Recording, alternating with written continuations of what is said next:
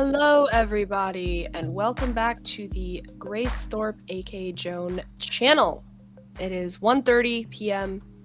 Sunday, September 17th, 2023. Today, I'm going to be having my dad and a very special guest, Real Smith, on. Real Smith is a streamer, YouTuber, video essayist. His videos are titled The Loneliness Epidemic. Those are streams. Hey, Grace. Yeah. Let's unban everybody. What? Amnesty? Full amnesty. Yeah. Really? I just really. I just did a good purge. I just purged. Okay, but this isn't like really a very we want to get as many people as possible. We can send them over. What we'll do is, if we want to get rid of them, we'll send them over to Real Smith to antagonize him. Okay, fine. We'll ban them and we'll send them the link. Okay. Well, why don't I just bring you guys up? So, anyways, here he is, Real Smith, and that wasn't my a dad, fucking video. That was a stream. Okay, sorry. Stream. Well, I'm. Hey, Smith, what's going on? What's up? We were just talking for like an hour. Yeah, you guys were talking on a Discord voice call. All right. All three, we're exploring some possibilities together. They want to they want to recruit. They want me to be Darius #2. Yes, except this time you're, white. He's Jewish, isn't he? Is he? Right? Seth? I've been accused of being Jewish many times. He doesn't look Jewish. That's a Jewish name. Nadrika makes a good point. It wasn't a video, it was a stream. If the stream is over, it's a video now. Yeah, good point. Grace, let's not get lost. Sorry. Okay, so we're very excited. I've been talking with Smith. I was introduced to Smith by being invited onto a stream by a guy named Elder Drazzy, who is seen as a Mr. Girl orbiter, even though Mr. Girl's not really doing anything right now. Yeah. And then I've heard of Smith's name. Yeah, I've people. You had too. Saying, yeah. And I couldn't put a face to the name. Had no idea of his content, and then watched a collab between him and Elder Drazzy. Yeah. On the topic of male sexuality, which is something that I've been talking about. Yeah. And was intrigued at the possibility that I could find someone who could have a conversation that didn't immediately descend into moralistic screaming. Virtue signaling. Yeah. Yeah, virtue signaling, or what I would call daddy issues, frankly. But then I went to the panel with him, and I was on my best behavior, which I found so I was able to stand back from the panel and actually see what one of these panels is like. Yeah. And it was horrendous. It was really bad. Unbelievably stupid. I came in a few times, thought made some good points. Nobody wanted to hear it. And but still wanted to pick up with Smith. We invited him to an after stream just for 5 minutes, but he declined. And then I've been sort of accosting him through Twitter, or whatever it's called now. X. He's been responding. I was apprehensive. Was some interest. He liked, but didn't. You seem okay. You've always come across to me as a good conversationalist, but I'm apprehensive because you got like a reputation, and like I'm apprehensive about just grabbing like dog shit with my bare hands. You know what I mean? I being the dog shit. Yeah. Us being the dog shit. Mr. Girl's also dog shit, but like I have to sniff it out first. Sure. You've told me that you didn't. The allegations aren't true. Well, it depends what you mean. Okay, so and true. Okay, so. But essentially, you're correct. That's correct. I mean, I would go beyond that. What was the point I was trying to make on the panel? that the allegation is impossible. It doesn't need any defending because it's simply impossible that it could be true. So therefore, because the allegation is that I'm a brainwashed victim. because you can't have the situation in which the perpetrator and the victim categorically deny the claim, and then you have to concoct this theory that the victim, who's an adult who clearly has agency, intelligence, and the ability to get out of this situation, and has been encouraged to do so by the perpetrator many times, Right. it just becomes an unworkable psychological theory. And therefore it's totally and utterly impossible. I don't. Yeah. Okay, so. But So you say it's not true. I'm inclined to believe you, but especially in the context, like we had like an hour-long like conversation. Everything this dude says, he says in like the worst way possible. It makes him sound like a fucking like lunatic about everything, like the worst possible way. Like what? What do you mean? when you say this dude, who are you talking to at that point? Well, it's only one dude. I'm talking about you. Oh, because I would say you. Yeah, chat, viewers, people. But you're referring to me in the third person. Yeah. All right. Can we encourage our chats to like jump back and forth between streams? Can we put your stream in our... We want to interact. Sure. So we can fuse into one unit that's bonded for life. Okay, No. let me link your stream. Oh, there's nobody in Smeth's chat. Well, maybe. Oh, Smeth's looky here. stream. Everybody go over there and subscribe right now. Also, Yeah, mass unbanned. subscribe I to this unbanned guy. everybody. I unbanned All right. everybody from the chat. Okay, guys. All right. So, you know, it's just unbelievable because there's 0 people in your chat and you're like Well- protective of them and talking to them. There's no one in there. Like dude. people, I don't know. Literally. A lot of people watch my stream like afterwards, and I never stream at this hour, so I didn't expect anybody to be on. I also didn't announce it, so. Okay. Yeah. Cope. So, are we different than you thought? I'm going to take a little break. Oh, that's not the right profile. What the hell? How'd I get that PFP? I don't know. Interesting. There's more beauty on the screen. You are not different than I thought you would be. Okay. All right. But I mean, if you were thinking, well, I mean, you must think we're pretty crazy if you're like considering whether the allegations are true that I'm a brainwashed rape victim, right?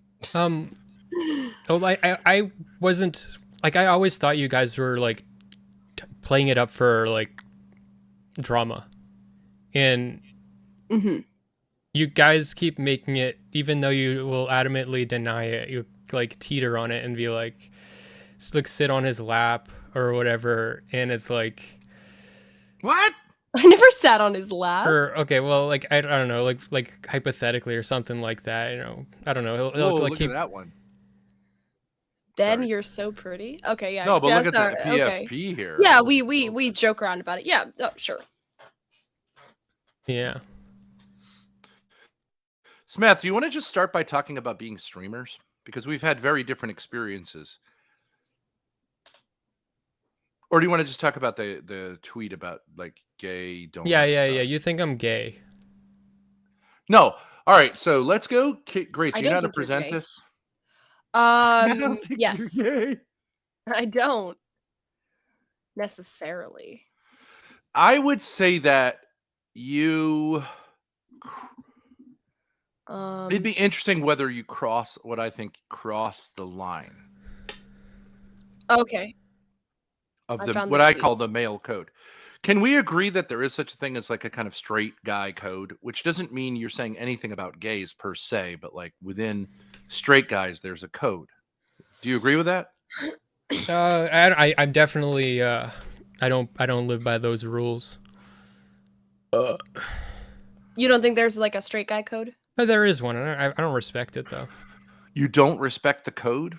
Yeah. I mean, not like as an external code, but like you have an internal mechanism that says like this is no longer straight guy stuff.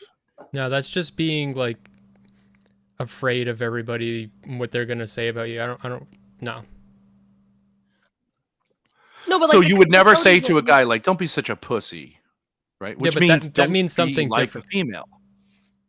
But it literally is saying and that's like actually fine. Like it means like don't be like a woman, but you wouldn't say that to a woman really. I mean, people do it, but like you would say if you said to a woman, "Don't be such a pussy," she would say like, "Well, I am a pussy," right? Yeah, I don't see it that way. Wait, I think I get what Smith is saying. He's saying he doesn't believe in like male posturing like Andrew Wilson to show that you're like super dude. Yeah, I agree that an exaggerated concern for where the line is shows an insecurity about masculinity. I would say I agree 100%. I don't care about say like admitting like a guy's hot or like there are like plenty of guys that are like hot. I don't want to fuck them though. Like the idea of like actually being intimate with a guy makes me uncomfortable, but like I can look at them and be like, "Oh, that's a good-looking guy." Okay, Like all right. So, okay, it makes you uncomfortable. Does it disgust you? I've Could you tried say it. like, No, okay, it just says it just makes me uncomfortable. It doesn't disgust me. it doesn't disgust you? See, I would say it disgusts me, and that's normal. You're saying that that's like maybe I'm Yeah, like the exaggeratedly. thought of hugging and kissing a man, just my experiences with men, it just like it's really hard for me to imagine it being a like Well, but comfortable with it. there are hetero hugs, and then there are Sure. like homo hugs Yeah. and kisses as well, right?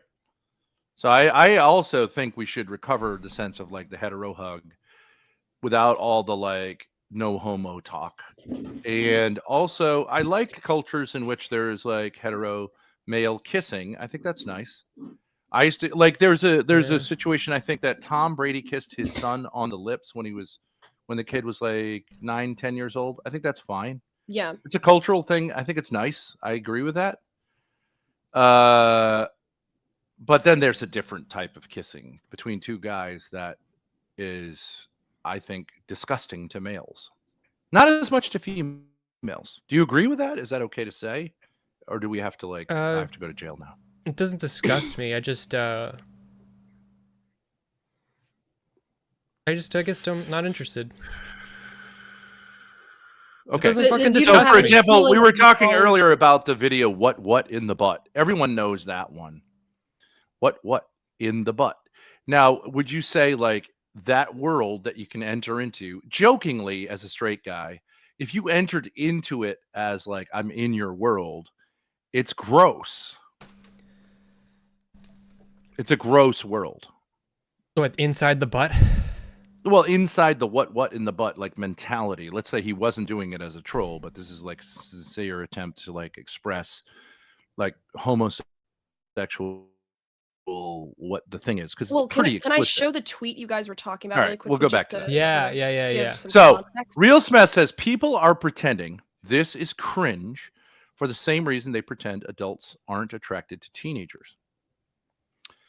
Okay, I would say those are I would say I see your point there, and I agree with that latter point, and like a lot of people have a problem with that. I'll bet I bet they'll say I'm gay to admit that a man is sexy for anything but his wallet or his stoicism. Okay. Then then we roll the clip. Smith going straight to teens being hot. I agree with that. We No, concur no. on that. That's a good point. But Especially because almost 19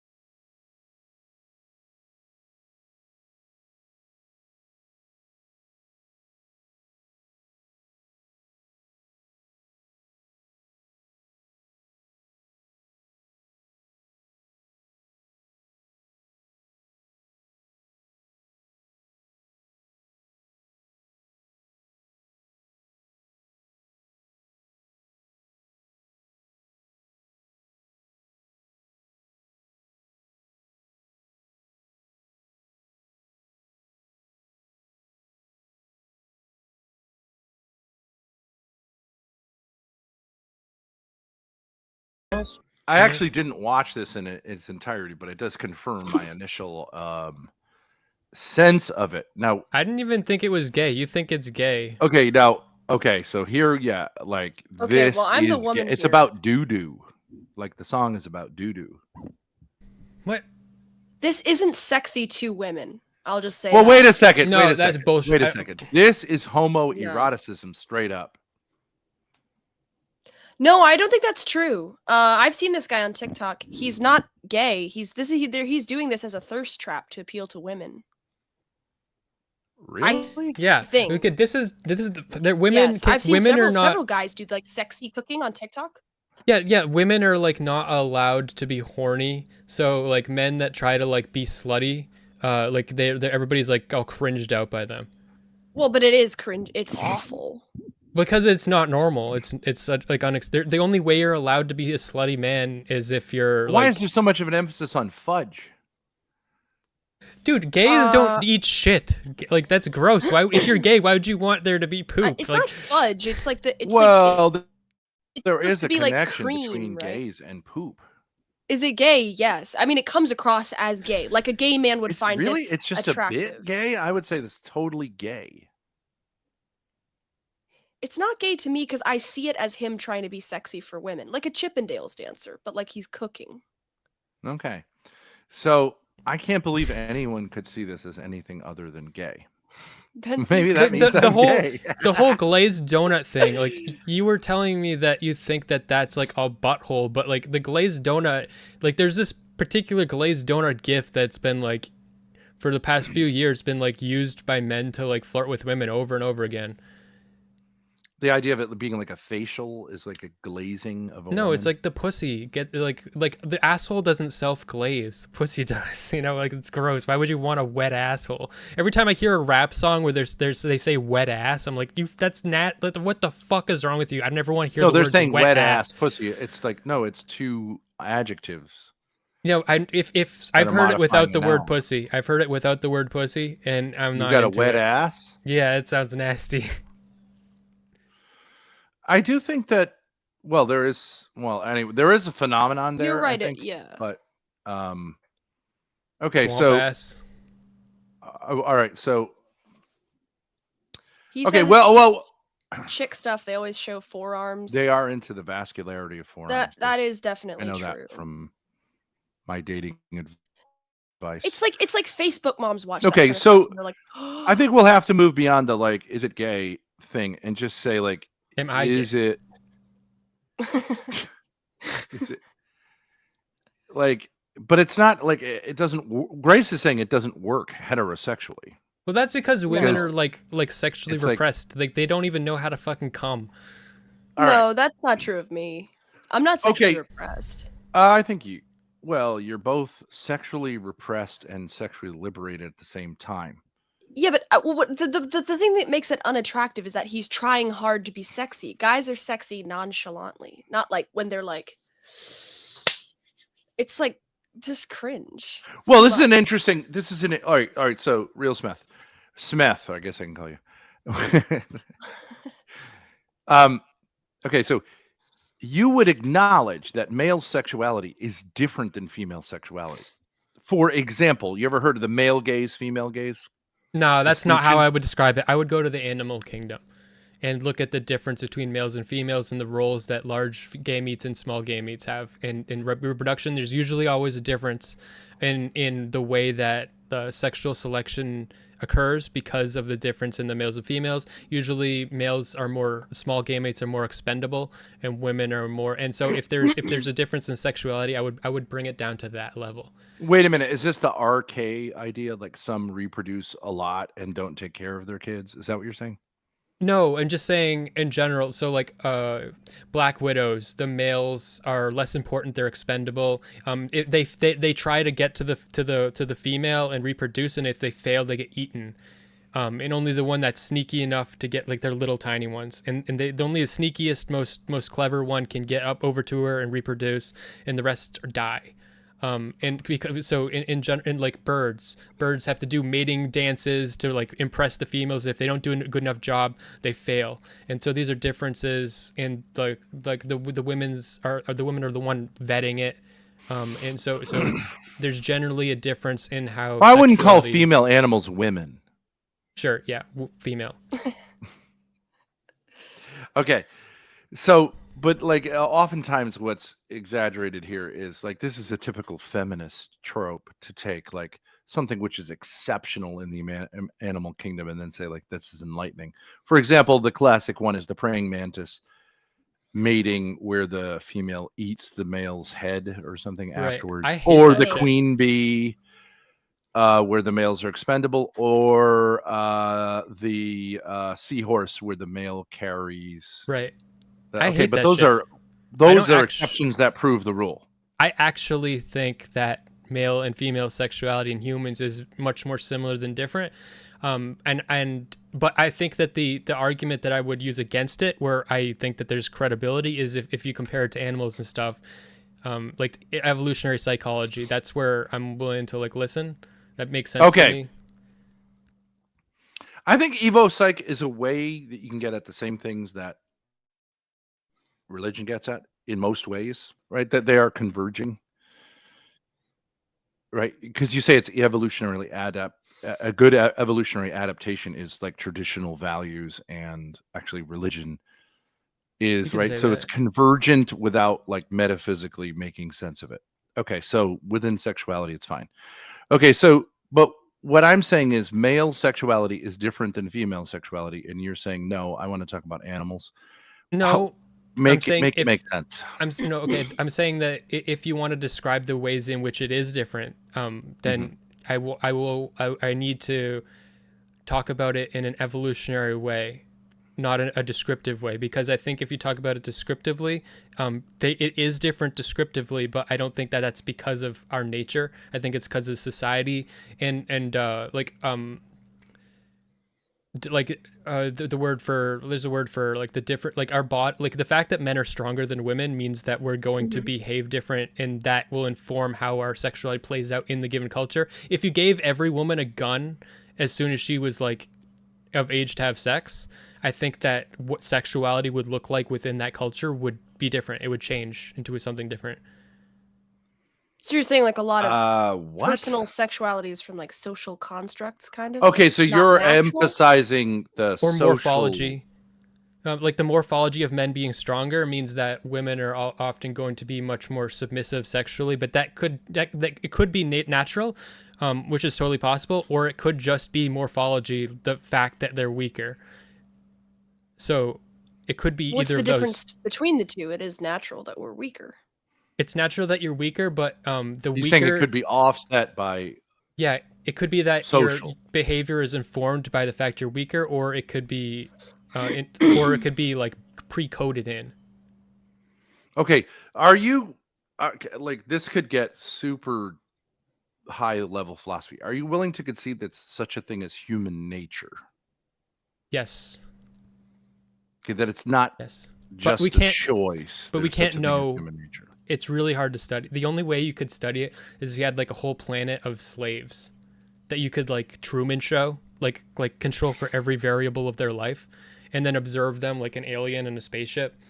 Yeah, And but you this could is say, EGG stuff.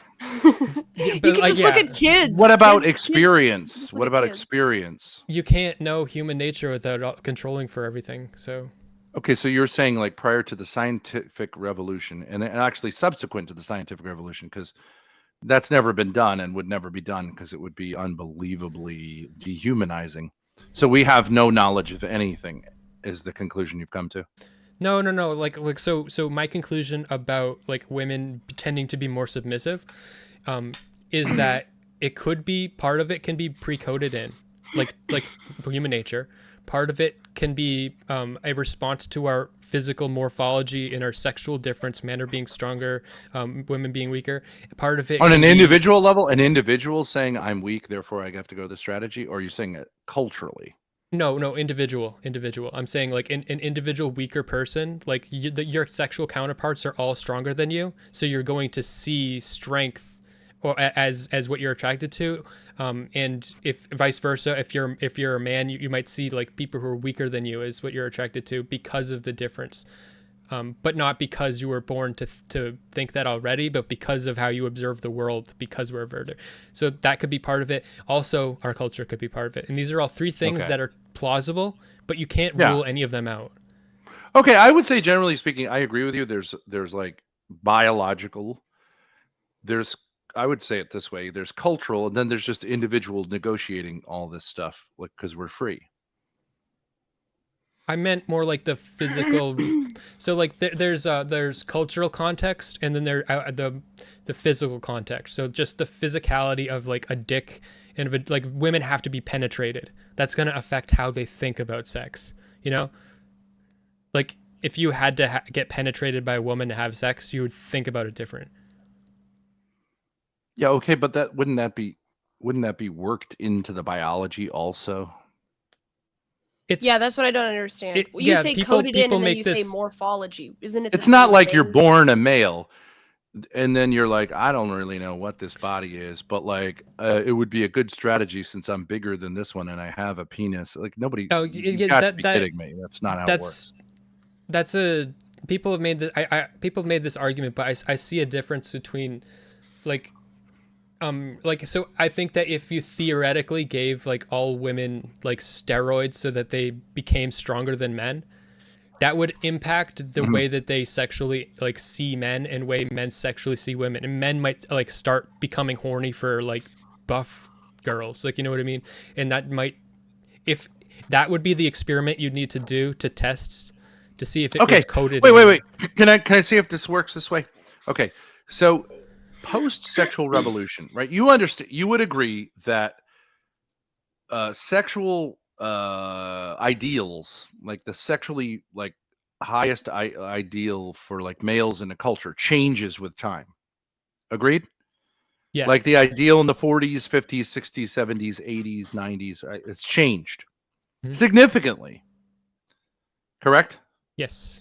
So the idea, if I'm saying it's human nature is an absolute, like you would have to allow for the variance there, that culture has an influence in maybe a basic idea of like healthy is always attractive, boobs, but you know, the usual things are there, but like, of course. So I would say, for example, at my time of growing up, adolescence, first generation post-sexual revolution, you have an ideal type that looks a lot like Barbie, or frankly looks like Grace, which is small hips, small butt, fairly broad shoulders, big boobs, tall, right?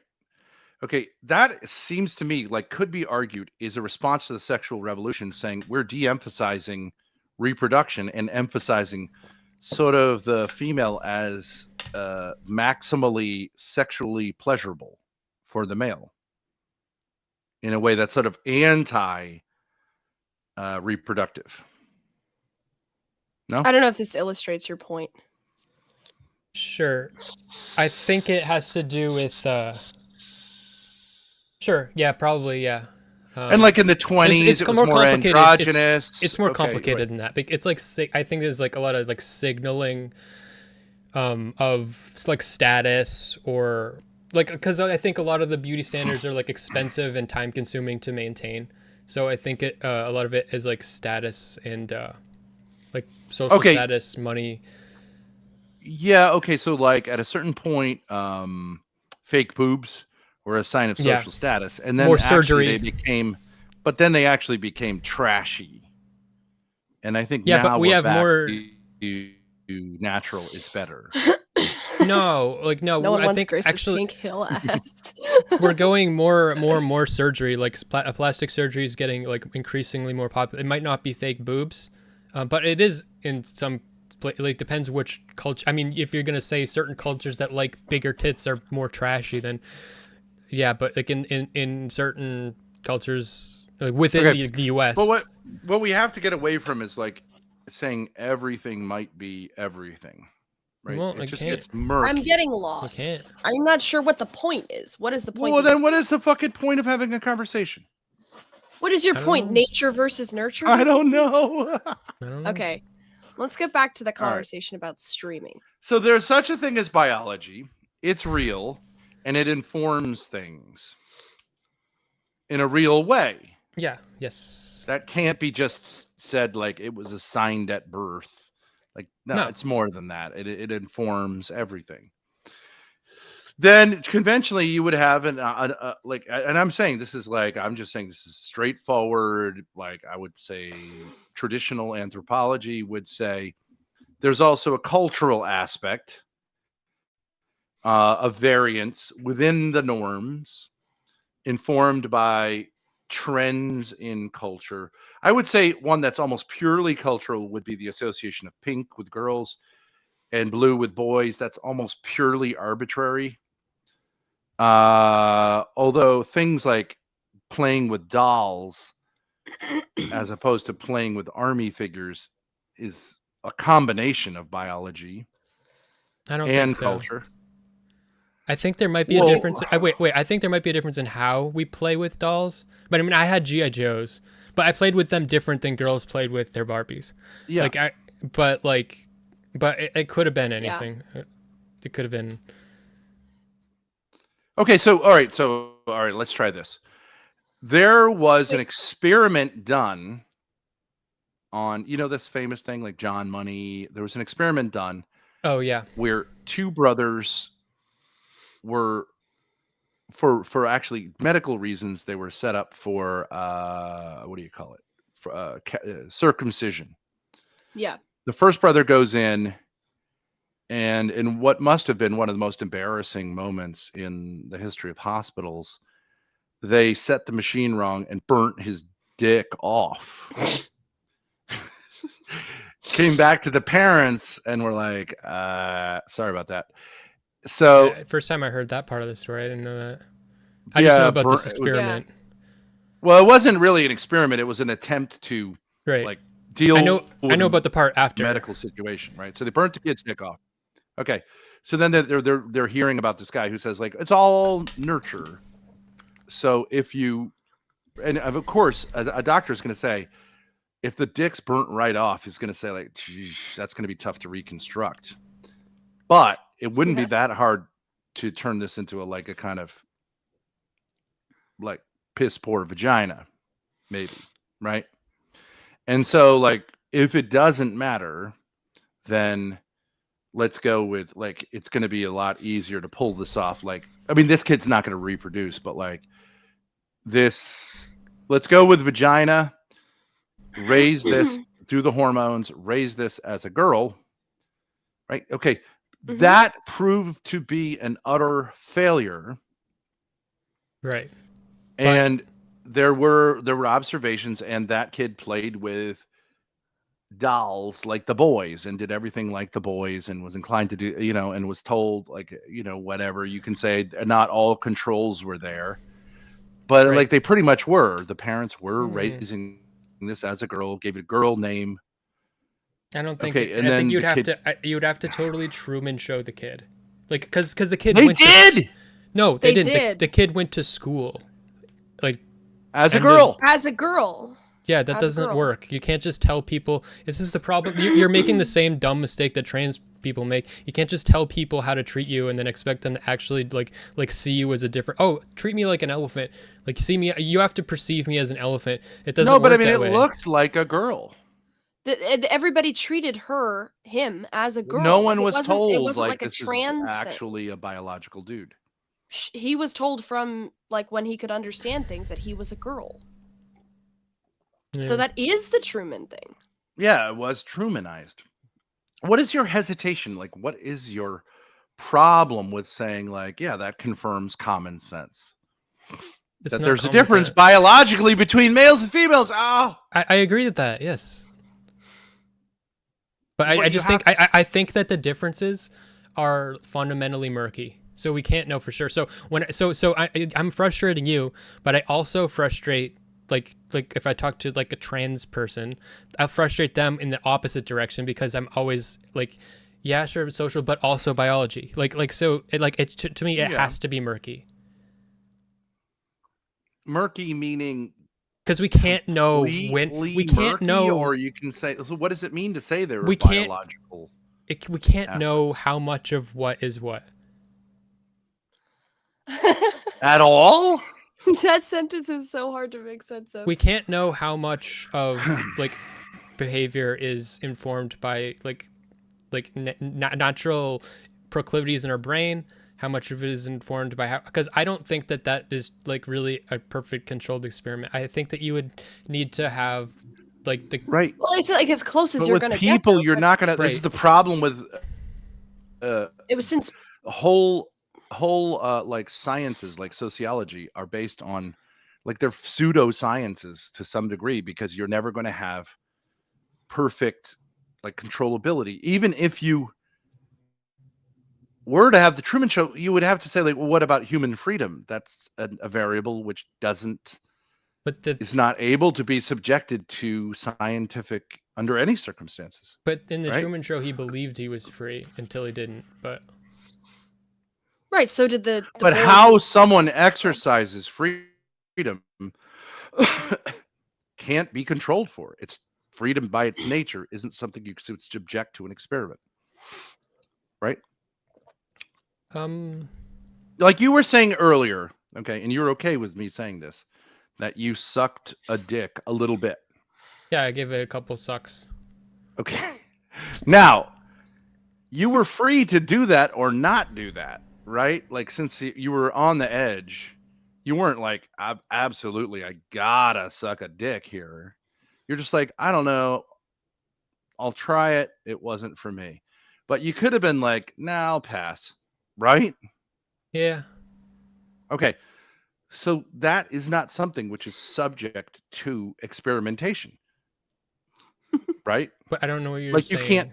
I can't put, like, I couldn't have put, if we put you in a petri dish where there's a dick, you, and whatever curiosity you have, like, I can't predict whether you're going to suck that dick or go, nah.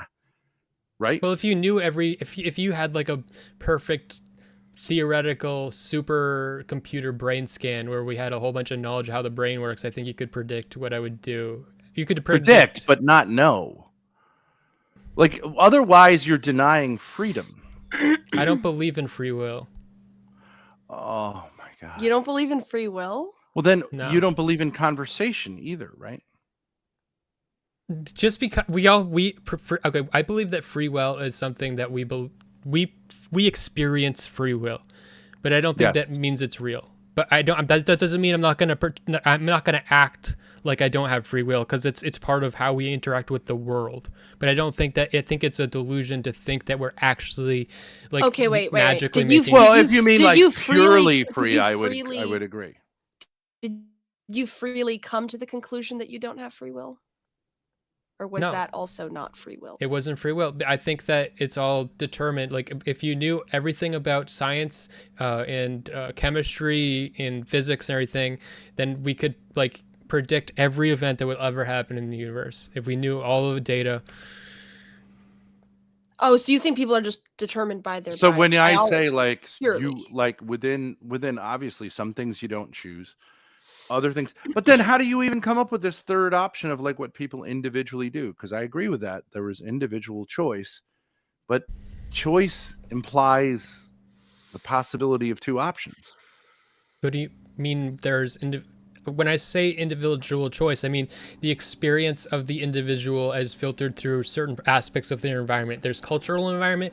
There's your like bodily physical environment. So like, I bet if you got your foot cut off, it would change how your sexuality manifests, because you would have to interact with the world different. You would have to, you might even get a hopping fetish. So. Yeah, I understand it would change things, but it's like you're I was unwilling destined to suck dick. anything. That's a good cope. You suck dick? Yes, but nobody has free will, so I mean, God made me suck it. It was a trans dick. But it wasn't a trans dick. It was a trans that was dick. a female who had one. No, it was It was a male to female. Yeah. That was a dick assigned at birth. Can I get a 1 in chat if that's better, and a 2 in chat if that's not better? I think in the other case, if you sucked the whatever anything... globule of like scar tissue, I think that's a draw. I don't think there's anything wrong with being gay. I didn't say there was. Well, okay, but no one said it was wrong, but what we're just saying, is it gay? I'm a gay Calvinist. That's funny. All right. So Smith, you're a millennial, okay? And as a millennial, you're born into confusion. It's almost impossible for you to sort anything out, which is why DGGers may or may not survive in our society. But there are things we can say definitively. And that's helpful.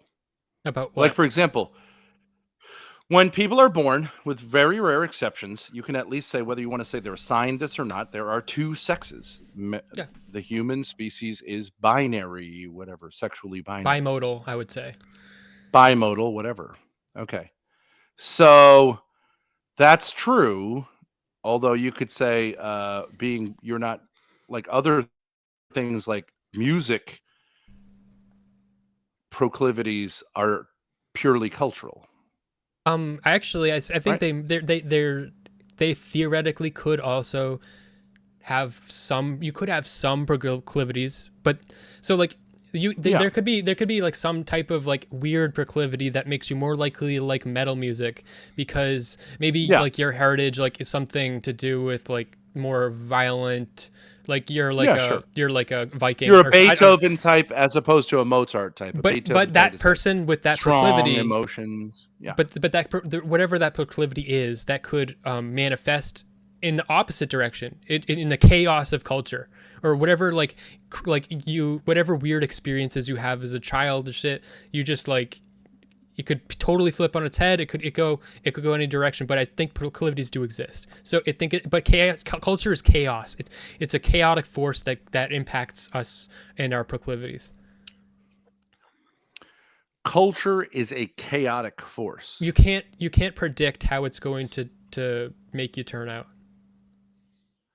For sure, you can statistically. You can think of the most likely scenario, but culture is something that you encounter. Yeah. It may conform perfectly with and usually helps you order yourself, right? Wouldn't chaos be like the absence of culture? I guess when we say culture, we mean different things. When I'm saying culture, I'm not meaning it in like sociological kind of way. I'm meaning it in like an evolutionary psychology kind of way. So I'm talking about like let's say that you get your wallet stolen and you had like you're like 15 and you had $500 to your name and you get your wallet stolen and you lose all your money. That might affect you like for the rest of your life, like the way you think about money, the way you think about like protecting yourself and stuff. And that would just be an experience, though. That's not culture. Sure. That's how I'm using the word. So you mean your life experience. But culture means like the society that you grow up in. Sure. Well, I think that's part of the a group of society. people that worship something. So it's like the values of the society that you're in, right? Yeah. But I'm just talking about your experiences, how that molds you. Yeah, you have no idea how your life experiences will shape you. Okay, Smith. When I talk about culture, like crows have culture. Like crows, like will like you'll kick a crow, and that crow will have babies, and then it'll teach those babies that when they see you, that you're like evil and like be afraid of you, and like that. Well, you watch too many Disney movies, which a lot of millennials also. Most animals don't have culture, but crows have some. Like they don't teach their children that they don't do it. Yeah, do you know what a murder of crows means? Like, do you know where that comes from? Mr. Girl has enabled. you know what murder of crows comes from? No. Okay, So there's a phenomenon that's not observed in all crows. Only some areas ever did this. But a murder of crows, a farmer would kill a crow, and then a shit ton of crows would flock to the area and sit silent. And I've seen one in real life sit silently in a tree. It doesn't need to be a murder, but for them to do this. But this was what was observed. They would sit silently in a tree without squawking, and then all fly off silently together. And that's something only crows in a specific area did. So that was their culture. Orcas in the ocean in different areas have different cultures. In some areas, orcas attack small boats for fun. In some areas, they don't. Okay, but that's different. Like, the word, you have to be able to make distinctions. Like, the word culture comes from the Latin word cultus, which means worship. And animals don't worship, only people worship. Sure. I just mean the lessons and like the social learning. I mean, when I say culture, I mean social learning. So that's why I include getting your wallet stolen. That's part of your social. But these are analogies. Like, for example, you could say that like animals have rudimentary forms of speech, but they don't. It's not anything actually resembling it's speech. Not nearly as, yeah. People thought it was at a certain point, but at a certain point they realized actually this is not what this is. It's not speech. It's just something. It's communication, but it's not speech. Yes. Yeah, it's all, a lot of it is much more intuitive, and they don't use like it's much more intuitive, like a bow. If you bow to a person, like that's a really intuitive form of human communication, a bow, because you're lowering your head, the posture, it kind of makes sense like as an animal, like or it's a showing of respect. Like the animals have that kind of communication. Like elephants have so much of that, but they don't have language, You're saying like what someone who's swearing allegiance to a king lowers his head and allows the king to put a sword on his neck. Like that's similar to a dog that cowers. Yes. To show its subordination. True. We share some things with the animal world, but there are distinctive human faculties that you do not find an analogy to in the animal world. Correct? Yes. Such as, like, if we want to go back to sex, human beings are absolutely different than any animal in the sense that the female is not aware unless she studies it, which could only have been done in the last 50 years. I've encouraged Grace to do this, and that should shock people. You have to actually study to know when you're fertile. Generally, females are available for reproduction throughout their cycle, with the exception of the red time. But even then, it's like whatever. But like generally, the red time. Well, I like to, whatever, a certain part of the cycle that's gross. Now, wait a second. Okay. Well, that's not true. Period. It's not even a gross sounding word. But again, see, I think it is natural for men to not want anything to do with that aspect of women, but they're aware of it, they respect it, but it is like I think that's a woman thing that women should talk about, not men. I think it's stinky. It meaning those times.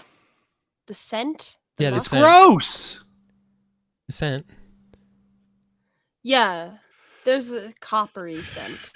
Sure. Yeah. Well, I mean, see, this has been trolled. Okay, so I knew a woman when I was college age, or a little bit older than college age. She was in college, and she would talk about her menstrual blood, and she thought it was like liberating, and she had armpit hair and all the rest of this stuff. And she was like, I think this is going to be integrated. It was not integrated into society, and people now recognize like that was a mistake to celebrate your menstruation. And there were all these art exhibits about it at the time, it was a big I went to thing, art school. I've seen it. They still do it. Okay.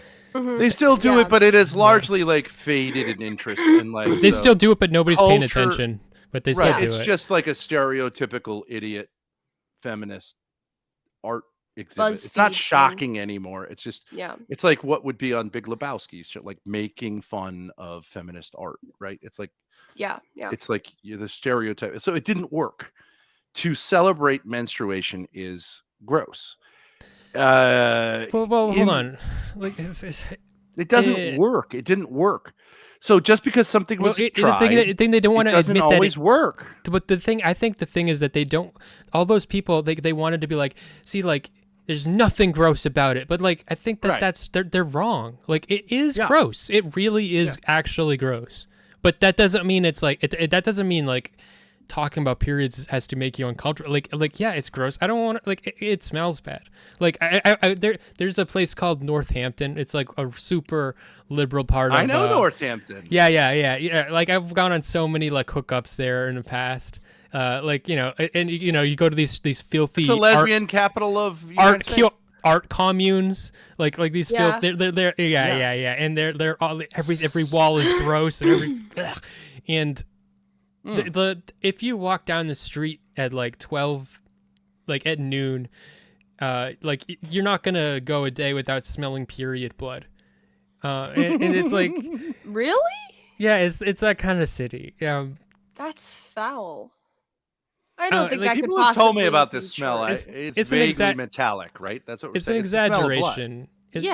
It's exaggerate. Blood. It's a little bit worse than blood. But I'm not trying to dog on like women. It's like but like we have to, if we want to like make people like, wait, you're telling me you were walking around an art commune and you smelled period blood and you're like, yep, that's period blood. It's just a really liberal city. He's just saying it's like a meme, kind of like, it's like yeah, Oh, like I'm exaggerating. meme. I'm exaggerating, but like there's like I absolutely did go there a couple of times and smell like period blood because there was like women like free bleeding around me. So right, but it's like saying in Provincetown everything's like coated with semen. Yes, yes, everything's coated with period blood. Literal. But like, I think if you want to make people comfortable talking about it, you have to also admit that it's gross. Yeah. Okay, but see, I would say there's a progression because although to this day in Muslim culture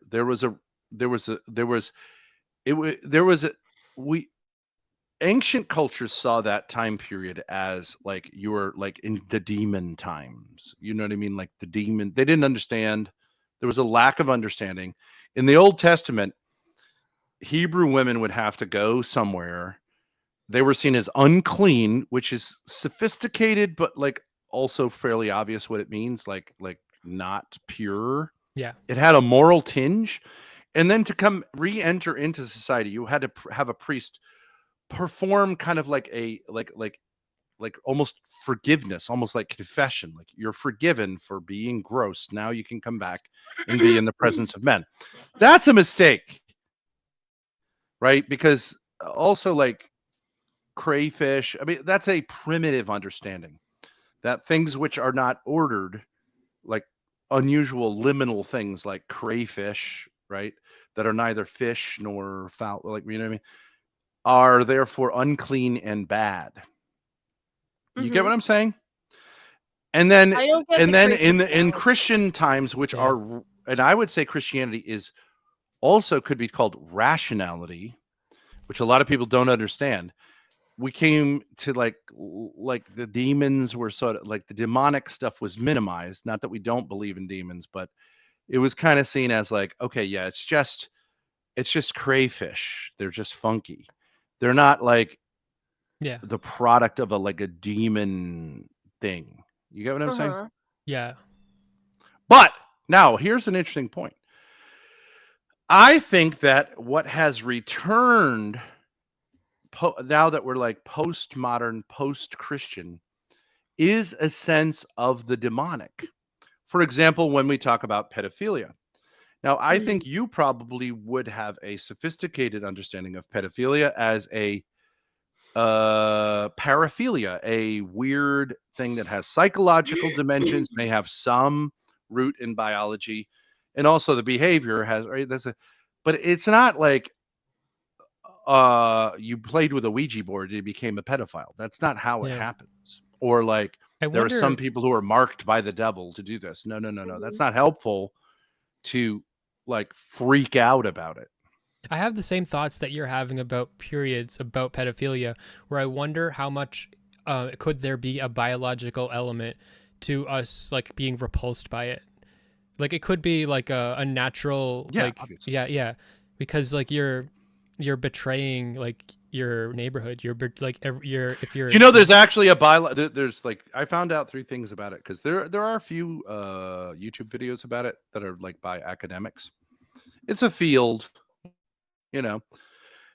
Number one, there like at least there's a correlation between pedophilia and which just means the proclivity, not behavior necessarily, right? Yeah. But that's one thing that makes research very difficult is because people who don't act on it rarely want to like talk about it, right? Mm-hmm. But it's mostly done on offenders. But one thing is, are they taller or shorter than your average people? Want to take a guess? Shorter? Significantly shorter. IQ Way higher. lower. Way lower. It's I know that lower. one, yeah. Wait, it's actually Right. a lot lower, dude. When you watch Dateline, like dude, half those men, like honestly, I feel really bad because they literally sound like they're literally retarded, like literally like 60 IQ, you know. And I do think there's a connection, whether it's real or not, between like retarded males and because sexual you're abuse of minors. developmentally stunted if you're retarded. Like Yeah. it's hard for you to grow up. So Yeah. I thought it would You be tend to higher mate- IQ. I was You tend to surprised by mate that. with someone who is like your equal, your Yeah. peer mentally, right? Because it Mhm. seems more natural in a certain sense. And then the third thing that's interesting of people who are whatever convicted of child abuse, Mhm. what percentage of them actually are pedophiles in the sense of like having I think it would be called like a predilection or like a fixation, maybe. like that you sexually prefer children, at least like your sex Yeah. drive goes towards children in a pervasive way. It's low. less than half. Most people who abuse children are not doing it because they are sexually abused children, not like physically, but like Yeah. sexually Yeah. abused children are actually doing it for reasons other than paraphilia. They're doing it, I don't know why. Convenience, anger, Access, drugs, alcohol. something like that. Yeah. So that's kind of interesting. Interesting. And like I would say, like, okay, so yeah, those are interesting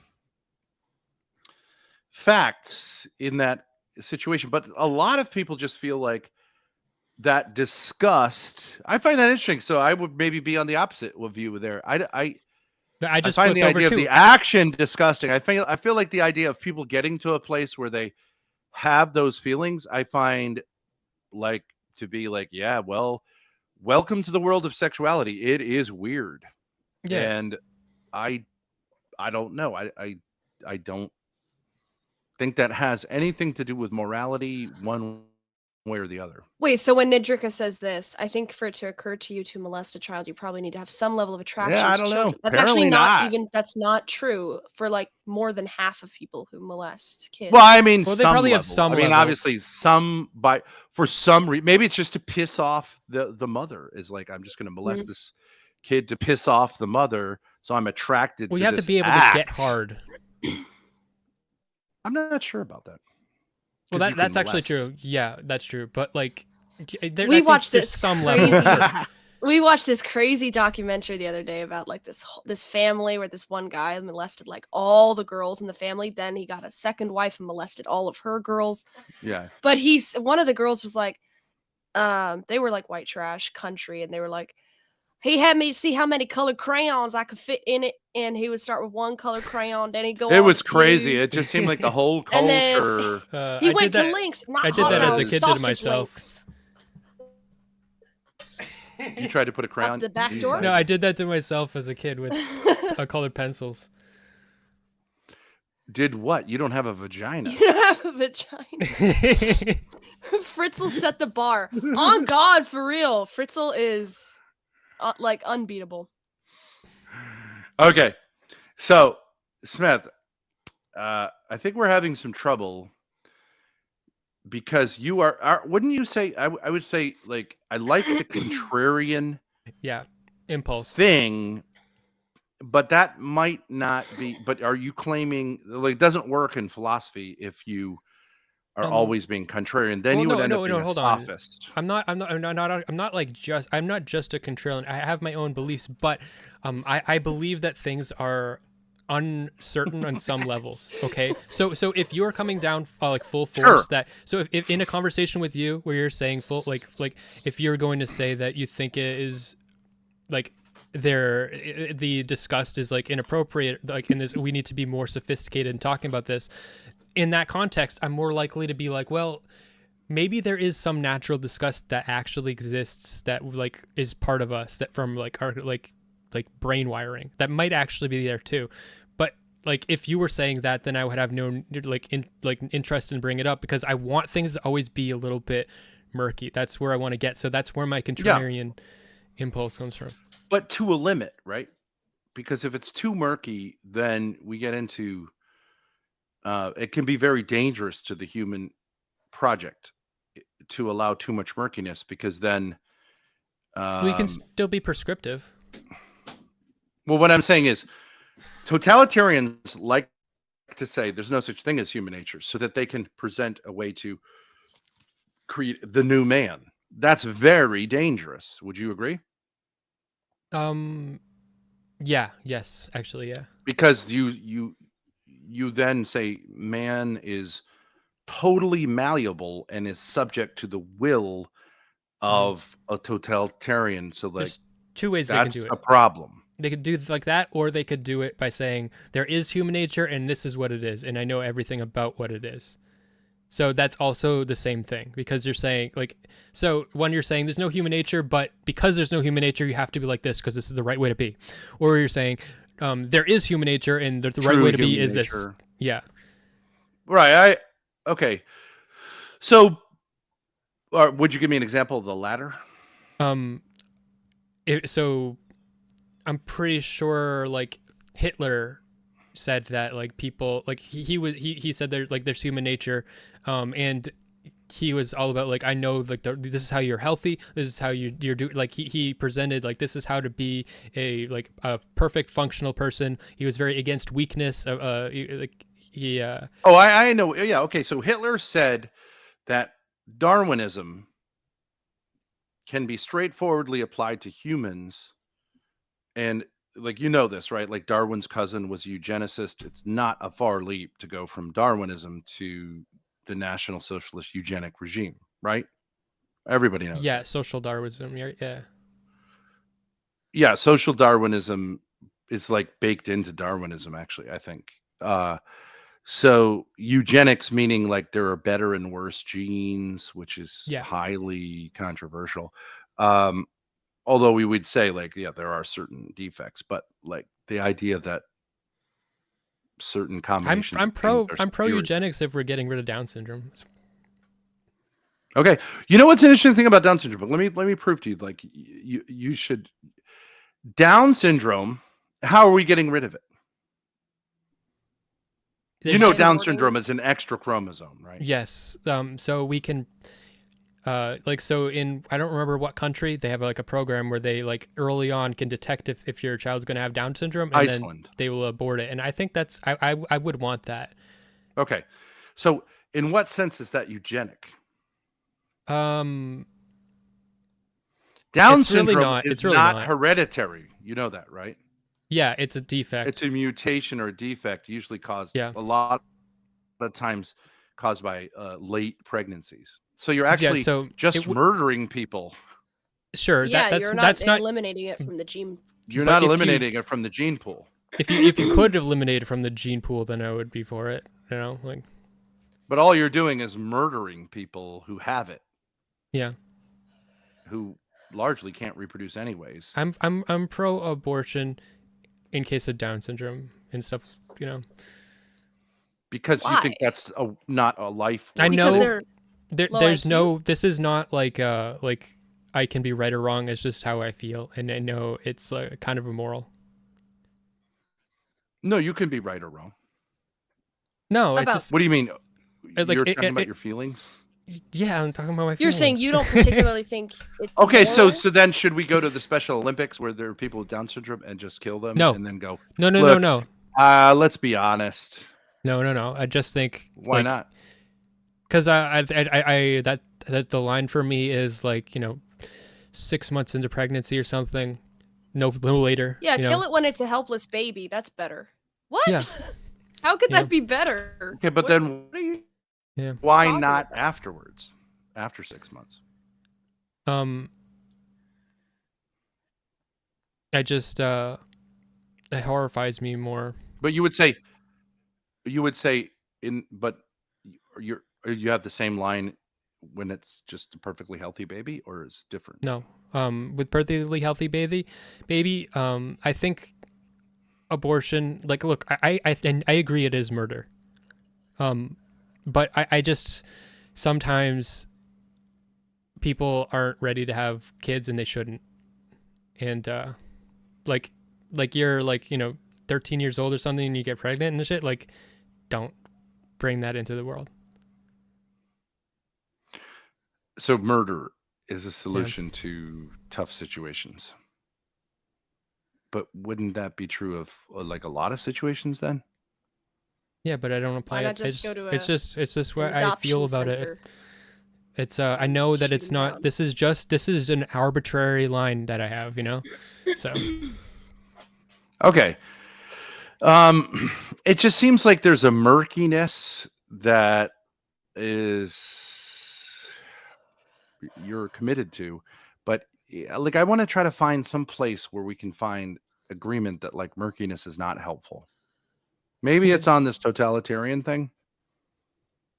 yeah. Like who's a Nazi? Like that like like, oh well, what does that even mean? Like, some people are Nazis, you know what I mean? Like, or some people are sometimes being murky is not useful. I think so I think that Sometimes being murky is an excuse for laziness. Yes. I think if you don't want to be murky, for me, if I don't want to be murky, what I do is I try to identify, I'm talking about this piece of a thing. I'm not, and there are other things, but like, I'm only talking about this piece, and we can talk about the other piece later. Like you can't be murky on pedophile activity. Like that's not good to be murky about. Right. Right. Yes. I mean, is it possible to imagine a child experiencing some degree of pleasure in those acts? Yes, but it's not good to be murky there about like that's a crime. Yeah. It should be punished. It doesn't matter if you have a predilection or your upbringing, like that's wrong. Right. So, Okay. by that same principle, can we extend that to more things? Abortion? Do you want to do abortion? Abortion's super easy. Murder cannot be justified by any of the things you say it can be justified by. I know. That's why I said it, because I knew, like, you've got, like, because I don't have any response to that. But I would say I'm not pro-life in the sense of the pro-life movement. See, like, I think I'm trying to show you, like, there's a way to do the murky without the, like, just muckiness of it. That's what I'd like to try to show you. Yeah, but I actually think it's okay. I don't think it's okay to murder fetuses with Down syndrome, but I would do it. But that doesn't make any sense. You can't say I don't think this is okay, but I would do it. I know, like if you argue with a fucking vegan, like they'll explain to you why it's not okay. Isn't that just like cognitive dissonance? I guess that's just you're right. Cognitive dissonance. You're saying one thing, but you're saying I would. I mean, yeah, but like if you want to eliminate all cognitive dissonance, like, we do immoral things constantly. And yeah, like, but we have explanations for why we do them. Like, I smoke. I don't think smoking is good for me, but it relieves stress. So, but I'm not saying like. Okay, the fucking vegan annoying argument. Okay, this is the best example of this happening. Like, so you eat meat. You eat meat, right? So yeah. like, oh well, don't you like animals? Don't you have a pet dog? And like you're literally like you're contributing the torturing of animals, blah blah blah. And it's like, yeah, but like I just want to Yeah. fucking eat meat. I don't care. I know it's immoral. Whatever. I'm not gonna stop. Well, I mean, there's two different things though. You can say eating meat is immoral inherently, or you can say because of the farming industry, eating meat is immoral. I could see the argument for the industry because I do think it's wrong to treat animals that way. But if you say it's inherently wrong to eat meat, I don't think that's true. I do think it's true. I do think it is like in the Christian understanding, the allowance to eat meat is a concession to the fall, and monks are vegans. The most extreme monks are vegans. Oh, you said that So I before. think there Yeah. is actually a fallenness to eating meat that we accept. But okay, but like here, Smith. Maybe let's try this one. This is the most common area that gets murky. Okay, it has to do with sex. People murkify in order to justify bad, stupid, self-destructive behaviors. Do you agree with that? They Yes. they always will end up saying, "Well, it's Yes. just a matter of opinion in different cultures, different whatever." But they're just trying to justify their own desire to do whatever. For example, here's an easy one. You cannot make the argument that the anus is part of the reproductive system, correct? It's not controversial to say that's part of the digestive system.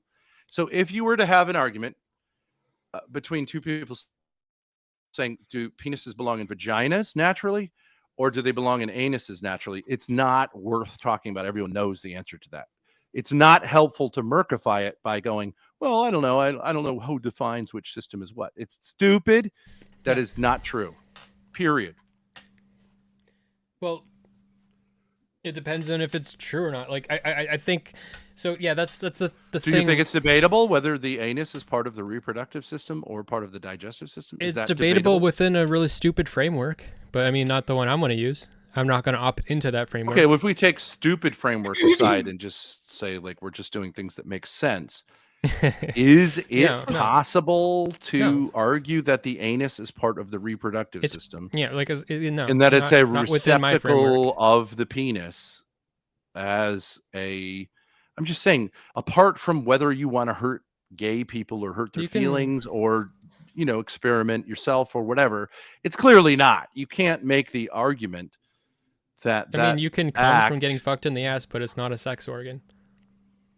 But just because you could say, you... well, what about the prostate or something like that? I don't know anything about that, but like, it clearly okay. But so if a man ejaculates into your anus and you ejaculate as a result of that, that's clearly not almost a reproductive act. It's not a reproductive act in any way. It's a reproductive. It's an orgasmic act. Well, but it's a reproductive failure. Reproductively speaking, that is, it's a butt fuck. Yeah. I mean, we would use that term to say something that's stupid, a butt fuck. Kip is looking great with a hat on. Correct? Can we say that? Can we say that? Is it important to say that? Napoleon Dynamite. Is it a Kip is the older brother? Yeah. Can't we say that and say like, okay, that doesn't necessarily mean X, Y, or Z about gay people, or if I'm gay and want to do that. Okay. But like, that's true. You cannot argue that it's equivalent. Yeah, it's not.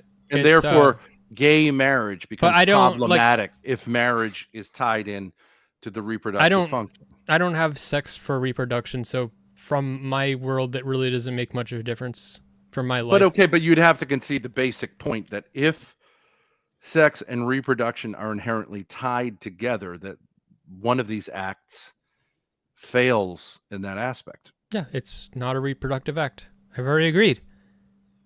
Right. In fact, it's, well, from a strictly health perspective, it's not a good idea in any way. It's just bad for your butt. You could learn. It can make it so that you can't shit good anymore.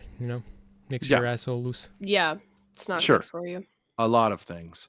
Okay, so we can start with that and say like, okay, but we don't need to like also be contrarians in terms of that, because this can lead to a kind of murkiness that's designed just to simply It's not make that bad. people It's feel not good that bad. about. It's not that bad for you. It's a little Anal? bad for you. But I didn't say it's that bad for you, but it is It's a little bad for you. not I'll doing get. I don't mind reproduction. getting. I don't mind. Yeah, it's not. But I don't mind getting pegged in the ass. But if I was getting pegged in the ass because I wanted to reproduce, it'd be stupid. So. Okay. And if you could say if reproductive acts should be reproductive or respectful to reproduction, then you could see how someone could legitimately reason to say like that doesn't meet that criterion. But I don't think that. I think that like I just care about coming. I don't want to have a kid. But what I'm saying is pause. but what I'm saying is you're expressing something which is not relevant to the reproductive quality of it. Well, you use your reproductive organs to come. It's not. I understand. You're saying yeah. I enjoy the experience of orgasm. Okay, but that's true of anyone. That's not adding anything. Yeah. Okay.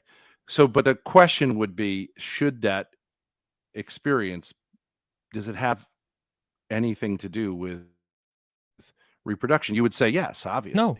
Well, no, it's like tangentially related, but like it's not a reproductive act. You're using your dick. Your reproductive organs are only tangentially related to reproduction? No, they're the primary thing.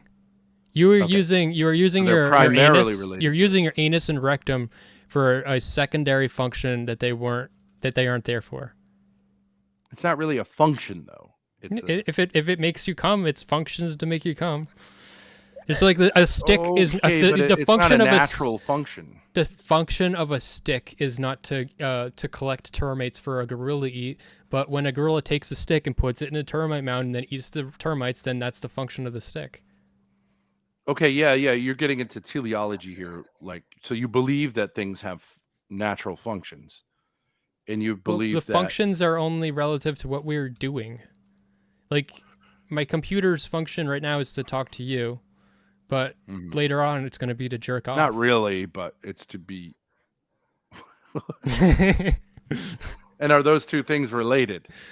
I don't know. Yeah. Okay. Because I could say, well, but I mean, like you don't want to get too murky with this stuff, right? And you want to have some solidity, and then I think your impetus is more of an intellectual hesitation to think there's more solidity than there is. No. Like in the case of pedophilia, I want to be solid. I don't but in places where we disagree value wise, there you're gonna think that I'm too murky, and and I'm gonna think that you're too murky in places because of what we care about. So you care more about abortion. And I agree, I'm actually immoral. You are more moral than me. My what I would do is immoral, and I'm murky on that because of that. That's literally what's happening. But you're saying I'm not gonna be intellectually dishonest in order to justify it. It just is murder. Yes, I'm not going to be intellectually dishonest. Yeah. See, I appreciate that because you're saying I just wouldn't want to do that, so I'd want to murder that baby. Yeah. Okay, you could shame me into not murdering it. You could shame me into not murdering it, but yeah. Okay, you could shame me into what I'm not saying eating is meat. so you're saying but that's very solid for you to say I think abortion is murder. Yes. And I just am intellectually committed to that because it's obviously true. Yes. And to this other stuff of murkifying that is just to justify something that really it doesn't work intellectually. It's just I'm not fudging. I'm not doing that. Right, I'm saying so you have an inclination towards solidity, even where it's not to your benefit. Right. You're That's just the saying thing. there are certain things that are true, and then there's murky.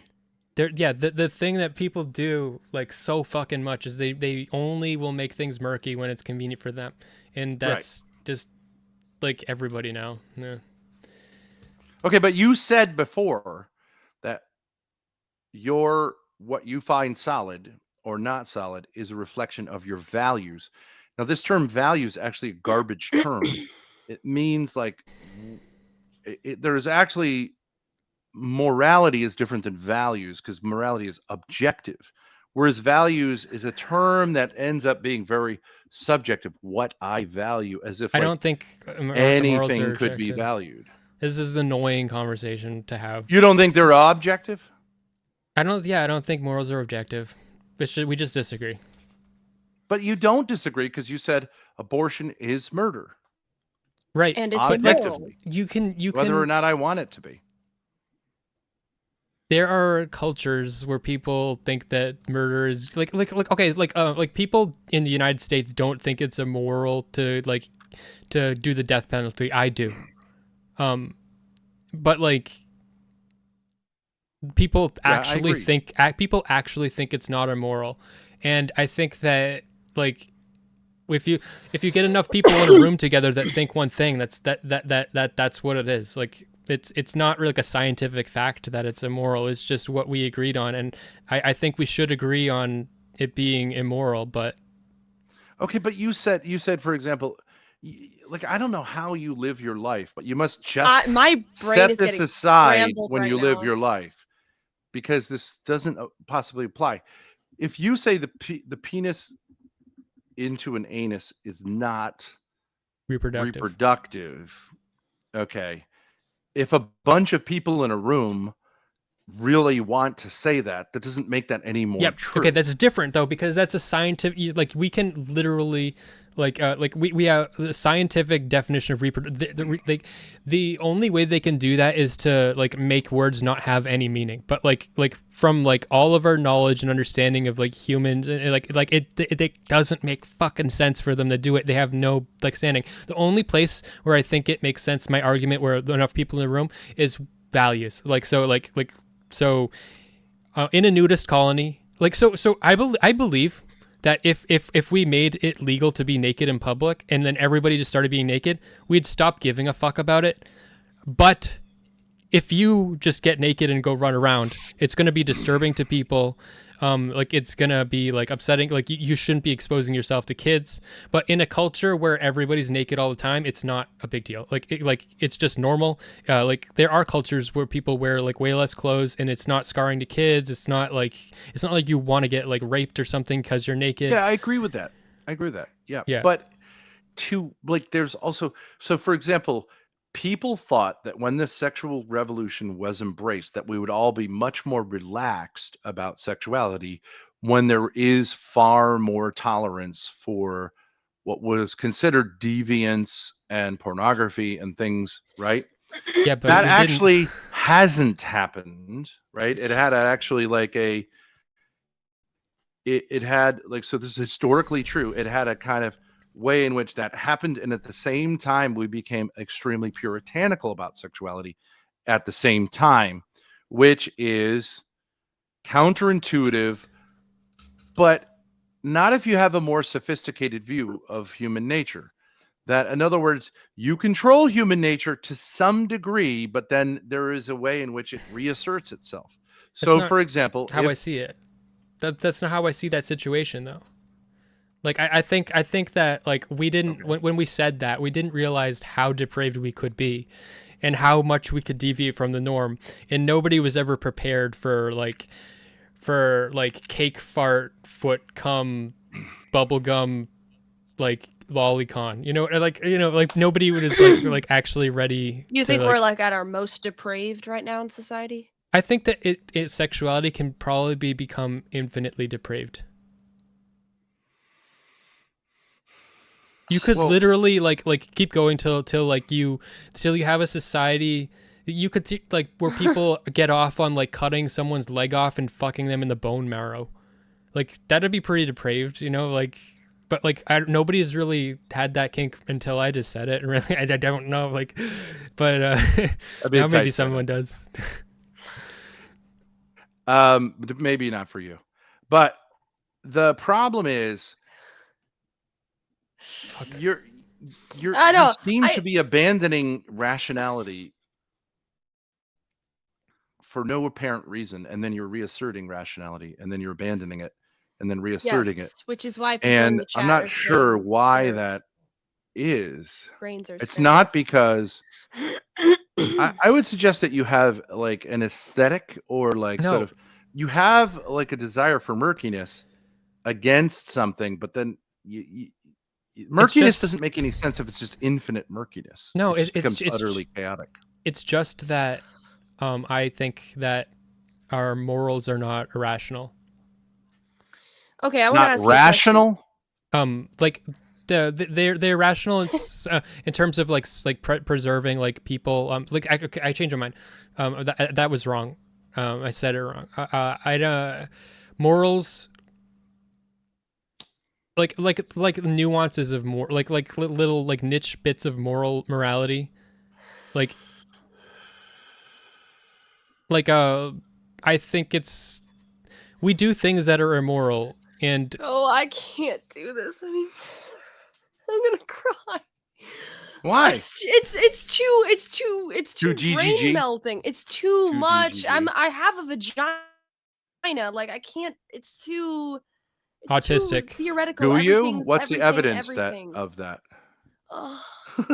Smith, can I ask you a question? Resign What is your something vagina that you first. do care about, like deeply? What is something that you do care about? Child abuse, Why? because it upsets me. I'm repulsed by it. You care about like stopping child abuse or exposing it, or like what about child abuse? Like sexual, physical, psychological? Yeah, and how it affects people. It's bad. Like Means what? everybody Like what cares about about it that. though? Like Everybody parental abuse, sexual. Like when you say child abuse, a lot of people think pedophile. I or meant whatever, sex. Yeah, I'm talking about like sexual abuse. I'm just like the most obvious example of something I care about. Everybody cares about that. Like it's easy. Do you care about it because you know somebody who's been through that, or Oh yeah, we like, all is do. there any personal attachment to it? Yeah, I know. I don't know her name anybody is name is Grace Thorp. Excellent. That's segue. true. She has experienced sexual abuse at her mother's hands. But not as a child. No, as a child. Not Oh well, yeah, that's direct physical true. abuse, but like That's true. Okay, would you say this is sexual- sexual abuse? When I was about 4, I learned how to play with myself, let's say, during nap time. And then I told my mom what I was doing. I think I said something like, I rub my poochie and it feels good. And she was like, that's what adults do. That's gross. And I was like, what?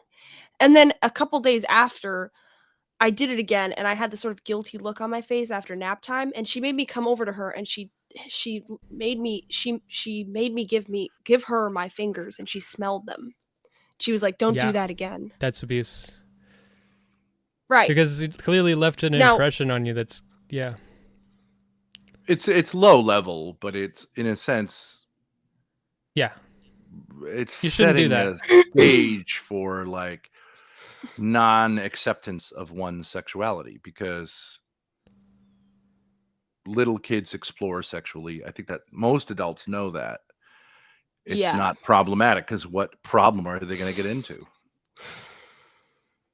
Yeah. It's a strange thing to take issue with, because like, what would you say, just knowing that situation? The psychology of somebody who does something like that, I think, is somebody who's uncomfortable with sex themselves, but wants to sort of externalize it and make somebody else feel bad about it so they don't have to deal with it. Because I would say it's, if I walked in on one of my little brothers doing something or whatever, I wouldn't be inclined to say like, that's like, to first of all, to say that it's wrong for them, or secondly, to like interrogate them about it, like physically. Let me right? smell them fingies. Yeah. It's weird. Yeah, no. I mean, I wouldn't say that had a huge effect, but it sort of it made everything sexual for me sort of into this private thing that I couldn't tell her about, because it was like, okay, well, this is wrong according to mom. There's one one that like nobody does to us, but like that happens to us.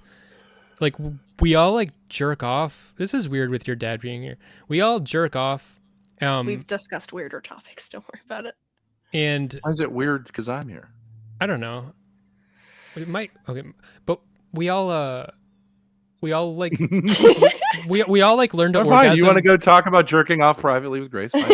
we all learn to orgasm with our parents in the other room. and then we like have to be Yep. we have to be quiet, and then we have to learn how to not be quiet again because we like trained ourselves to like be as like holding it in, You mean moaning? Yeah, I've had to learn how to allow myself to really get it, start clamping down and go all out, because I taught myself not to do that. But I don't think a lot of people moan when they do it to themselves. I start Because I think that who we are you trainers, moaning for? Yourself? well, I don't moan for, I only moan if I'm gonna moan, it's for me, but I don't moan. I just start breathing, and I have a mirror right here, so I often look over in the mirror. I'll clamp down on my oh man, it feels so good when I'm having an orgasm to really grip down on something really hard, and my grip strength is Okay, really now I high. do want to intervene. I want you to be uncomfortable, son. This man is disturbed. Now listen, Smith. Distinction said, "Nah, I always moan and scream my own name while jerking." I think it would be awesome. It would be awesome to train myself. I really should do this, to train myself to yell my own name when I come. I'd love that. Why? Nobody does that. It would be funny. Smith. Yeah. Okay, now, Smith, you're attempting to carve out the ultimate Sigma male place, I think. I don't know. I don't know what I'm doing, dude. We've already on Wouldn't you like to be a man? Would you like to be the kind of man who what he says is not confined to just his time period, but is perennially sort of applicable? What do you mean by that? I don't know what you mean. I mean, the sort of thing that if someone was replaying your stream in a different time period, would say yeah, that's true. That's not just, he's not just a product of his time. He's right. a perennial man saying things that are true across the ages. That's why I have the murkiness, okay? Because I so for instance, yes. when you talk, a lot of people completely shut off because you say Jesus or Catholicism, and then they just their brain totally shuts off. They're unwilling to meet you on the way you're talking about something or what you actually are saying. That's why I want to be because their presupposition is if anyone mentions, let's say even God, that this is now just preaching at them. It's irrational, and their whole brain doesn't turns belong off in discourse. We don't want to talk about that, as if the metaphysical proposition of God is dismissible, which it isn't. Yeah. Right. So I would say, for example, and you can contrast whether I'm right. If I look at the sweep of history, I would say that the Nazarene looms as a unique figure historically, that no one can, it's just historically, no one can claim a similar place. It's not similar to Buddha. It's not similar to Moses. It's not similar to Muhammad. It's not similar to any of these other figures. It's distinctive both in its the description of this man and also the effect that he had on history, and that's an historical fact, but that it also has consequences that we all have to deal with and grasp throughout the world now. We can't just say it's irrelevant. I think that this is the most annoying place where we're going to disagree. So I want to just agree. You see morality as objective, and you learn that through Christianity. And you do too. You do too. No, I don't. I actually really like Christianity and a lot of the values that you probably have from Christianity. I didn't learn it through Christianity, by the way. Sure. Okay, wait, neither did you. Neither did anyone. You said you care about child abuse. Okay, so you think morality is subjective. So if somebody says, "Well, I don't think it's immoral for me to rape a kid," so you're like, "Well, that's fine." No. Like, that's such a No. stupid No, point. no, that's not what I say. So I don't say it's morality is fine. objective, and it's objectively immoral to do Well, No, that. you no, kind of I'm say saying if enough people are in a room and they say it's fine, then it's fine. yeah, no. So like, so if you convince everybody that it's fine, then you're gonna live in a like if you get everybody to vote on proposition child rape, okay, and then you're gonna live in a fucked up country where there's child rape, and no matter what, like I know, like I will say that you have turned the public opinion on it, but I'm still gonna say that I'm not okay with it, and I don't want to live in a country like that. I don't want to like it that. It's Because it's objectively wrong. It's But yeah, objectively but it's wrong. immoral. That's what I don't think that the things I believe and feel are objective. I think that like people can live in totally different fucking fantasy worlds, and I could be even just as delusional as the next person, and I need to admit that. Okay, I think you could save this from what it seems like, which is utter chaos, by saying something like, "We always have a dimension of us that can be wrong." Yeah. But okay, so I could be wrong, but there are structures which are apart from me, which are objectively true, or else anything can be turned into murky. Yeah, I agree. Science is objectively true. Like things that you can test and prove. It's not Physics. that's not true. This is 19th century. It's like not true. Science is only true in certain circumstances. I mean, we got to get into like theoretical. I'm sure you like, could probably. physics. I'm sure you could convince me in certain contexts or something. But what I mean is, like, if you can like replicate a study, like if I tell you that if you use this kind of shampoo, it'll do this to your hair, and everybody like it always does this, and like that. Okay, that's a fact because you can reproduce it. The scientific method. It's just Okay, but so you believe like so you understand what happened in history is that the scientific method was seen as a way to resolve metaphysical problems in which caused wars and things right. like that, You can't. religions and things like that. You can't. You can't what? So there's two different worlds. There's things that you can analyze with the scientific method, and then there's things that are just, I think murder's bad, you know, and there's no scientific method that's going to make it like that's going to prove it right or wrong. Okay, but what I'm saying is you agree with the Enlightenment move to say, all right, enough with all the bloodshed about like whether or not Jesus's atonement is whatever. We're just going to go to measurable things and say like, okay, we can at least measure things and agree that on those things. Is that correct? Yes. You say like, okay, that is like, in other words, we get to this question of certainty, and you're saying the Enlightenment move to go to empiricism is a good move. Yes. But it's bad when you apply it in like fucked up ways that are manipulative because so then when you start arguing like you can It's start objectively bad when you apply it in manipulative ways. yeah because Or it's okay, so there's so objective things. Okay, you can say that yeah but like there wait hold on you got me, but what I'm saying is like you're doing that. all of this to avoid saying you believe in God. Why? No, hold on. Why? Hold on. You can apply it to like you can try to like make me like agree with you because of utilitarianism. You can be like, well, you can test all this and like you know that this morality will lead to the best outcome for the most number of people. But then I can be like, I just don't think that that's a good world. I think that we should have a world where only white people have a good life, and some people actually think that.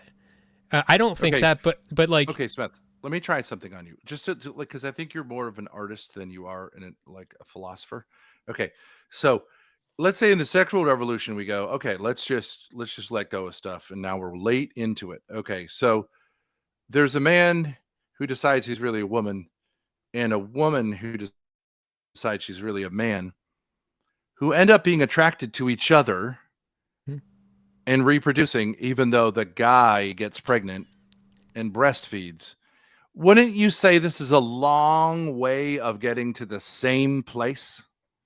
Wouldn't you say, like, at a certain point, if you're a woman fucking a guy who's got a vagina BRB. and hoping to get yourself pregnant through this act somehow, that you're like wasting a lot of time to come to the same Yeah. point you could have Going gotten through a to lot just of by the two of you just calming down and saying like, actually, maybe I've got it all yeah. here.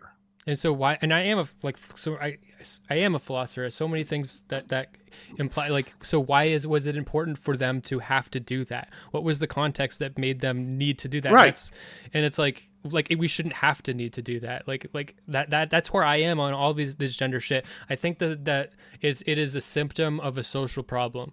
Like the people that are like, I think trans people are victims of a social problem. Like social contagion is like part of it. Mm-hmm. Just just the different attitudes about like hating men and hating women. Like women are like horrified by like they become teenagers and then suddenly like them having like little bit of tits and like an ass, and like suddenly people treat them way different, and they're like, I don't like this. I do not want to have tits. I'm not. Well, And then, especially if that when they were 3 years old, their mother sniffed their fingers and made it feel like having a vagina is exactly. like, not okay. That's part. Yeah. Right. But I don't think it's always individual. I think there's actually like a social problem happening, and I think the fact that we offer it as a solution is like being like transitioning as a solution is harmful to trans people, because like it's giving people who are miserable an out, and it's a harmful out. Like we're saying this is going to solve your problems. I don't think it'll solve their problems. Yeah, I don't know how. This is a more interesting conversation.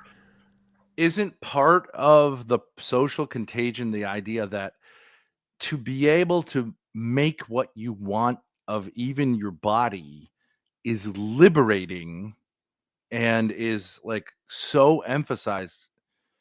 Right. This liberation from structure is a false freedom that makes you, in fact, a slave. They're not liberated. Right. They're literally adhering to structure. But I think that the real words they should be using is empowered. And what people are empowered for is not how they define it themselves. You cannot be empowered for what you choose to be empowered by. And the way that we are empowering people is like we're empowering, like if you want to be a sex object and you're a man, and like maybe that could actually be a proclivity. Like some men just want to fucking be sluts. And if you're one of those men growing up now, there's going to be, I think you're way more likely to want to be trans because you're going to see that as the way to be a slut. Because you have want to be an object, in other words, like of sexual attention, you would either be gay or trans. Yes, exactly. Because male sexuality is not, you don't make yourself an object. That's where I am. I want women to treat me like a sex object. And I've had sex. It's hard. It takes more time to vet and find like women that want that, but I don't have trouble. I want to be. You want to be a submissive man.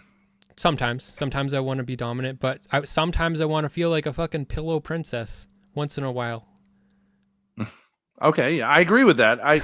But I would say that's normal up to a certain range, like a certain amount. Like I would say that it's like the yin yang. Men tend to be dominant, but they have a submissive aspect. Men tend to be masculine, but they have a feminine, like minority, like place. Is that different than what you're saying? I think what you're saying is too vague. Like I think what I think our sexualities are all really, like when I said they can infinitely get more depraved, it could just I think this happens. People get weird kinks and then they have sex with people and they expect them to like play into their weird kinks, but they don't do it right because it's like really weird.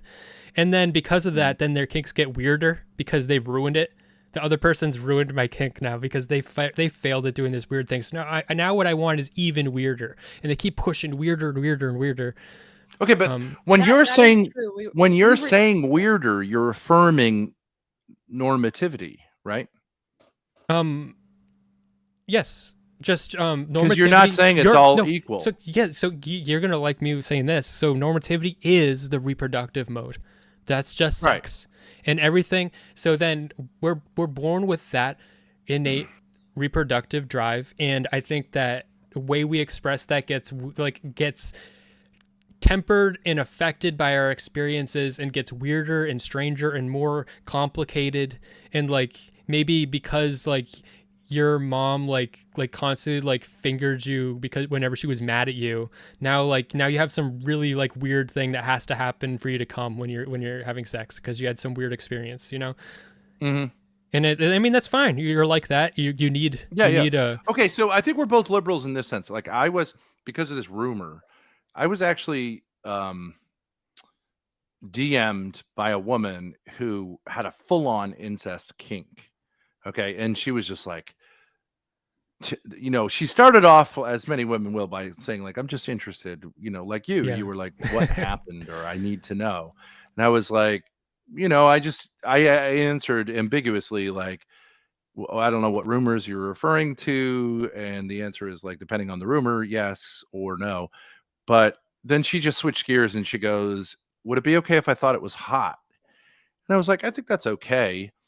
It's not my thing. But then she went full on, because she said later it was because of her meds, which is what all lying women will tell you, that it was the alcohol or the drugs. She went into a full on fantasy. She's like, I want to have an incest family, and I would want to put my daughter's pussy on my face and have you watch. And she said, would you be into that? And I was like, not really. But I like, and then she felt this enormous amount of shame that she had allowed this she like recovered from her drugs and was like, oh my God, please don't tell anyone, blah, blah, blah, blah, blah, blah. And she was like, I feel so disgusted, but that's the only time when I'm experiencing that experience is the only time I feel sexual. I'm pretty much shut down 99% of the time sexually. And my response to her was, oh, that's a shame. We should feel sexual 100% of the time. I don't really, because she didn't have a daughter or anything like that. I was like, well, I don't really think that really any women create an incest family to molest kids. Like, I just don't think that happens with women. So I would say I wouldn't worry so much about this fantasy. And I'd be happy to like engage with you with it on some level, like as fantasy. Although it's not really my thing. But you see what I'm saying? Like somehow she got there, and the tragedy is that she's just like, and she used to be quite hot. Like I looked her up, she used to be quite hot and was like, had all these problems with alcoholism. But then she revealed to me that she had been molested as a kid, which molestation is an interesting thing because, again, this goes to our discussion about trauma. It's not exactly, but depending on your age, it's not exactly like you come away from it just feeling like I broke my leg. It's like you get bonded with that person. It changes you in a way that's not her fault, right? But like in some way it gets worked in that like this family stuff, you see what I'm saying, gets worked in with my sexuality, so that then she tried to be normal and was very attractive, but it fell apart. And then she ends up being sort of a little bit overweight, horny, on meds, and then like reaching out to me out of nowhere and then feeling super ashamed. It seems like a tragedy, like almost like I'd be a therapist to say like, yeah, why don't you come over? We'll get some dolls, male and female, and we'll like do this if you want to. And like, it's okay. We'll have a good time. And like, maybe we can explore this. Yeah. Not kids. Yeah. Right. But like dolls. And like, I actually don't think there are any female incest pedophiles. I just don't think that exists. Oh, I think it does, but I think it manifests very, very, very, very. I think there's a lot. That it would be a lot. Well, there's weirdos who have kids, but like straight up. No. Like, wait, hold on. I think it manifests different because of the morphology and shit. Okay, women, you're breastfeeding your kid, like that, like that experience of like breastfeeding your kid. Like, I think a lot of women get off on that a little bit. I actually don't think you're right about that, but although I get what you're saying, because like women do get off on having their nipples stimulated. And you're saying like, well, how could it be different? And actually, I've asked a couple of women about it, and they're like, "Nah, it's not the same." It's like, yeah, but they're saying that. Like, okay, I think okay, I think so. I think that because I think breastfeeding with a child is rough. it's rough. It's like brutal. Yeah, it is. Yeah, that's a fact. It's not also like, this just because we're live. Okay. I know this is a fact that people do not admit about fucking breastfeeding. Okay. So I had a MILF that I would hook up with for a while. She was my age, but she had a kid, and one of her tits was like way saggier than the other, and it's because she only breastfed from that side, and it damaged one of her. And she used to be a stripper, so yeah, breastfeeding does damage your like breast tissue, like, so make sure you keep swapping if you want them to be equal. Okay, wait. Pause.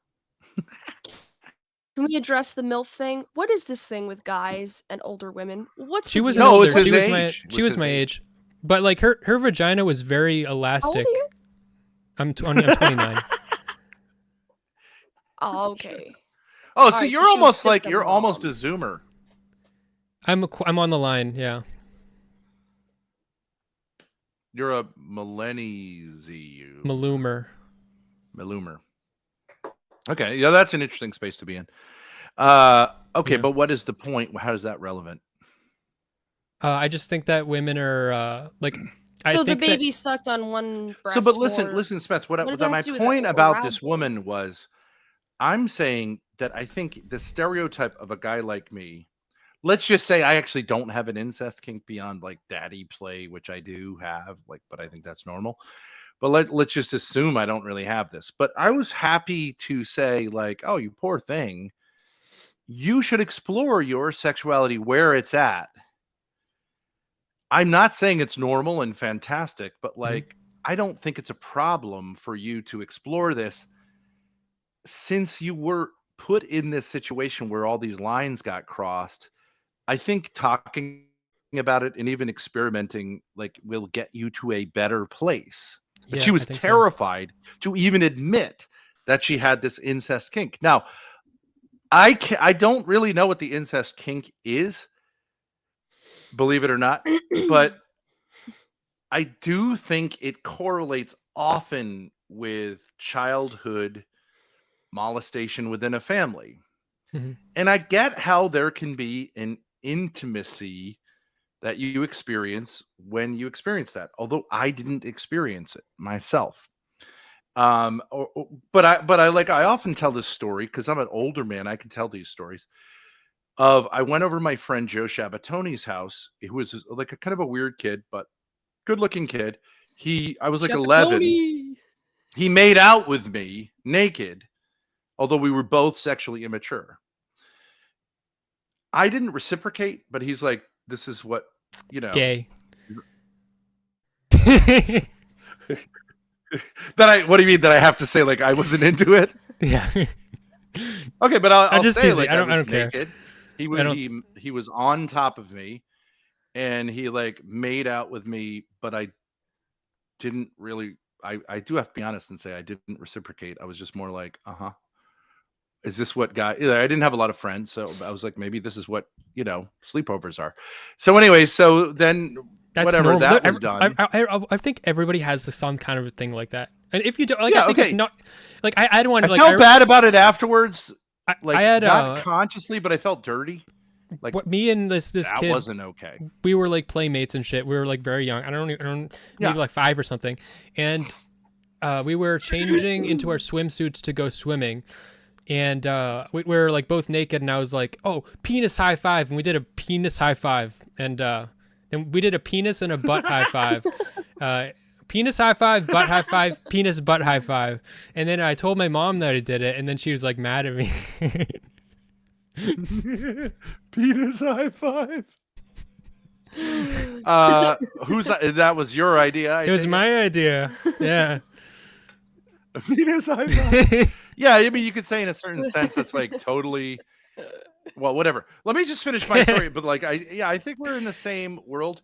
So then I went downstairs afterwards with him, and he had this sister who was sexually mature, also like charged up, and she like somewhat molested me, like kind of like just made it seem like she was sexually interested in me, and she was fucking hot. Now, if she had like done the same thing as he had done with me and she was sexually mature, I think I would have like lost, you know what I mean? Like about the wires I would have gotten like just sexualized, right? At a younger age. Hmm. But I would have loved it. There's no way, because I knew enough to know, like, yeah, what Joe did to me, like, I don't know. But I loved the fact that she was sexually interested in me. And I was aware that, like, chicks, you know what I mean? Like, I was aware, curious, interested. So I'm not saying that would be a good thing. I'm glad she just, like, molested me as much as she did and not more in retrospect. But, like, at the time, I was, like, down for whatever because Joe had already done his thing. So I was like, you know what I mean? Like, Joe had already popped your cherry. Your molestation so, cherry. but what I'm saying is like none of that in retrospect, if like I was my dad and I had told my dad exactly what happened at the Shapatoni's house, I'd say like, whatever. Just like I don't want to talk like, you know what I mean? It's like, well, between kids, it's normal. It happens. Yeah, even though she was older, and they were both weird. I mean, like their family was somehow weird. You know what I mean? Like, like how much older was she? So she was like 16 and you were 10. That's really weird. Yeah, but she didn't really do anything. She might have just like chased me around and tried to grab my ass or something like that. And it was light. It wasn't like she like showed me anything or anything like that. But like I would still say like to me, back like 10 or 11-year-old me is still saying like, oh, well, I wish she'd showed me some more because I think I would have been interested in that, especially as kind of a palate cleanser from what I went through with Joe. But you know what I mean? But it probably would have thrown anyways, this shit gets thrown off. What my point is that kids are sexually curious. Sometimes it's just like fucking around. Sometimes it does have a semi-sexual dimension to it. Yeah. And you know, I think we have to be honest and say that that's there so that we can protect kids.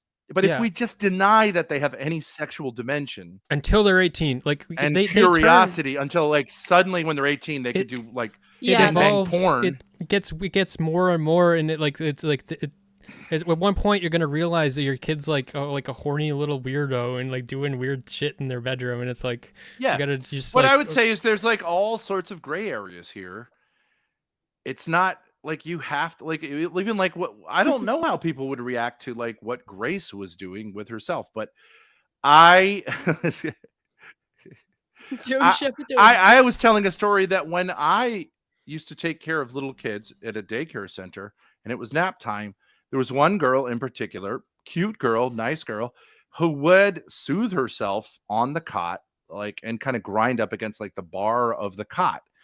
And people thought it was like super sus that I mentioned that, even though I just was like, oh, you know, I just at the time I hadn't been around little girls or little kids, you know, but like I handled it, I think, fairly maturely to say like, you know, it's odd. It's kind of like, what the fuck? But like, who cares, right? I'm not going to embarrass her or embarrass her parents but if it was getting to a point where it was like another kid who was getting involved, I think I would go to the administrator and go, I just want to let you know this is going on.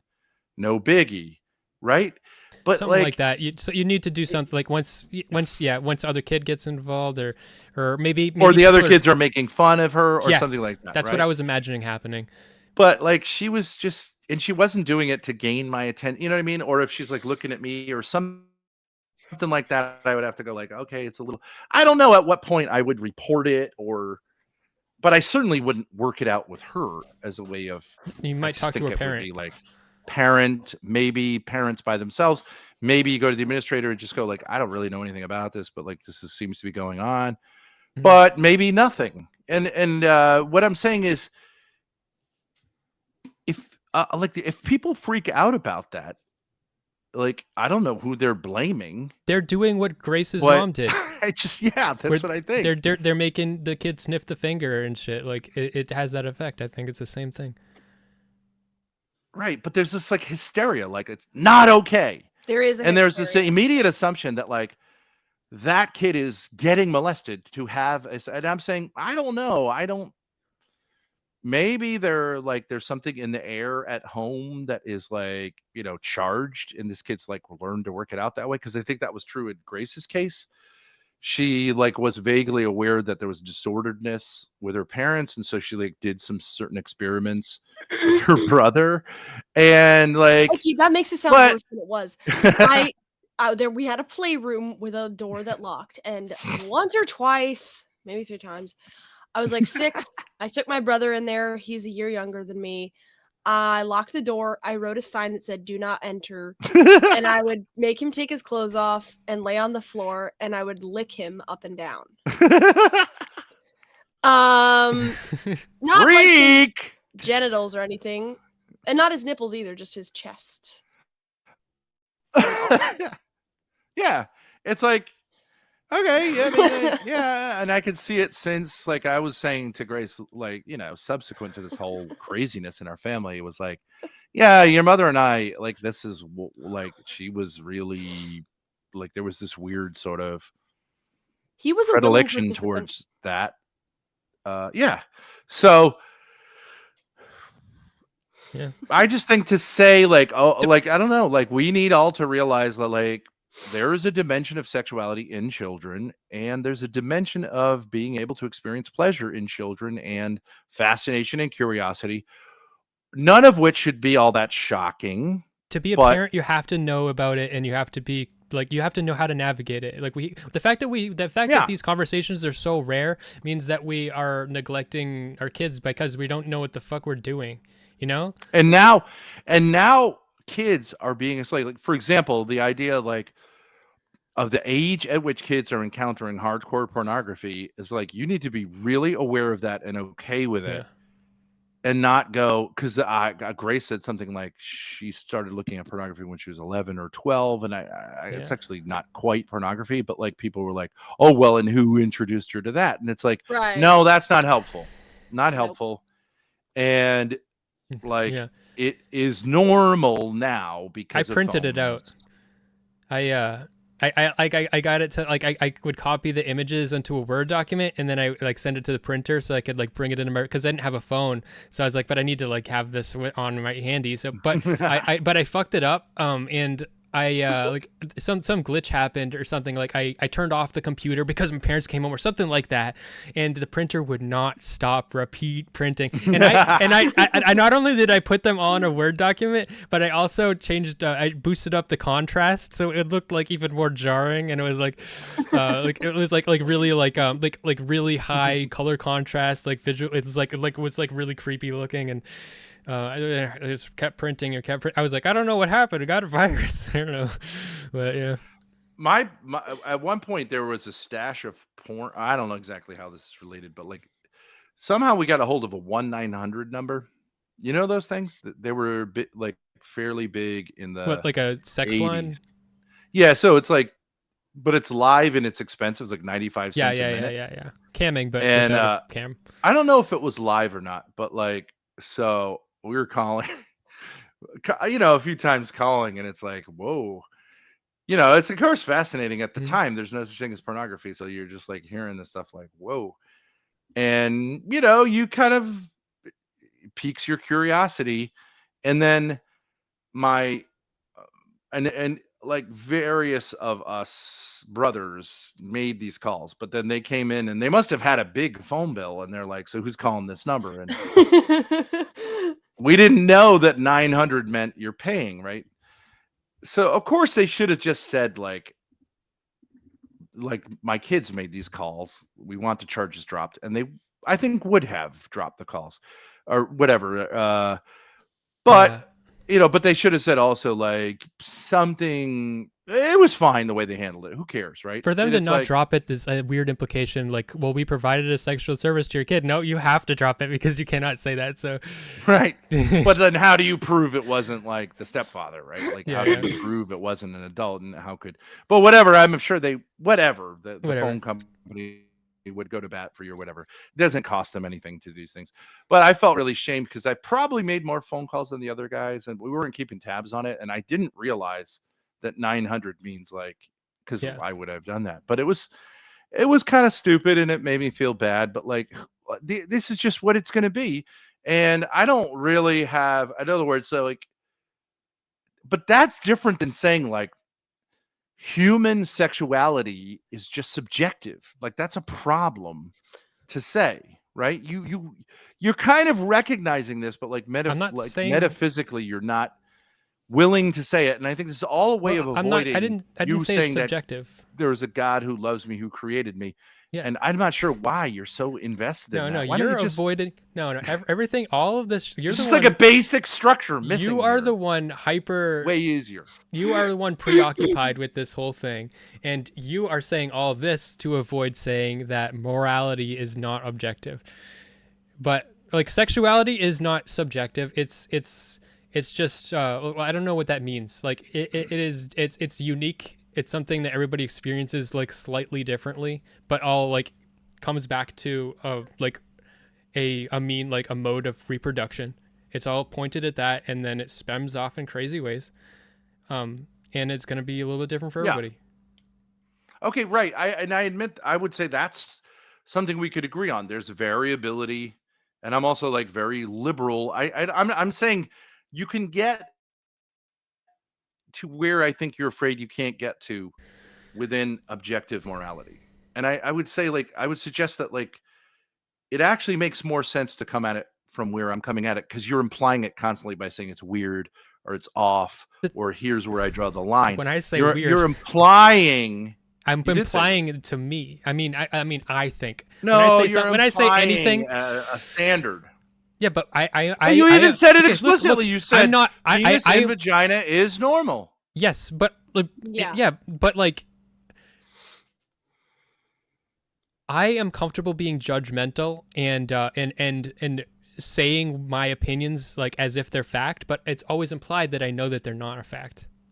Okay, but what I would say is like, okay, that's not very different than saying, I understand that I like you're saying, you know what ontology is, like on the order of being. Maybe on the order of being. Epistemology is in the order of knowledge. Okay. Okay, so like those are two distinct things.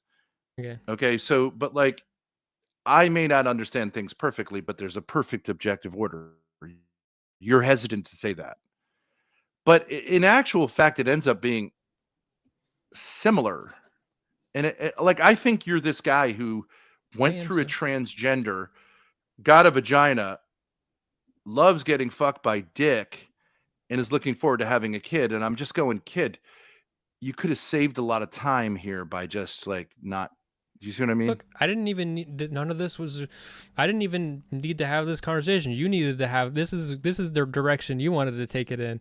I don't think this is me going in circles to prove anything. I didn't realize that it was going to get so murky.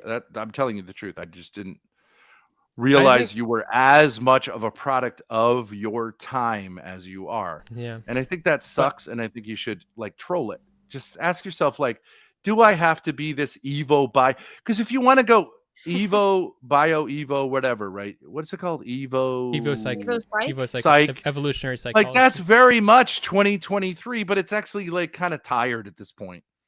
Even as a fashion trend, it's tired. And like, why be such a product of? Why do you fucking talk about it like it's a fashion statement? Because you don't think it is? You don't think like a lot of people have gotten here through a combination of Jordan Peterson? You sound like a fucking diva. It is tired, honey. Atheists. It is a tired look. Yeah. Oh my, that ideology does not look good on you. Well, I'm saying if it is fashion, it's tired fashion, and I think it is fashion. And how, like, wouldn't you say like you should troll yourself if you look like exactly what like a typical person from your background looks like? That maybe you should explore whether that's like. I don't think I look different. I don't think I look typical. If that's all you are. I don't think that's all I am. I think in this specific way, that might be true for like an atheist. Like, let me ask you this question. Is it more sort of anti-fashion 2023 to be a sophisticated religious person, or is that more mainstream in 2023? Which one's edgier? If you wanna put things in terms of fashion, the only way, this is what I think about fashion. What's the alternative? Is what I'm saying. The only Which way one's to win more that game is not to alternative? play. The only way to win the game is not I to play. understand that, but I'm just asking you to answer the fucking question. The alternative is just I don't think about it. What's fashionable? Well, like, for example, we live near the Rhode Island. I agree with you. It shouldn't be relevant, but I'm saying you should ask yourself if maybe you're just a product of your circumstances, and that's like pathetic. But I am. I know that because, I am. like, for example, I'll just say this. So it's aren't like you? a human phenomenon. It's harder to say that about me. But Well, okay, you've okay, had fine. more Maybe I experiences. am. You're more weird and twisted up because you've had a more longer life. You've done more weird shit, or like had. You're the more... one who shoved And I colored understand if pencils up I'm your just ass. rebelling against my time and trying to like be as opposite as 15 possible. of them. That's also being a slave to it, right? Yeah. Okay, but I don't think the position I hold is like as easy to define as a rebellion against my time or whatever, right? Okay. But for example, we live near the Rhode Island School of Design, a big art school. You went to art school. You must be familiar with RISD. Yeah, I've heard about it. It's the art school that you would have gone to if you had been more successful as an artist. Nah. I would have gone to like Pratt. Carnegie Mellon. Oh yeah, Pratt. Okay. All right. So, but let's just say if you go to RISD, a lot of times there's all these kids who are convinced that they're artsy and different and edgy or whatever. And yet when they get to art school, they all look pretty much exactly fucking the same. It's the same where and there's a rigid conformity. Yeah. And then actually the coolest kid would be a kid who just wears like what people wore in the 19th century. I've gone through this. Like a three-piece suit. You're talking about my life. I'm on the other end. Like the choir. Yeah, I'm on the other end of that fucking digestive system you're talking about here. Right. So like someone who's actually not doing all this, but like it's a conformity of being nonconformist, which is like ultra conformist. I'm not. I'm saying consider. Look, if you say you're open-minded, okay, so like I think that you would say that's a good aspect of you. You've said like, hey, look at me. I don't write you off because you use the word Jesus or God. Okay, good. Right. I agree with you. Okay, but you're saying that's a good thing. Whatever, a group of people in a room told you that. Okay, but how about like actually like considering a radical shift from that where you are instead of going like, oh, I'm so cool because I didn't like stick my middle finger up when you said the name Jesus. Like that's not really that edgy, dude. To be honest, I'm not you're edgy. That I'm just capable of kind of gay, dude. But being capable. Okay, so the people that. Why don't you explore like really something like, different other than going like, yeah, I sucked kind of a dick. Like it's very millennial. No, the person that like that I should be like if I was just completely the norm, I would not be able to have a conversation with you because you're religious. I would not be honest about anything. I would be every single thing that you said about like sexuality and like children and stuff. I would be virtue signaling, shutting down the conversation. Yes, like just being like I. But except but even this, like if you were a straightforward millennial, that would be the case. But like millennial Zoomers are. Like Zoomers aren't into all that. Like you're describing a millennial, typical DGG millennial response. A millennial Zoomer response would be more edgy and would be a lot more like what you look like. So don't you get how it could be argued that you're just like actually sure, that's exactly. I don't see really what I'm saying? Yeah, but I mean, but you're a contrarian. Own that. Okay. But like, consider being more of a contrarian instead of going like, hey, I'm contrarian. I look exactly like I would look if I was this guy at this time. I can't be anything but me. What do you want me to be? Okay. What do you want me to be? That's what gay guys say. Smith Thorp? Vigorously strokes metal. All right, but listen. You say you think sexuality can be changed, right? Yeah. In other words, exactly you like you. It's so refreshing. Therapy. It's so refreshing to hear. Like you agree that, and it's really hard, but it's possible. Yeah, this seems like kind of obvious to me. Yeah, it's like so. I don't think like gay conversion therapy. I don't think you could have like a standard program that would like work for every guy. But if you're gay and you set up like a plan of like how you're gonna redirect your sexuality, and every day you're jerking off, like working, you're putting in the hours. And yes, I agree. Yes, yeah, I agree. Probably could. You should party your way they say pray the gay away. I say party the gay away. Like, I I don't don't care think if you people are just gay. say like just stick it in pussy until like you get it. I think That's it's not alright gonna to work. be gay. It doesn't hurt. I don't think it hurts. I think if you want to have kids, it's bad.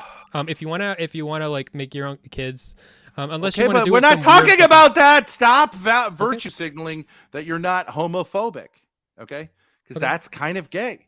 Now, no one cares. Like, no one is gonna come there and like Is that an crash down objective your fact paintings that and there's tell you nothing that wrong like with being silence gay? is violence. You're saying I get it.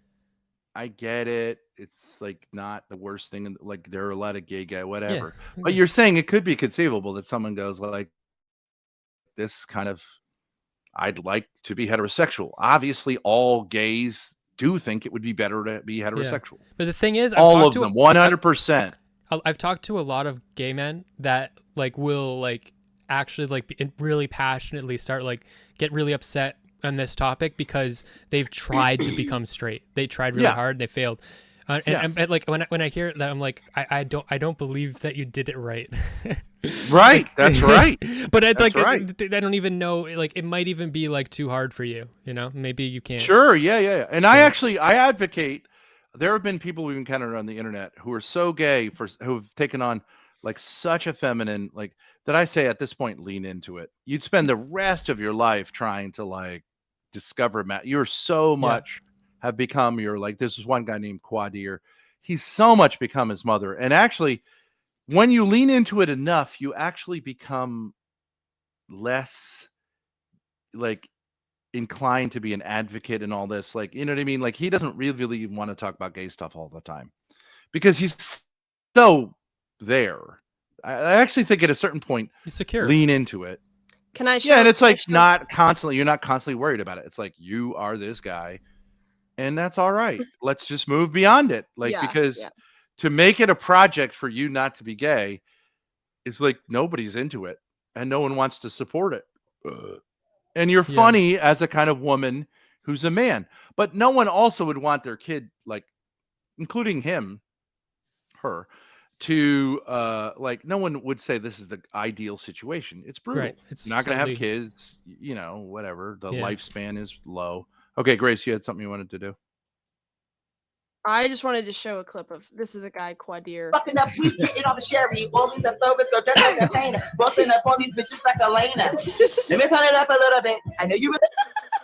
I don't think this guy is gonna like come around. You know what I mean? He's our spirit animal. Yeah.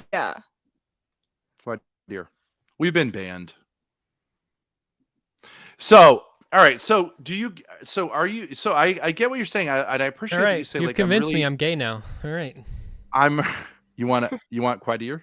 See, I would love to be around Quadir. I would feel no tension around Quadir. I wouldn't feel any desire to like tell him that like butt sex is wrong or anything like that. I don't think he would care if I did say it. I think I could be gay if I wanted to. Well, you already sucked dick. Yeah. So just take some. Can I ask you, as a straight man, what was your like? Could you walk us through that?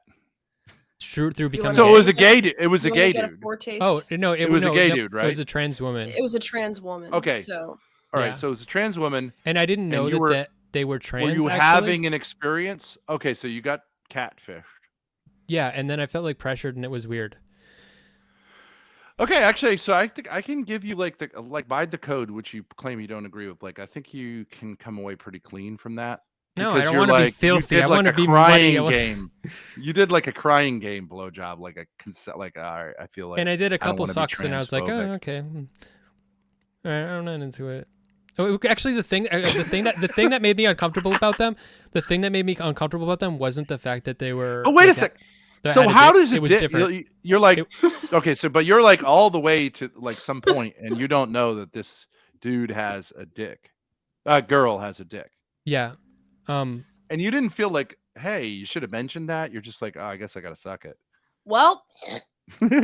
Yeah, it made me feel stupid. This was actually really it early was on. destiny. This was really early on in my sexual like history. So like I didn't like have a lot of experience. I didn't really know.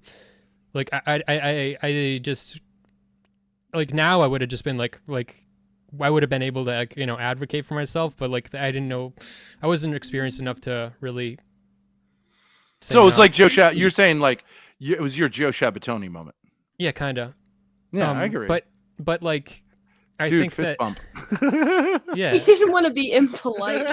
But it wasn't No, the I dick, get though. you about that. I get you about that. It wasn't but the that dick. person was being wasn't the, manipulative. It wasn't the dick though that made me uncomfortable. It was the fact that they were talking Interesting. Was about the having balls? been in. It was the fact they were talking about being in an orgy the other night. And they had like a kink where they liked being referred to like as a doll and like treat me like a doll, and they said like it's like it's not my like it's not cum, it's girl goo, and like things like this just like made me like if you had not done if you was you this weren't like after you were aware this was a dude or before? Okay, so it wasn't so much the fact After. that it was a cock. It's It was the girl fact that she goo. was talking about it weirdly.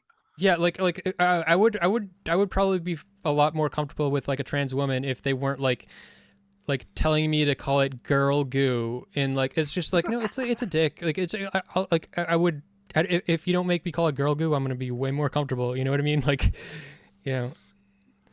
So you would have been more like it was.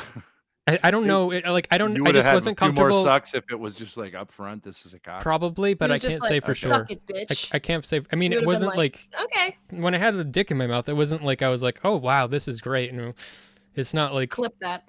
it's a good clip. Well, I can confess that I tried to suck my own dick at a certain point. Oh, So I have experience being on the receiving That's end. not orally. even close. I made contact. But you can with my only get like tongue. a half inch in, and like Yeah. you get the basic point, but you can't really relax and just sort of experience it as because your back's all stretched Yeah, out. it doesn't feel good. No. This is It's why brutal. Smith never lets a rational argument change his mind, because the one time he let someone talk him into something, it ended with a penis in his mouth. No, but I wasn't being talked into That it. might I just be true. I wasn't actually like talked into it. I just was like, oh, okay, well, like, it doesn't bother me, and it didn't bother me, but things kept adding up, and I just got more uncomfortable and more uncomfortable. The orgy thing. You like, mean the girl goo thing was before you realized there was a dick involved? No, that was after. Okay. Yeah. When did stuff added up before it as well, or is this all after? No, all after. Oh, okay. So it was like you're with It a wasn't- girl, and then there's Yeah. a dick, and then it's And presented they were to you still like, all right. attractive. But wouldn't like- you have a response of saying like, "But that's a dick"? Like, did you have like, were you shocked at that point, or were you kind of getting clued in? Yeah, on it? I was, but like, I was I was probably I only had sex. Actually, I don't think I've had sex at all at that point. Actually, Mm. so Sheeman. yeah, Sheeman would have been a better word than girl goo. Anything would have been better than girl goo, dude. Like, what the fuck? So you It's so feeling like I love this? No, I love it this was girl. just not- Like I No, or- it wasn't or love. this It was like a hookup. sexual- It was like a hookup. We'd met. But at a you're saying party. like this chick is hot. Yeah. Okay. All right. I'm not gonna say that can't happen because that happened to me recently. Okay. So then, but it was online, so it was a little bit easier to. This was at a Yeah. party, and I don't know, Okay. just- So you're at a party. You're saying, "Let's hook up. I'm down. I'd like to explore my sexuality. I'm ready." Yeah, I mean, I Right. was like, I had done like a lot of sexting before then, so I was like, oh yeah, I'm experienced, I was like, but I wasn't, but Okay. So then, but here's what I don't understand in it, like, and I'm not trying to like trick you. I'm just saying, to me, if you're like, this is a chick, this may be like, I may be like having sex with a pussy, and then the dick comes out, I would think there would be like a kind of like, what the fuck moment. no, Unless it was I had jerked off- slowly. I had Okay. no, I had jerked off to enough. Like this person was like very like they had transitioned like pretty early, and they like were like they did not like they were attractive to me, like, and they didn't like have like a giant like cock because they like transitioned early. So Yeah, like, but I mean, wouldn't that make it all the more shocking to see a dick? But like I had like seen enough like trans porn that like and I never had like sex before, so I was like, oh, this is like I didn't know what I would really be okay with or Wait. So you were watching trans porn before? yeah, I've looked at trans porn, but like looking at trans, like I think a lot of straight guys will look at trans porn that When you that saying won't have look sex with. at, But do you mean like you liked it or just? Yeah, you're I've curious? enjoyed it, but like doesn't mean I think that's I've different from real enjoyed life. it. I've jerked off to gay porn. I don't enjoy that quite as much, but Okay, tried it. but did you do that just so All you right. became like liberal? No, it's like a. Do you it's even like like a, virtue signal to yourself? Is what No, I'm saying? it's like a. I like the fantasy of being forced by a woman to jerk off to a man, or so it has to also have a woman in it or something, or I have to like be imagining that, and then like she's like watching, and that's what I get off on. So Okay, you're imagining a woman telling you to jerk off to gay porn. yeah, or like suck But you're a dick. actually But by I don't think I yourself? would. I don't think I'd like actually being made to suck a dick in front of a woman. But maybe I would. But that's like the fantasy. It's like being like forced by like a woman, yeah, for her enjoyment. And it's really weird because Okay. when I think about like But that's a fantasy. man- That you're just by yourself. yeah. But like if I try to imagine what the man is thinking in that moment, like while I'm a fan, it's like total turn off. He has to be a total like robot, you know, like it's just a if so in real life I think I'd just get really uncomfortable. Oh, wait. All right. So say this. So you are like, okay, you're into this chick. You go to a swingers club because you're like liberal, and there's a glory hole, Yeah. and you're like, yeah, maybe then. No, it's just that would be too risky. Like because in that case, then I would be really uncomfortable. Like the same reason that I was uncomfortable with the orgy thing. If I don't know like your like who you are, like STDs or any of that, it's like I need to know what's going on Condom. here. What about a condom? I guess it still makes me uncomfortable. Well, that's Excuse about me, it. Okay. excuse me, folks. We have a We're long. gonna have some wisdom here. Our 65-year-old friend Spicoli from California. Please welcome to the show our He's good gonna friend he's Harry gonna Sontag, do the analysis. aka Spicoli. Hello, folks. Hi, Grace. Hi, Ben. And hi to our friend here. How you doing? Real Great, Smith. great. You know, you brought Ben and Grace. You brought the perfect person on I think to so. be on this panel because who better than Spicoli to talk to somebody like this? Can you guys agree. think of anybody? We need the wisdom of. Okay, The fucking ages. Spicoli. Stop Okay. fucking jerking off and fucking get your fucking dick hard already. Let's go. All right, let's get to the chase. Real talk. I don't know if you're a man or a woman because you don't know if you're a man or a woman. Let's be honest. You're True. confused about both your sex and your gender. And it doesn't matter. You know what? People like you would be confused about your sex and gender, whether you had a penis, a vagina, no vajayjay. It wouldn't matter if you had big tits, no tits. Some people are just born to be gender confused. Whereas people like me and Ben, when we wake up in the morning and we grab our big fucking balls, like I'm grabbing right now, Yeah. we know we're men. We know we're men. We don't even, well, like, you know what's I'd like funny? to be excluded And from Ben, that. wait, listen. Ben, no, you'll agree you're with me. included. Okay, Ben, I know you'll agree with me. You know how a lot of people say I identify as being a man or a woman? Ben and Yes. we don't identify as being a man or a man. No. We just are men. Am I right, Ben? We're just Well- men. We don't identify as being men. Now let me ask our training friends here. Okay, let's say if you're an autogynephile, you're basically not really a tranny. What you are is, let's be truthful here. A What you kinkster. are is you're into the kinky aspect of it. For instance, you're kind of like, you know, that swimmer dude. You're the type of person that Michael Phelps. you're born a male. Supposedly you're born in a biological body as a male, right? No, Yeah. I was Yes. born in Okay. a He was spiritual assigned that form. at birth. You're trying to identify as a woman, not because deep down you Not. really feel like you're a woman, Mm. But I'm not. but what happens is, here's the difference. When you walk, I have a question for you. I'm going to call you orgasm.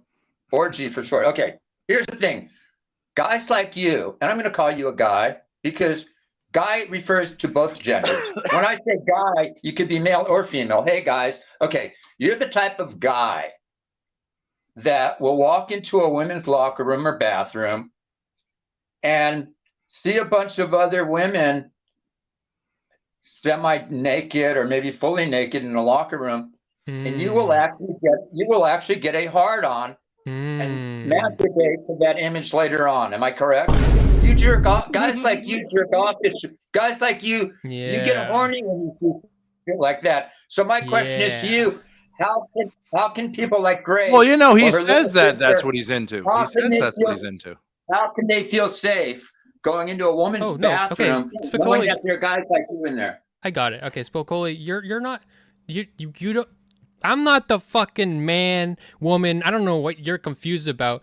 I'm not the fucking man that you think I am. Okay, like I don't You're don't the woman I think you are. I don't think obviously you're not the man. You're a I don't soy think the boy. trans You're women not- are women. You're not a man. You're a soy boy. I don't You're a think soy the trans boy. women are women, and I don't want to transition. I'm a man, and I have a fucking fetish. What is your and your fetish?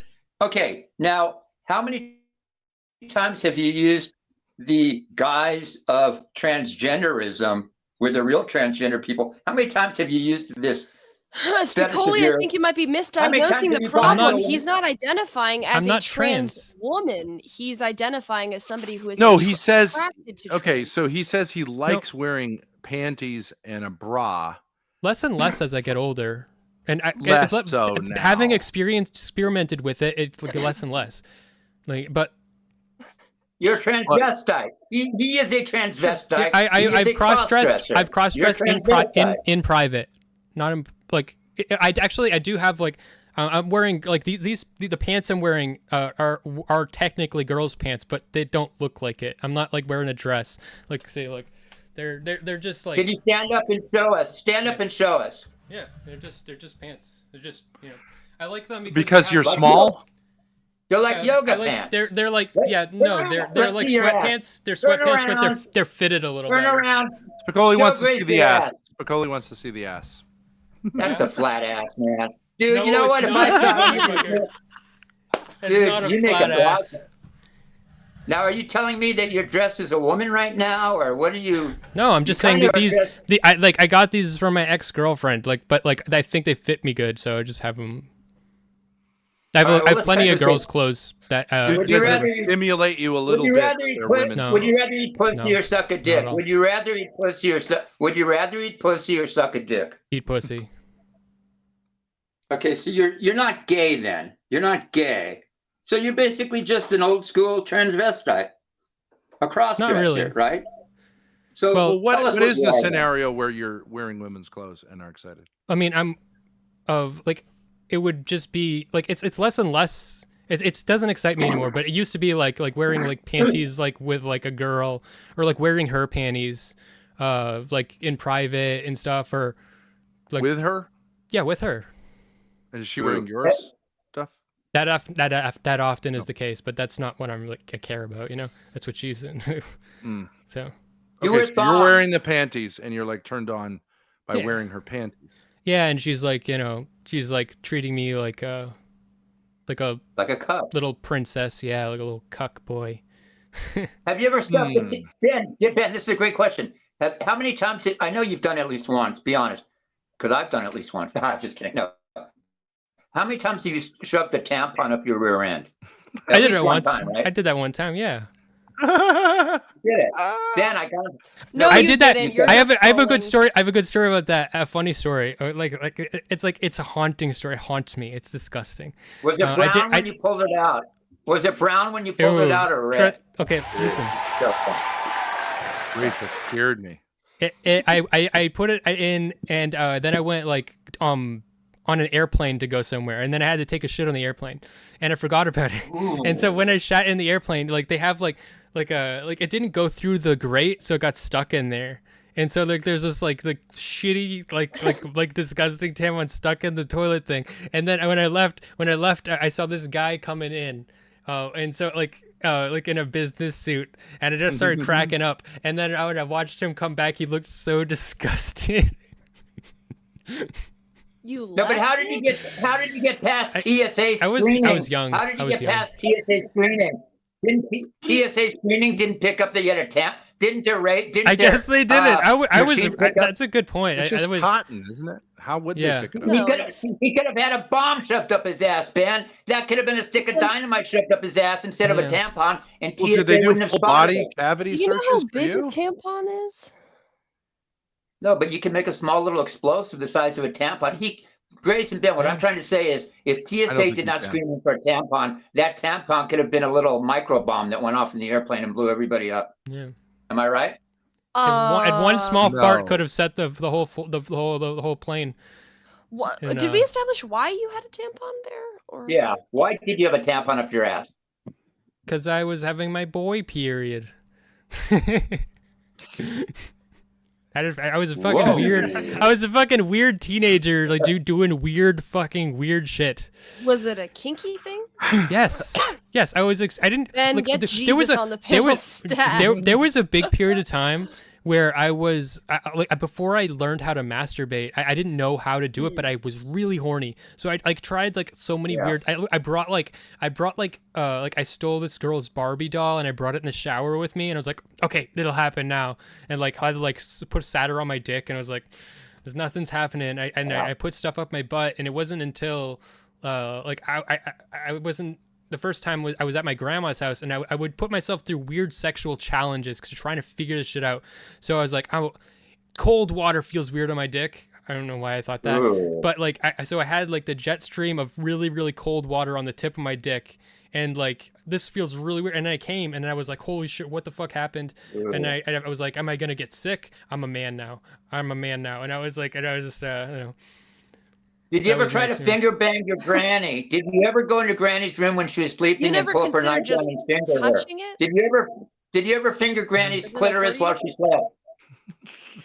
What? My granny? Yeah. Did you ever go into Granny's room while she was sleeping and like pull up her nightgown and maybe like finger her pussy? All right, think- and I with think- that, thank you so much, Spicoli, for coming on. We love having you a guest. Come back on anytime. Bye. I think he's looking for Pornhub. I think this guy's a little horny. He's an interesting fellow. Yeah, it always does end up kind of being like heterosexual, and then you're like, wait a second. How did he know about the tampon thing? But yeah, interesting. Took a swing and hit. Yeah.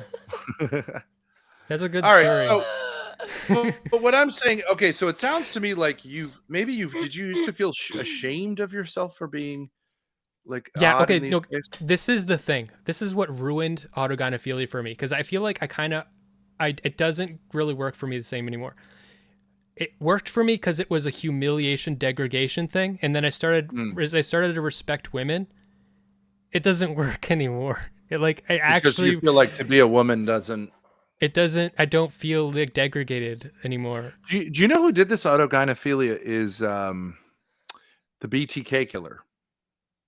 Oh yeah. Yes. He would dress up as women and have what he called motel parties, where he would dress up as his victims, like with nooses and shit, and then he set up a Polaroid to take pictures. They're creepy fucking pictures because he wore a mask with like makeup on it. These guys, they did get it. The aesthetic, like the optics, were like, yeah, that's gonna like be in people's minds. But so I don't know. I'm not saying that that's like related to what you were doing, because you didn't do bondage, right? I've done bondage. Yeah. Well, would you gyno with the like rope and stuff too? Yeah, and then the autogynephilia just went away, and it's just became. So you're saying that like potentially these images would turn you on? What And images? I'm saying that's okay. Well, let's test that out Like right that. now live. No, folks. no, that does not turn me on. A little bit. It turned No. him on. Not at all. to But if dress it up was a as woman, would it turn you on? Or if it No. was you? No, I don't know. The thing about like so I've seen like this kind of thing, like there's so many people that like have a really like weird fetish, and they'll take pictures of themselves and stuff, and it's always really Yeah. creepy, and I think it only works for them and nobody else. Like, they're like, I can't imagine being, because so I like having gone to like art school and stuff. For me, taking a picture, like I could never take a shitty fucking trash picture like that and like have that like be sad. Like I would have to put so much, and by the time it was like satisfying to me, like, but I think these people just get off on the fact they're taking a picture of themselves doing something weird, or I mean, obviously that guy had a lot going on there, but yeah, I can't even Yeah. It wasn't really wrap that. my mind around it. He didn't want, when he took the pictures, he didn't want to look like. Wait a second, Grace. Shut up, Grace. What I want to get to here, because I know people like this. Did you feel when you were going through all this stuff that you're like kind of like yourself, but you're like a little bit afraid of what you're doing is like off the rails?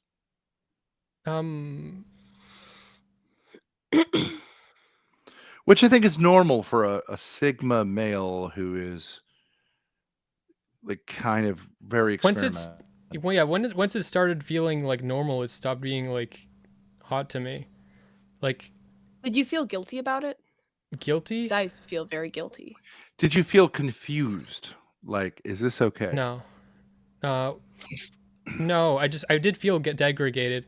On Halloween when I was a teenager, I wore a dress. Like it was a short skirt, but it was like to my knees. It was like black. And I went to a Halloween party and my parents had to drive me, and my mom got furious at me. And I was like, and that made me very uncomfortable. I was just like a horny teenager wearing a dress on Halloween. And but when I got back, then she took a picture. I had that of me. experience too, but I wasn't a teenager. But I was like too old to be wearing a dress. But I think my mother was lazy, and so she just dressed me up in a dress. It was for a school party, and then the girls did my makeup and my nails, and I loved it. Yeah. Yeah, but I don't think I got off on being female. That thing. But I was good looking for a female. I wish that I could experience that again, because I used to have that feeling, but I don't feel that anymore. Like I wish that I could love like have a girl like do my nails and then love it, but it just like feels like nothing to me. All fashion, because I see all fashion, all this dresses, all femininity, all this makeup. I just don't. So I used to be a femboy, so I would shave my like whole body. I would like do a little bit of makeup. I would spend a lot of time on my hair. Like, so I would spend so much time every morning getting ready for shit. And I learned that the women that I was attracting only liked me for who I'm not.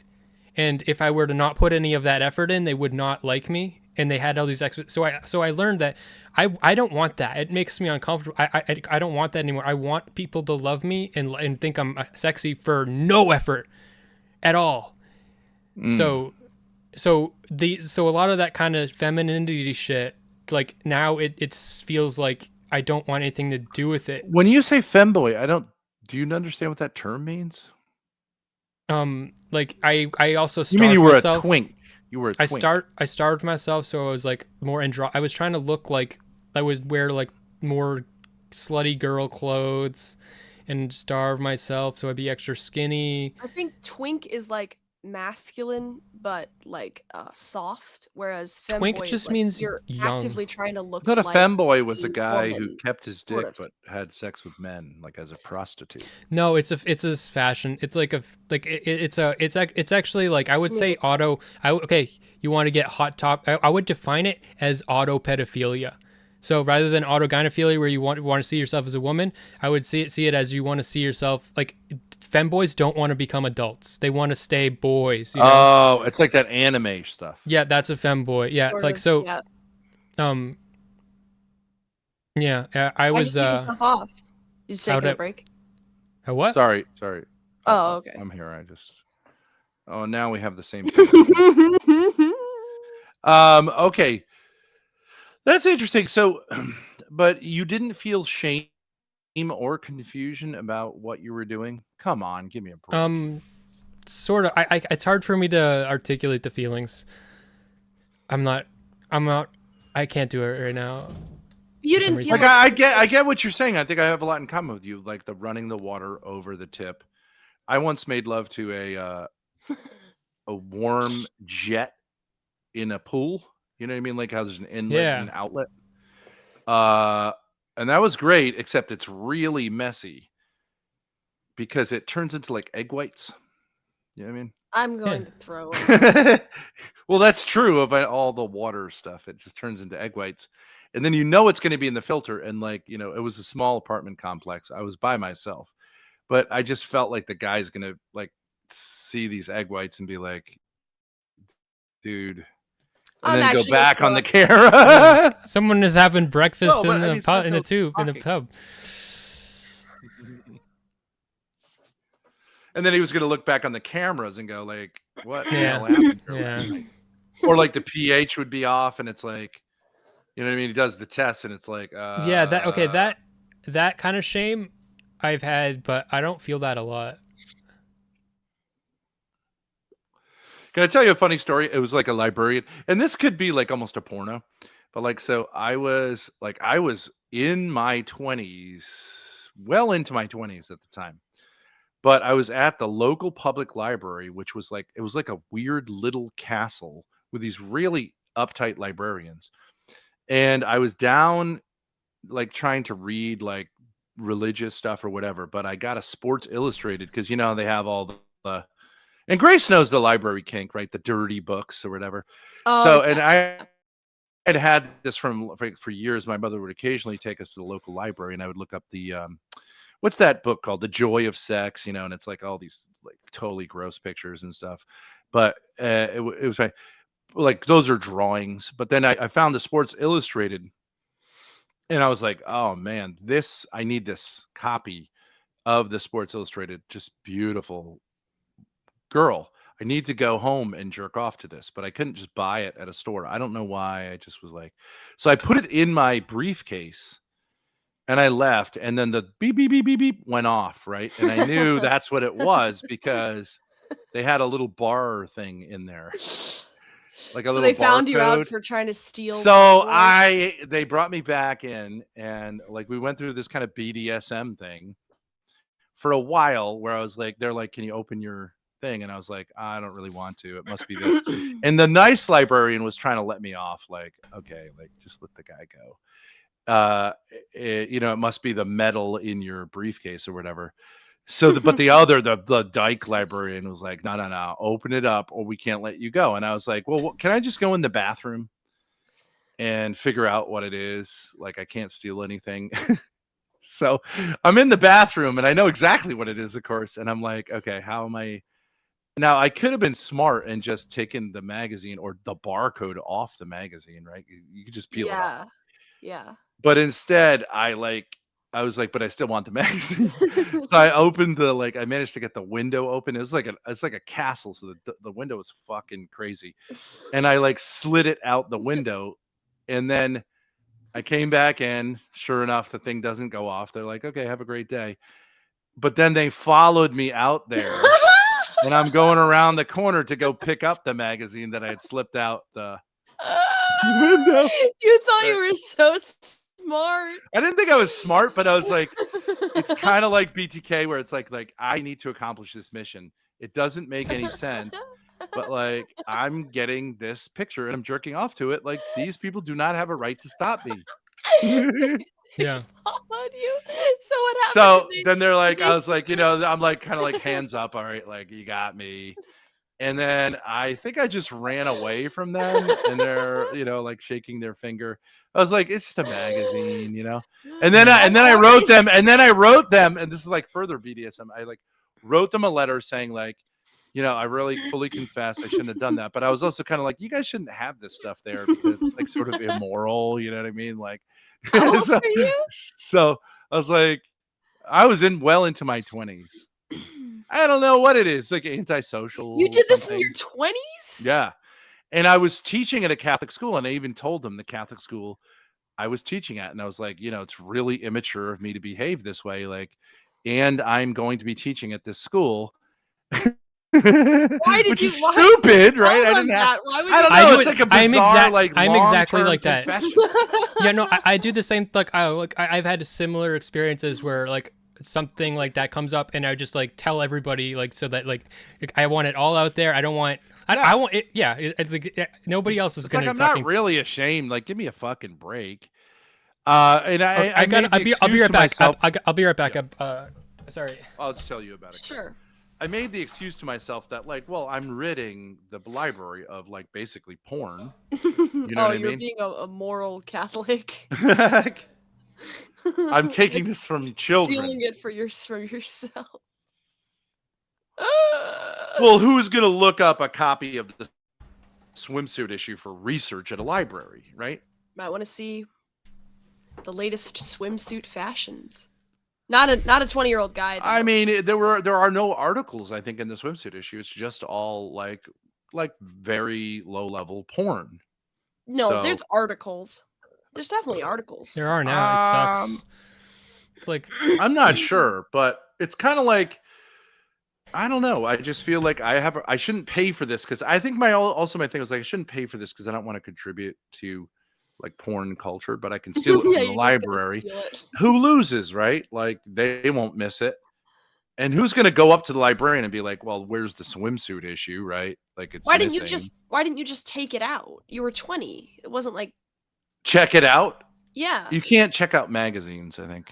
Oh. Like especially current magazines. now you just go in with your phone and take a photo.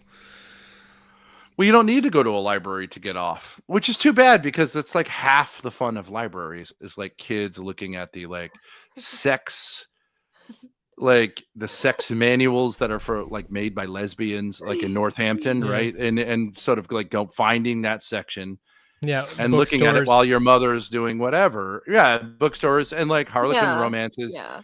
and like the throbbing member, whatever. And you get, it's like I was into that stuff. that's what I'm saying is like that you have to be aware that that's like exciting to kids and fun and like you can hook them on it. And like I don't know how guilty I felt about that, but like I had a lot of mixed feelings about it at the time because I was so much older than you should be to do that. But it was kind of fun for the librarians too, honestly. It's like then I'm sure the Dyke librarian went back in and was like, "See, Barbara, you can't just let these people get away with this stuff. That's why I am head librarian and you're It's like- assistant librarian." Damn, it was my It's like, favorite copy, and he almost got away with it. It's like Benny Hill. Now let's go scissor in the back. Yeah. But it's like fun shit like that no longer exists because now it's like the internet and it's like, oh, you looked at Yeah. porn on your phone, like, oh, Even big it's deal. more public too. It's like it's weird. Yeah. Discord. I think we Yeah. agree with each other that like stories like that are good to tell, especially if you have a little distance from it. And like we're all I would say though that like this has nothing to do with our metaphysical commitments. You and I have the same sense of like that we as a culture like benefit from people saying like, yeah, it's all kind of it's out there. But we still there have are to take a horny- moral. We do have to take a moral stance. But I think my morals are unique to me. You think that there are objective morals. That's the difference. But we No, do you don't both think they're agree. unique to you, like you just made them up. I think they're unique to like my life and who I am, and like I agree, but I would agree with that in the sense like your like say your sexual preferences, right, are your own. Like I've said like because I'm sort of on the market after a long while, hasn't been going that well, but I was on Tinder just for fun and whatever else. And I just noticed, for example, that black women that look, pretty black, I just have no response to them. It's like going to the zoo. But I could say that come on, I can see how they're attractive. And also Asian. dude. No, in other words, I could say like I could see how you're attractive, but I'm not saying anything. I know. I was just that's saying like racist. going to the zoo. Well, you could say that's a very lovely specimen of this species, but it's as if they're different species. Do you see what I'm saying? It's just like No. I get how it's 8, like you're an 8 out of 10 on paper, but for me, it just doesn't matter I don't- because you're just like that's just a preference. I think that's perfectly fine to say. I know I think it's fine to have a preference, but And like if you're talking about like how you like, I mean, if you don't like register them as like the same species, I mean that's Just like sexually, just in terms of sexual preference. but like It's I just don't know. not on my agenda, but I don't. But the way I think it would Have work, to be with Smith, Asian and I guys. would love to like date a black woman because I don't have any problem theoretically with it. But I wonder if, like, I'm pretty sure that once you got to know a person who was black or Asian, and I'm talking about really black and really Asian, not like light skinned, like I have no problem with that. But except with the Asians, I think I just would say no interest. But the but I'm saying once you got to know them, I think that would fade away rather quickly. But it's just I wasn't raised around black people or Asians. My first time having sex was with a black woman, real black. She was from Nigeria. She was here going to Pratt. She was like a rich Nigerian, and yeah, she could move.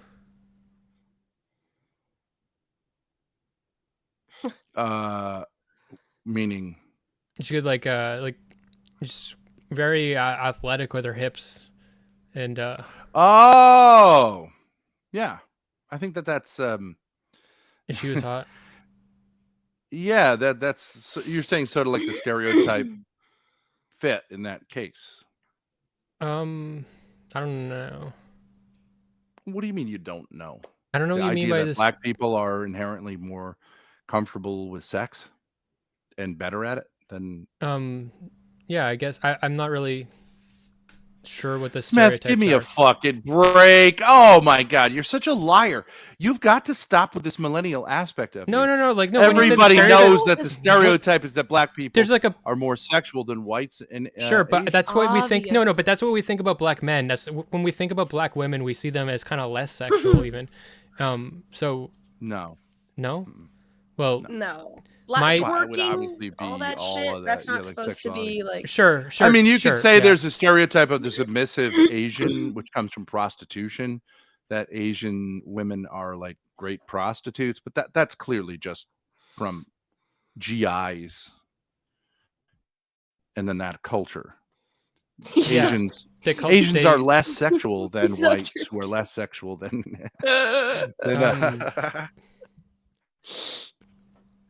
But you Yeah. have to like say like you can't keep doing this like sort of like pearl clutching if you're going to be this contrarian guy. Yeah. I don't think I do. I don't do too much pearl clutching. I don't like No. the race realisms. I just don't like it. I don't because it's like it's really like there's like a lot to there's like so much to argue with. Like it just gets really. Okay, but you don't. But is it that you don't like it because like like I care about all these like kind of like black people are victims and stuff nonsense, or is it like you just don't like it aesthetically or what? It's the cool thing now. Okay, so to be a lot of white kid who's like a lot of the. you know what I mean? I think it would be cooler if I was like being like a white supremacist is like way more edgy and cool, but like yeah, that's what I mean. yeah, That's what he means. I That's don't. the- But those people call themselves race realists. Yeah, I You don't. to avoid just saying I'm an asshole. But I everyone think knows what this means. I think asshole. there are obviously differences between races, yes, but like people will as you've described with your Nigerian friend. Well, but her the hip way she moved. moved, I contribute that to, like, I don't think that. That's the I actually genuinely wasn't like sure what stereotype you're talking about because I know a lot of black stereotypes. I didn't know what you're talking about. But like, yeah, that's a lie. You That's a were lie. you were It's a participating lie. in the black stereotype by saying she was Nigerian and man could her hips move, right? That But I is didn't the know what you were stereotype. talking about. Like, I didn't. I right. just wasn't That's right. connecting. It's Mr. Palu's Hang gonna on, come hang and on. connect We're gonna add I was- another longtime friend I to don't- call Mr. Palu. You've all got right? to get it from Mr. Palu. Oh no, I don't. I really don't want to have a conversation about race realism. Hey, What's up? How are you doing, my Hello. man? I'm doing good, Cool. Mr. Palu's great. You're black, so that's cool. He's cool because he's black. I love it. Here's I love it whenever I like give an opinion on Twitter or anywhere, and I see people, anybody who's not white, agree with me. I'm like, yes. I don't know why, but I love it. That's because you're a millennial. That's No, because you're a racist. No, I actually, want to ask Mr. Palu if you believe that Smith Unironically. I could tell you. didn't but know why, the but- stereotype that black people are better at No. sex and more. Yeah, well, I into it. think that's just Yeah, black Mr. men. Paley, you've been listening. Do you believe this? Bullshit. Do you believe this? I mean, I haven't listened to long, but if you just talking about that one question, because I haven't really been listening, I just came on, but in terms of stereotype about sex, I mean, is stereotypically, yeah, you could say so. You could say so in both sexes. You could say it's more. It might be sometimes more to men in terms of stereotypes, but it happens. It's a little bit in both sexes. It's a little bit in both. It's both sexes because women, black women get sexualized too. I mean, but don't get me wrong. It's some. I mean, it's different people for different types, but I mean, one ish might be stronger than the other, but black people in general do get sexualized. Yes, they do get sexualized. Yes. That's the stereotype. I'm just saying, and it's not like when I think of black women, I feel like people just don't like black women so much. Like they love black men, but they don't. Yeah, so that's what I was thinking about. Black women get the lowest. But you're talking about on dating apps. Yeah, that's what I was thinking. And be honest, it's because of black men. Black men need to take better care of black women. Don't have black women twerking and doing other stupid stuff. You know what I'm trying to say? Because that's why the value is going low. Because of misrepresentation or allowing wrong things to represent our women. We need to not allow wrong things to represent our women. Listen, but don't you think it's also what is like your name again? Listen, the main thing is you're, like black. You're a black man, Mr. Palu. You're a black man. I'm gonna do you a solid. I'll take care of black women. Okay, you don't even have to. I'll do it. I'll do it. That's racist. You can take care of a white woman. I hear you take care of you take care of a white woman. I'll take care of a black woman. Okay, I mean, don't be wrong. Women should be taken care of regardless. So I understand where you're coming from, and I accept where you're coming from. Because women should be taken care of regardless. But I do think charity starts at home. You know what I'm saying? Like, especially if you came from black women, if your sisters is black women, if your cousins is black women, get your family in straight. You know what I'm saying? Get your community straight. I just think charity starts at home. But I totally agree with your sentiment. I mean, I don't have a problem with interracial relationships, interracial nothing. I think the world is eventually going to be interracial anyway, so I don't have a natural aversion to it. So I'm not offended. You know what I'm saying? But I do think charity starts at home. But Mr. Palu, don't you agree that, like, when I swipe on Tinder women, black women, they tend to have a lot of stuff about how, like, I like guys who give me presents. I want to be treated like a queen. I want to be the princess. Like, it's an attitude problem that I think. It's not like that where I am. Black women don't have attitude problems. They're really hard to date, I think. There's different depends where you are. Like so black. Okay, so I was recently in Minneapolis, and there's a lot of black people in Minneapolis, but the black people in Minneapolis are so different from the black people in fucking Atlanta. They're like, it's totally different culture. They're like really nice. Minneapolis black people are like the best people, in my opinion. Like, and in my experience, I have not done. So the Minneapolis blacks are okay with you. Yeah, but it's just culture to me. Like it's all just culture. Aren't there commonalities? Like you got to say that, like, welfare, all that stuff tends to, like, a matriarchal society, and it goes back to slavery. And then you have the same thing in Irish culture. You have dominant women, which then become really hard to deal with. They're very anyways, I've been on a black manosphere channel, and they're like, we give up on black women. We're only dating Asians and whites from now on, because they suck so much. And I agree that there's something they're talking about. It's called BWA, Black Women's Attitudes. But I do think it's men's problem, because these are your sisters. I can understand how they get lowest ranked. Okay, listen. I don't think it's aesthetic as much as it is attitude. I've never dated black women or I've been with a couple black women. I never dated one like that, but I've never dated black women in a place like Atlanta or anything. Okay. So the black women I've been with are very different. But what I do think, my experience, I really like black women.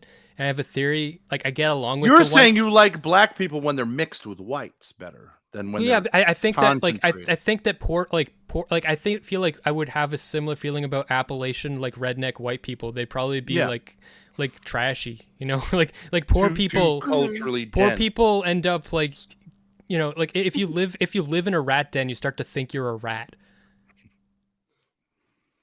Like Yeah. like so I think it like you're beats, making an argument for diversity that it's good that people. yeah, I think it beats. I think black people are poor and it beats them down. But my point about black women is like this is a superpower. Like if But you I wanna, didn't hear you say that. this is a really cool point. Okay, I want to hear what you have to say. So if you want to date a woman that is really chill and down to earth, and I don't know about dating black women in Atlanta, but black women, because they don't get as much attention and shit, they're in my experience, they don't have the white girl experience where they get all this privilege and shit. So they're like so much more down to earth in my experience, and like they're like perfect partners, like for these men that are sick of women and shit. They're great, you know, because they have low expectations. Yeah, and they they're just really humble. appreciate it. Yeah. So you're saying you like them because they're like discount women? No. They have low self-esteem. No, that's not what I'm saying. I'm saying you're grateful for whatever crumbs you throw at them. Because they like. I think that's probably true. Well, white girls white girls get the experience of like something's not going your way to some extent. Like right. I mean, like Grace, you don't seem like this type of white girl, okay? Like it's not a white girl. Like, but like, you know that if you were in a shitty situation and you just started crying, some people would try to fucking solve the situation and help because you're crying, right? But if you're a black girl and you do that, people do that all the time. Black girls don't get that. Right. I agree with what I actually agree with what you're saying. And I was on a black chat. I don't know what you call it. Mostly black chat. And women were openly, which you never find, openly, what's the word, Grace? Flirting with me. And I was like, oh, that I just didn't expect that. But I think they like masculine men. Or whatever, like they don't have this kind of feminist thing. They're like, I like strong men, because I do think that is still an ideal in black culture. It's more machismo oriented.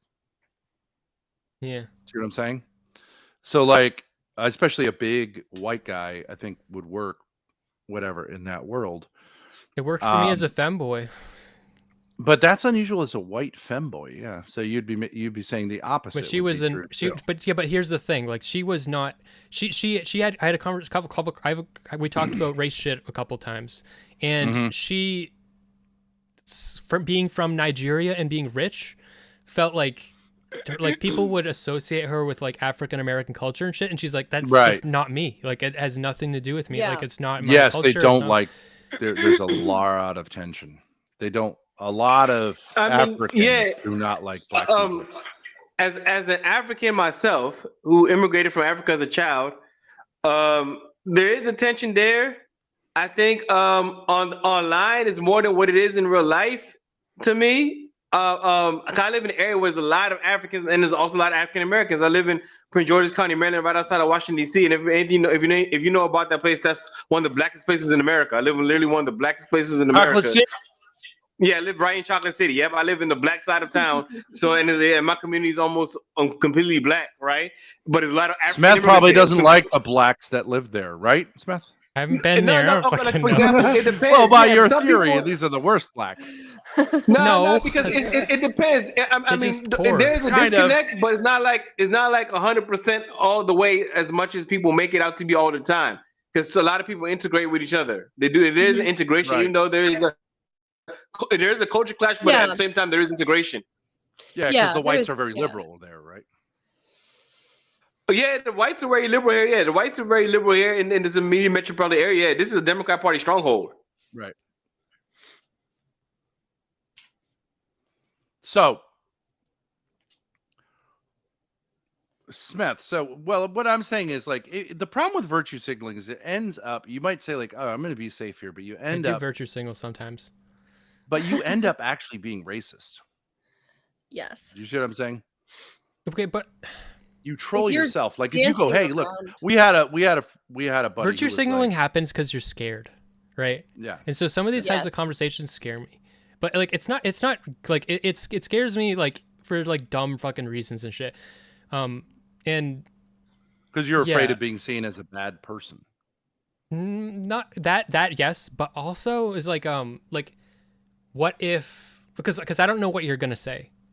So like what if you like start like going like really overboard with like shit that I think is like actually wrong. Like I think so race realism, there's like race realists have a lot of shit that they can go on and on about, and there's like all this evidence they have for it, and I don't agree with it. Yeah. And if I spent like a day preparing for that conversation, I would have like, but like I'm not like ready to have like to, No, like, they'll beat you. They'll beat you because Yes. of course it's true. It's true. it's not.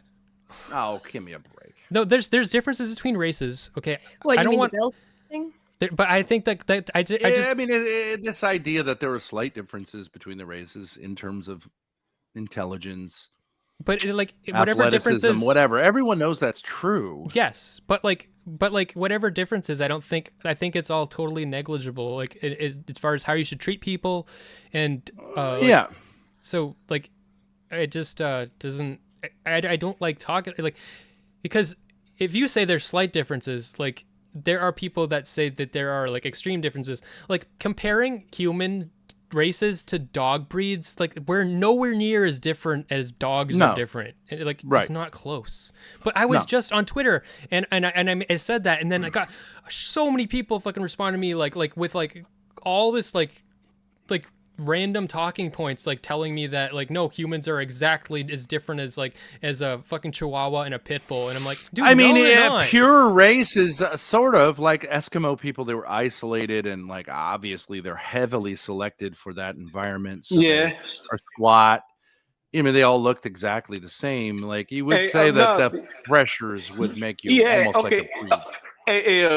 I as a Black African from tropical Africa, yeah, I hear what you're saying. I still would consider us breeds, but of course we're not as separate as dog breeds. Not at all. We're not as separated as dog breeds, but we are breeds of people. Just nobody because bred of what you. Ben was saying. Wait. Just because of what Ben was saying, not because for any other reason, but environment. You know what I'm trying to say? Because it came out of Yeah. certain environments, Yeah. and in certain environments Yeah. kept certain genes going. So we are very much breeds of each other, but we're not as far away as dog breeds. But it doesn't stop us from being breeds. We are breeds, though.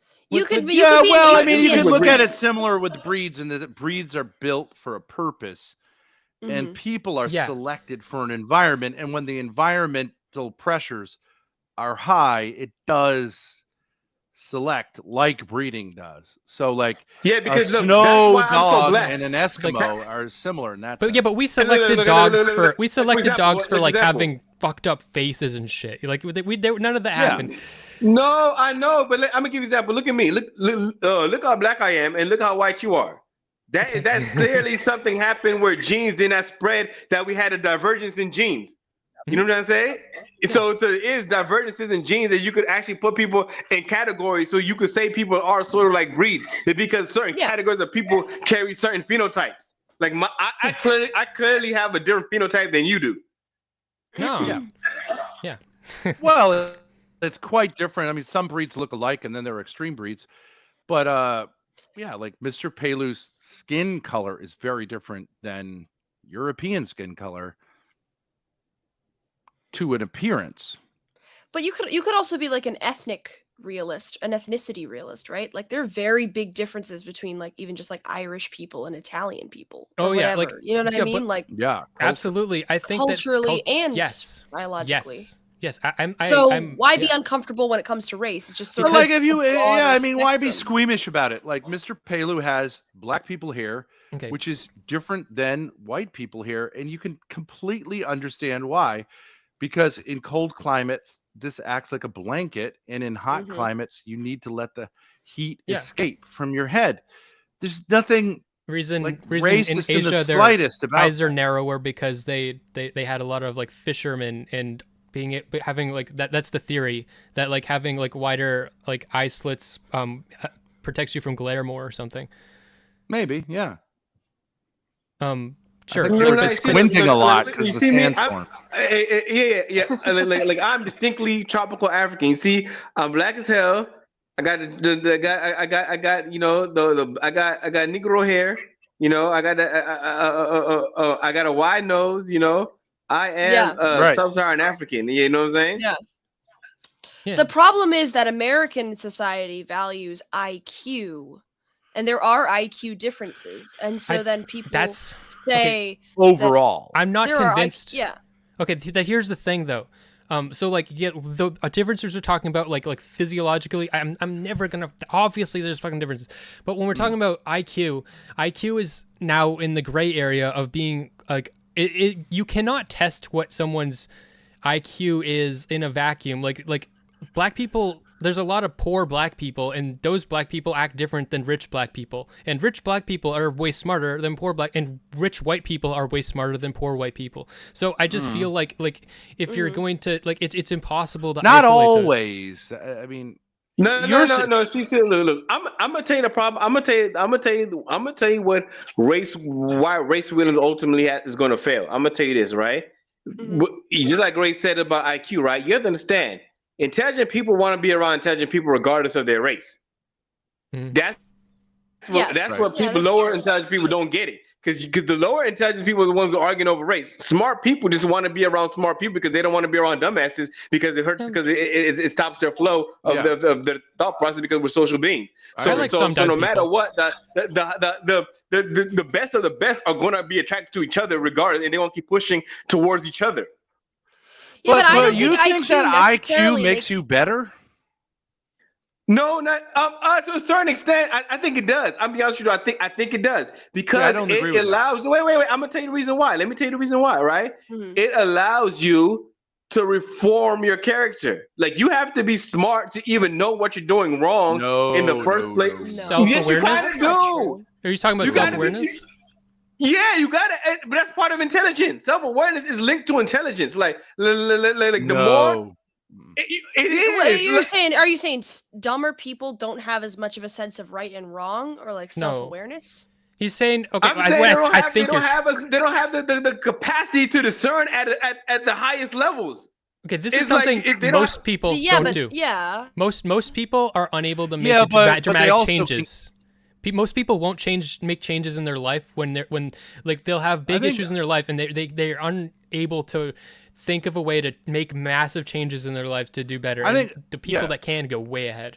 I think you can use your intelligence to reform, but I think people who are less intelligent are also less likely to be really, really bad. Like, the worst groups of people in history were the Germans and the Japanese. And they were very intelligent and organized people. They weren't. They weren't intelligent. They thought they were. They had a high. They overestimated themselves. Wait, that's what they did. That was vanity. That was vanity. They overestimated themselves in vanity. I agree with you. They overestimated themselves, but I do think that Germans and Japanese are smart overall. But they're not as smart as you think they are, and you overestimate them in vanity too. And that was their problem. They overestimated themselves. But like, Japanese people are smart because they train their kids like fucking drill sergeants in school and shit. Exactly. That doesn't make somebody smart. That doesn't have to affect on IQ. They definitely do. IQ is a natural. No, that's not true. Ability to recognize patterns. No, it's not. That does that. You can't teach somebody to be smart. It's no. So let's say you take an IQ. To a certain extent, yes, you can. You to a certain extent. You can train your mind. Yes. You can to a certain extent, but there is a natural thing. There's just a limit. There's a lot of things I don't know about that. A lot of things are changing. Like Asian cultures train their children's minds through hard discipline. That's what they do. They drill things into them. They have that's a cultural IQ. If you take an IQ test, you can't study for an IQ test. You can actually. You can. It's your ability to recognize patterns. A little bit. You really can. It's your natural ability to recognize patterns. You can train your mind. It's not a given that it's natural, and you really can train for an IQ test. A little bit, but you'll reach a limit.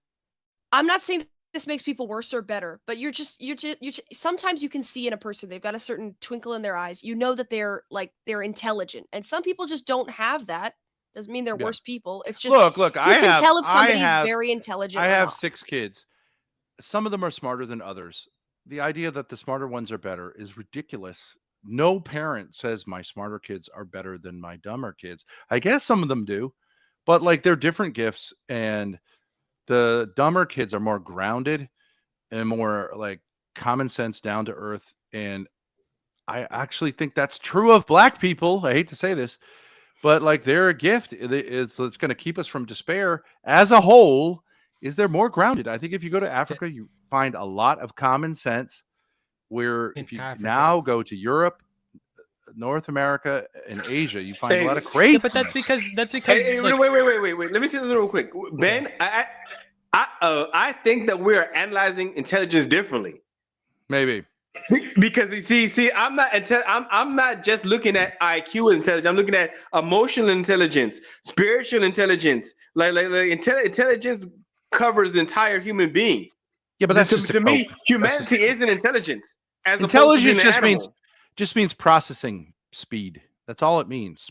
Processing speed. Yeah, but what are you processing? I mean, There's no such thing as, like, everybody aesthetic has a certain bandwidth, and everybody knows what they're processing. It's like, what is your overall bandwidth, and what are you processing, and what decisions are you making? Are you making the right decisions? Are you analyzing things, making the proper discernments that benefit Yeah, like all for people? example, you might be talking about something like wisdom. I don't think that correlates with intelligence. I think it more does. intelligent people, because if anything, are less wise than less intelligent people. Okay, look, there are periods in my life where I was less intellectually engaged with the things I was doing in life, and where I was like doing a lot of edibles and like weed. And in those periods of my life, I like genuinely Suck a little dick here or there. off of the weed. Like I would even be like less intelligent, and then the more engaging my life is intellectually and stuff, then it ramps up, and I've never seen a cap to how much it ramps up. I can only fucking get smarter. I've never felt like I can't get smarter, and so I feel like I can always get dumber. I always get smarter, and it's a product of the life and environment I live, my childhood, my experiences. But don't you feel like this is just a cope? Like there's just something you won't say like, what if? Who cares? Do you see what I'm saying? Like you're just like you're invested in something being true that, like, whether it's true or not, I don't think it I don't think it matters. I think it probably is exaggerated a lot. Culture has to do somewhat with it, but who cares? I care because Black people are different than white people, are different than Asian Sure, people. but And there are significant differences, like in testosterone, in the ability, like no one would like disagree with this. And the idea that it They're minor. limits only to physical, they're pretty significant. If you've been around little black kids, they're like, they get their feet on the ground way faster. They're way more I don't quick know. to be coordinated. It's like definitely like That like might be true, but if it was, impossible not to see. if that might be true, but if it is, I don't believe you right now. But I mean, you could prove it to me, okay? But what I'm saying is, here's what I'm saying. Don't start by saying like this. I wish this was true. Just say I don't care. It doesn't matter. No. What I'm saying is, I believe even if there's like I was talking about proclivities earlier. Like I'm not just applying this perspective to this one topic. I think you can have a proclivity that could make you a certain type of person that could go in a totally opposite direction. And whatever proclivities could theoretically make a black person theoretically less intelligent could even manifest within a culture to end up making a person even more intelligent, because it's not like there's an intelligence gene. It's like Yes, a combination. There's a combination of a bunch of different factors within your brain that end up making you Yeah, smart. but raw intelligence is like 100% genetic, provably. So, but I don't think the billions. I don't think it's raw. I think there's more. Trying to... I think there's more base elements to it. But what I'm trying to say, but that's not my point. My point is that I think that like our humans are all capable of getting smarter and becoming more smart, and I think it is true to such an extent that I think that you can take like any dumb people. I think you can over generations. Over You generations. I cannot think do you that. can. It does not work. I think over. I think over does. generations. People can be bred to be smarter over generations, and they keep training their brains and training their kids, and then they train what other people train their kids, and you have this culture of training, and it actually works on their DNA and it works on the genetic memory. Yes, No, it's not- If you breed the most not what I think. intelligent members of a group with each other, that's I'm true. on board with you. I'm on board with you spiritually. Okay, Yeah, but I'm not. Because breeding is also cultural and physical put together. No, Like, it's like, not. that's It's not the not DNA. breeding. This is, in my opinion, It it's not. is. It's not the DNA. What it is look, okay, we're fucking trigger. It's intergenerational trauma. Like so I think that black people are like traumatized, and like that makes them dumber because like they're like black people are more likely to like have like abusive households. They're more likely to have one parent households. Like that. Those kind of things limit your fucking mind. They, like living through shit like that like makes you like less able to use your brain. Shit like what? Having a one-parent household, being poor, having crime around Why you, have one-parent households? because they don't stick together or something. I don't know. Like, Are you saying because of slavery? no, I think these things are. I guess like you could probably root it all back to slavery because they're probably not the same in Africa. I don't know, but what I don't really know the cause. I guess maybe slavery, but it's complicated. But I just think that's how it is, and these types of things get passed down. And these I think behaviors black get people passed in down. America have like given. Now this is the thing. This is what I want to talk to you about trauma. I think black people in America, by and large, black Americans, not Africans, have bought into a victim mentality, which has caused them tremendous suffering. Actually, I don't think agree. that has anything to do with IQ. No, I actually agree with that. I think that we, But this especially idea like, that black people in 1955 were like the victims of slavery or whatever its effects, it actually went downhill once the civil rights movement hit, introduced the very tantalizing concept of the victim mentality, which caused massive spiritual decline, which was not present prior to that.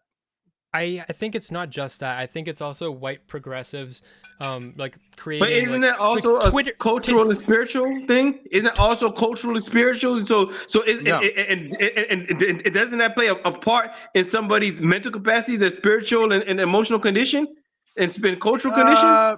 I don't think Doesn't having a that- victim doesn't that mentality develop people? makes you dumber. It just makes you I worse. think it does. Like there are a lot of It makes smart you- people. I think with it does victim make you mentality. dumber. It makes your brain not function Yes. at optimal capacity. Yes. It makes your brain not function at optimal capacity. It definitely does Yeah. make your brain not function at optimal capacity. Yeah, I it blocks I you don't from think so. thinking straight. I do think that's true. It blocks you from thinking straight, but it doesn't make you dumb. I think it does. No, functionally dumb. No, because in order to maintain a victim mentality, you actually have to exercise all of your mental Right. capacity But to keep the it's bullshit Turn in from- against itself. It's like you're fighting. You're Yeah. fighting against thought. You know, like so. It's look, right. But but it's easy for a lot of people to do that. A lot of people do that easily. You reckon that's hard for people to do. A lot of people, a lot of people just don't want to think. A lot of people don't want to think. A lot of people get stressed out real quick when the thought gets rigorous. A lot of people do That's not true, like but that's rigorous more thought. of a moral thing. the whole. Exactly. That's the point I'm making. That's why I'm saying spiritual and cultural environments affect your capacity to Yeah. think because without a healthy spiritual, emotional, cultural environment, your brain is not operating as optimal capacity. Not at all. Mhm. Yeah, but black IQ hasn't gone down since the civil rights movement. It's gone up a little bit. So it's not, you don't find an effect in terms of IQ. So I think From- everybody has like right. No, No. IQ's gone up generally in America. Yeah, that's what I mean. But that may be an effect of like, yeah, but right, not particularly. But if you find a group of people embracing the victim mentality, you find a lot of problems, but you don't find right. an IQ effect of it. I But- think the victim mentality. I This don't is think what, we're talking about IQ. Yes, there is. The vic- Because the how can victim you say that mentality- black people have the less? I mean, why do black people? Why are they attributing less to black people? I think black people in 1945 had slightly lower IQs overall than whites, but like you didn't have all these problems that you have now. I think that the victim mentality thing you're talking about is not something that like black people You had black invented. doctors, black lawyers, all that stuff. I think is like this is a cultural thing that like white people have like. I think a good example of this is when Twitch this is something I think is the most racist thing that everybody's okay with. And when Twitch introduced all the racial categories, this creates a massive dilemma for because I used to watch and be part of some like black streamers communities. And like as soon as that became a thing, now all these black streamers have this immense pressure to put the black tag, which does two things. It makes it so that if you're not black, you feel like you're like, because it's already was sort of tensions with being like a black community, and it's like, well, do we fit in? But then if they put the black tag, then it's like almost like telling everybody else they're not welcome. Inclusive. But also it makes a lot of new people come in because there are black people that do want to find black, but it forces everybody to be segregated, and it forces and all this shit about cultural appropriation. It's like we're trying to force cultures to be completely separated in like in sterile little groups, and I think that is what is harming black people. It's we're not embracing them into the culture. We're trying to we're pretending like it's good for them to like be like the fucking rapper or whatever, like all these like stupid. We want to force that on them. And like, no, you don't have to be that. If you're black, you can be anything. You can be a basketball player too. Yeah. Yeah. We're not forcing that on them. No. But see, Black but people just came up with that themselves. Yeah, but see, look, Twitch I do think the did it. world now needs a higher thought process. The world now needs a higher thought process, and the people are not culturally and spiritually in a celebratory environment. I think that it would affect their development. I definitely think environment affects your development. And that's why I think people can't be bred. I think people will develop better if bred correctly. People live up And to their that's our expectations. problem. If you expect a lot less of black people, they're not gonna be like, people live up to whatever expectations. Oh, that's you hold such a them to. white savior thing to say. Why do they have to Yeah. live up to our expectations? They don't No, hold like, them, no, they don't have their own standards. Yeah, no, their own, like they have their own low expectations.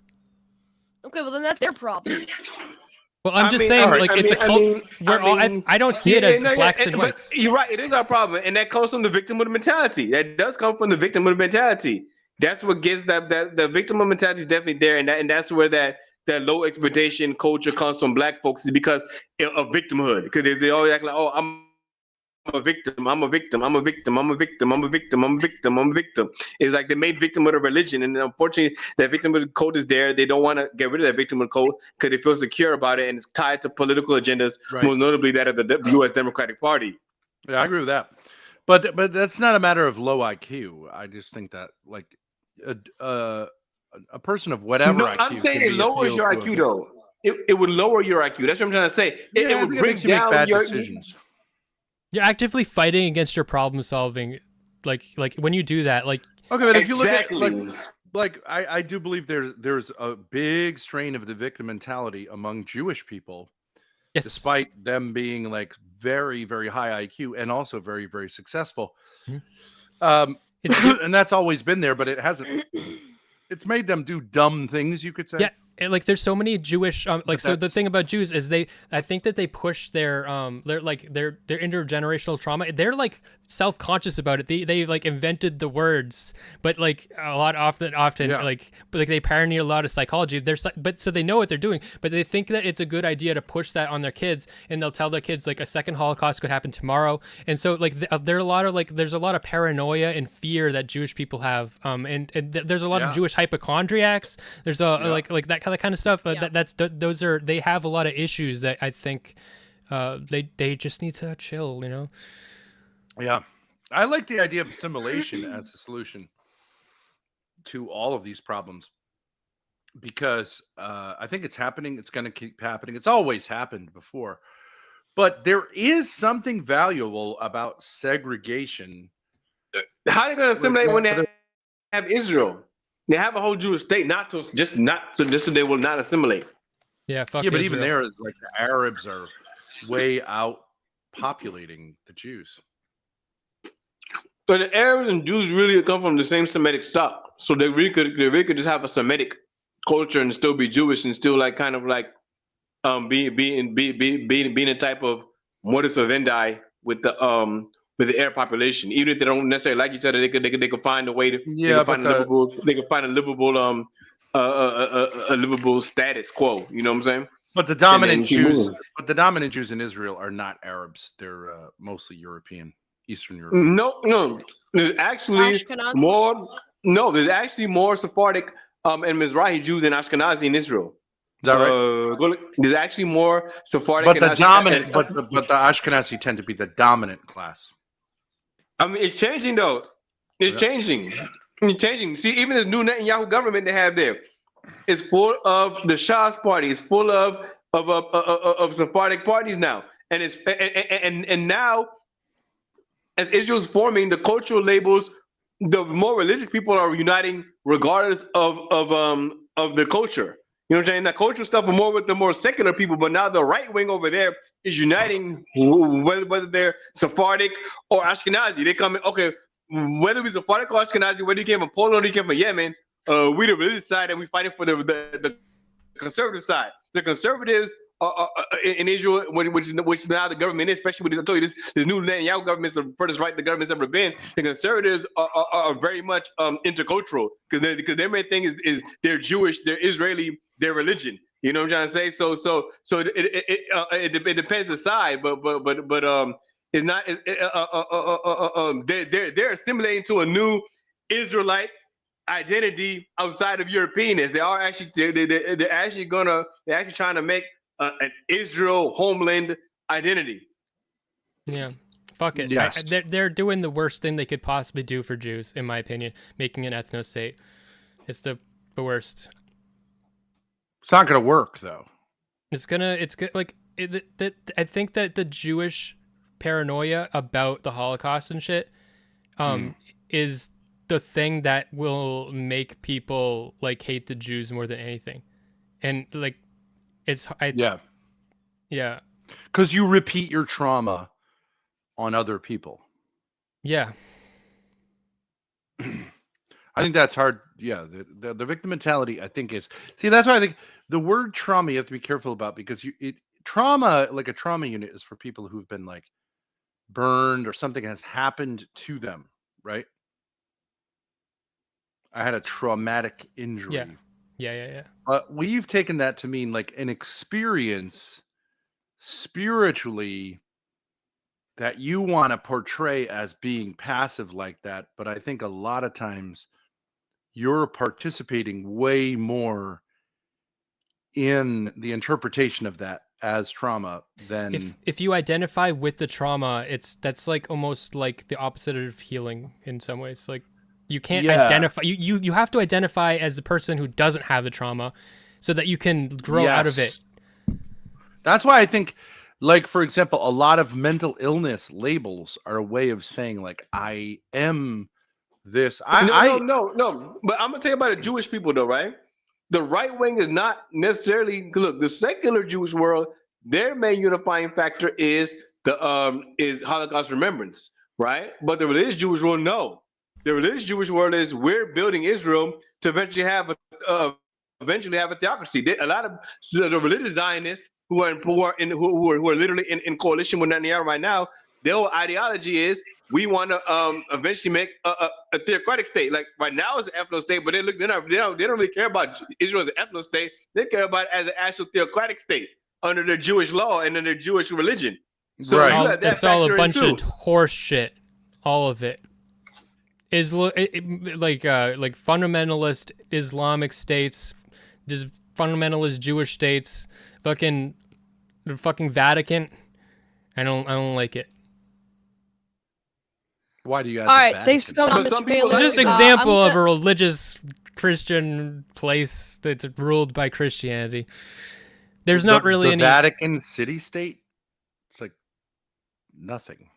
Yeah, it's powerless. They're just a city. Yeah. Thanks for coming on, Mr. Paler. I'm gonna They have pop a you down. spirit- But, Mr. come back Palu, on thank anytime. you. Okay, Love Dan, you. you're welcome. You're welcome. Love y'all too.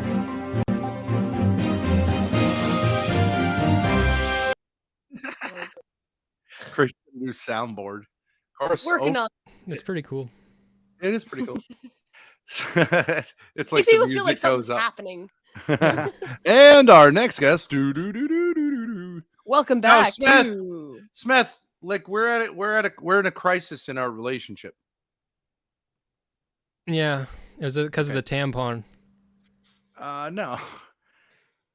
Okay, the virtue signaling has got to go. We are going to bump you up Okay, here. in your rankings. No, I don't like. No, like. You're not Gotta my go. fucking. You're not my fucking like incest. You ain't my savior. daddy. You're my fucking white savior, not my incest savior. Okay. But the virtue signaling, but I mean, do. we could do a I lot do for you. admit it sometimes. It's just like I'm trying to escape of the topic. Is what it is. When Yeah. Okay. So you're admitting that it's bad. yeah, it is You're bad. a racist. Okay.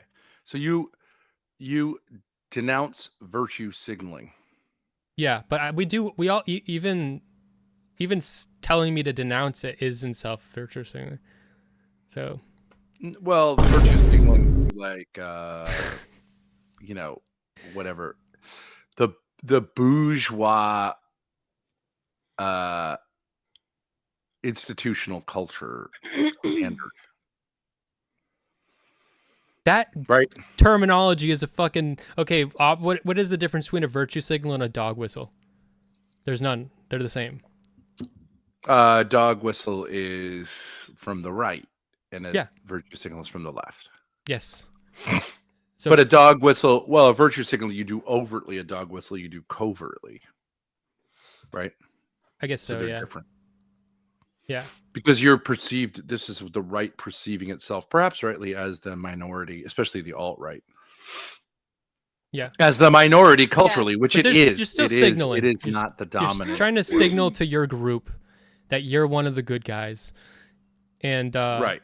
That is. Except the dog whistle are called out by liberals, right? So I as, do like, that. I do shameful, try to. whereas virtue signaling, yeah, it's similar. If there's a topic that like I'm like trying to like steer away from, sometimes I'll just try to like, oh, this is how I try to signal. That's how I feel, and just try to worm my fucking way out like a fucking little snake. So I do it. I don't do it on purpose though. I don't like doing it. Okay, but here's the problem I have. You're Evo Psych guy. Do you formally denounce and detest Jordan Peterson as a human being? I hope. What like At the litmus test here. as a Do you person? like him? Do you like him?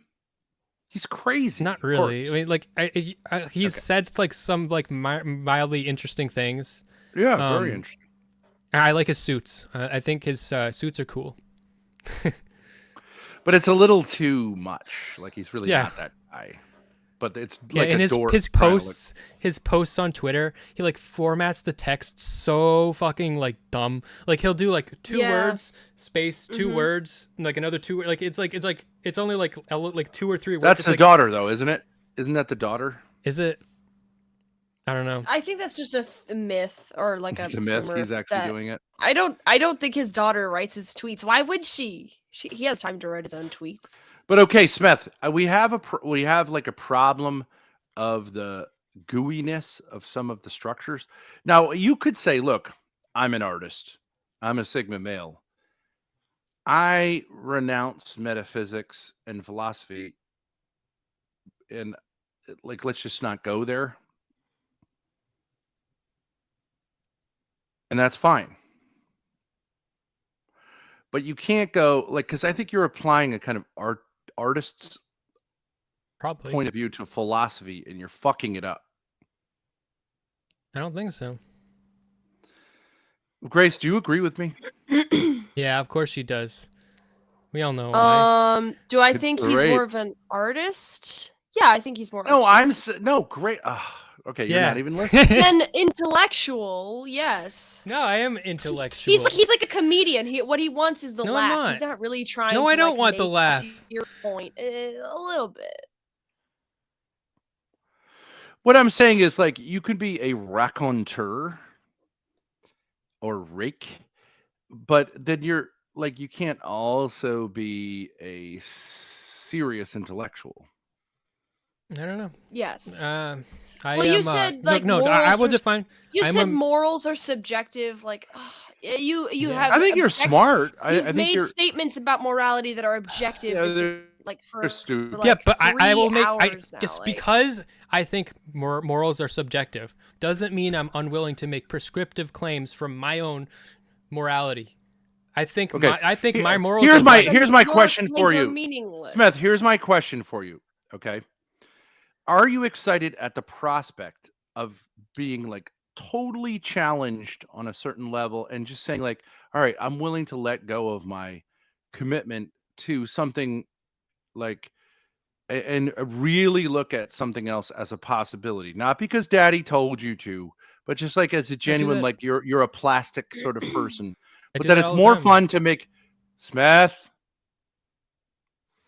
I will not go to my room. I already did that. I already did that. I'm just saying, I understand. I agree with you. You're saying, like, I don't just write this guy off just because he uses words that a lot of people Right. see as like irrelevant. Okay. But would you go further and say it would be interesting to consider like just jettisoning the whole worldview I have for one that's more coherent? Let me try one on you. Just be open-minded to this, okay? Okay. The theory of evolution, which is not a law, okay? It's a theory, Okay. correct? Mhm. And the evolution is compatible with Christianity in a certain way. However, let me just try this on you. Evolution is a theory which says that creativity comes from death and conflict. Correct? Struggle of the species, all that shit. Correct? Sure. Okay. Well, you know what I'm saying, right? The operative word word to creativity could be different, but I see what you're saying. Yeah. It's the forces of death and conflict which that cause make change. like this makes positive change in a positive progressive direction. Yeah. Or Now, I die think out. that But yeah. what? Or they could just die out or fail. But that's good, right? In the idea. Like, so this is where social Darwinism comes, and also like capitalism says this too. Like creativity comes from disruption. It's a whole entire philosophical view that says that conflict creates winners and losers, and that the winners emerge from conflict. And that's like the mechanism of life. And unfortunately, that's completely compatible with the National Socialist view of the world. And you can't, like, you really can't, you'll end up just being a soft Nazi, which is what a eugenicist is, if you don't get to the root problem of evolution's mechanism. Now, I have a lot to say about that mechanism. Like, okay, yeah, go ahead. I'll tell you. Like, it's a lie. There is no mechanism. It's not explanatory, and it's been like definitively, scientifically disproven as a mechanism. But go ahead. But that's not what I primarily want to say. well,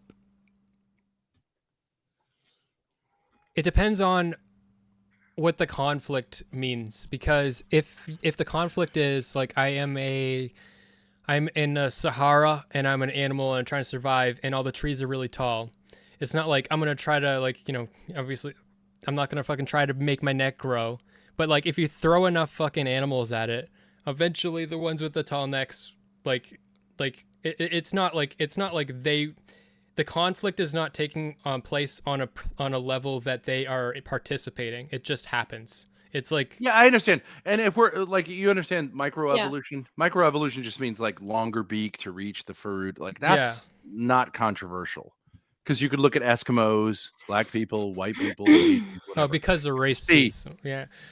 Well, no, you can see that the like adaptation, like what Darwin witnessed, which is the beaks get longer as the fruit gets harder. There's no controversy whatsoever. That mechanism definitely exists, and like no controversy. But I'm saying that what accounts for like how does like the cat family become the dog family become the horse family is not accountable by the process of mutation, genetic mutation. Trust me on that. It has been disproven, and scientists, 1/3 of evolutionary biologists will just openly admit it sucks. And then 2/3 of them lie because they're invested in an anti-theistic project.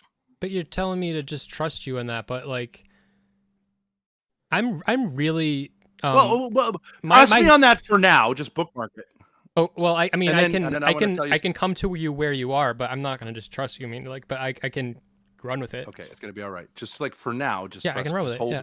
Bookmark it, and then I'll show you like a different approach to it. Now, if you take a traditional, which is going to integrate modern like science also, and you say actually, the bigger leaps are, although obviously there's a progression, even in Genesis, there's a progression from simplicity to complexity. So that's like implied. We do say that's true. But if you look at like the bigger leaps as actually like, and this is interesting as an artist, creativity like an artist exhibits creativity. It's not death in competition, but free creativity, which wants to create more interesting, it's sort of an intelligent, but also like an artistic design. That is the deeper reality of life than death and destruction, right? Which you, and here is my proof of that. Okay? Here's my proof of at the pinnacle of evolution, you have human beings. Everyone agrees. A child, when a child sees the diversity of the animal kingdom in a zoo, reacts with what reaction? When a child sees the diversity of the animals of the zoo? Take a kid to a zoo, what's his basic reaction to it? Oh, look at that. And just curious. Delight. Sure. Delight. They think it's funny and they take delight. And I think children are a pretty good barometer of things because we get older, we get stupid and make shit up and become miserable human beings. Mm-hmm. Now, children are saying, I take delight in what this process has produced. And why would they if it was produced by death and destruction? You see what I'm saying? Like they get it. It's a delightful, the variety of the human family and like the animal kingdom and all this stuff is a delightful manifestation of their father with a capital F, his creativity and his joy that is like more fundamental than death and destruction. You see, it's a totally different way of coming at it, whether you believe it's true or not. It sounds great. I see the difference. I'm a Jew then. So, in what sense? So, in the sense that my worldview, like the delight exists, like, but like Jews are like, Jewish God is like way more mean. He's like a mean guy, you know, like he's a, no. That's a misreading of the Old Testament. Okay. Maybe I'm, the God of the Old Testament is incredibly, wonderfully patient father. Okay, then maybe and I'm creator and artist. Never mind that then. That was just a funny way to frame it. But I'm just saying to you, does that like leave aside like this? I think that signaling that you have to hate religion. I just said say, like, doesn't that sound great? I just said Jew again. I think that I'm gonna have to do some thinking about this about myself.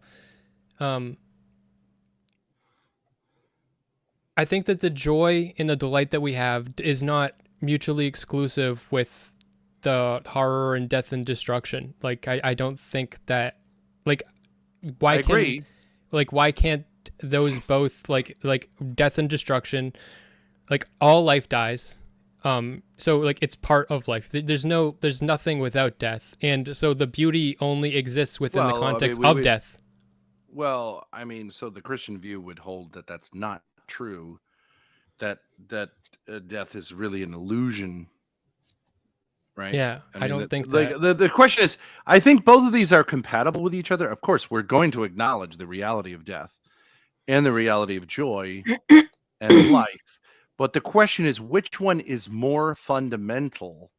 And I think with evolution, you have this problem that it ends up being every other religion other than the Abrahamic faiths. The creation story starts in a chaotic clash. So it's usually like the gods are attacking each other and some blood falls down and then people are formed from that. Uniquely, and in this, like the Abrahamic faiths are unique, nothing else like it. You have no clash and total harmony. One God who's just creative, and like once you add the Christian thing, it's like God is like this trio that like they love each other so much that their love pours forth into more creativity. And that's and whether you agree with it or not, you say like you'd have to say like that's a totally different basis than this clash and chaos. So don't we all ask the question when shit happens in life, is this life? Or is there something underneath this life that is totally reassuring and like it's all good and what appears to be? Or is it that what seems good, it's just an illusion because kids die and babies, whatever. And underneath it is just total chaos, right? And disorder and sort of death. That's a hugely different thing, even though you say they're both compatible. And you'd have to acknowledge as a human being that the idea that death, chaos, and all that sin and evil and all that stuff is actually on the surface level. That underneath it, there's like pure peace and love and joy, and it's all in a plan, is more appealing. You would have to acknowledge psychologically that is far more appealing. Yes. And that the other one leads to a kind of cynicism and despair, which is what our society is facing now. Yeah, but I think that people go towards cynicism and despair out of like they're almost like embracing death, like going into Joker mode, like seeing the horror of the world and just wanting to contribute to it because it's funny, like that's the opposite of like my response is like you do want to focus on the beauty and stuff, but my God is death. And the only reason I think anything is beautiful is because I'm gonna die. The only reason to do anything. You're saying that death makes life more precious. Yes, something like it makes it everything beautiful is only beautiful because of death. Yeah, but okay, so so that's the evolution point of view. It's not evolution. Not true. That's not true. It's not evolution that I'm talking about. I'm saying like the fact that I'm gonna like on a personal like if I don't believe in an afterlife, so like that's that there's just that. But I believe that because I'm gonna die. Okay, so you're saying like throwing the afterlife in the garbage. Let's just say whether or not it's true or not. Just saying like the act of saying no afterlife makes you revere your life here. Yes. Because it's limited more. But that's just not true. That's just not true. I think it is true. The loss of belief in the afterlife has made people much more coarse. Yes, but that's despairing, and it's just like obviously true. I agree. Listen, I agree with you. You tell your kid, and I'm just saying this psychologically, fuck whether it's true or not. If you tell a kid whose like loved one has died, like you will see them again in the afterlife, they're happy. If you say, of course, grandma's dead, she's just in the dirt, that kid is crushed by that realization. You have to acknowledge that it's like night and day, and he probably will not recover from that. It's like unbelievably like destructive of the human soul. And then they will start to, that kid, if he really takes that seriously, will start being like really bitter, angry, and cynical in his life. But you have to acknowledge that that's true.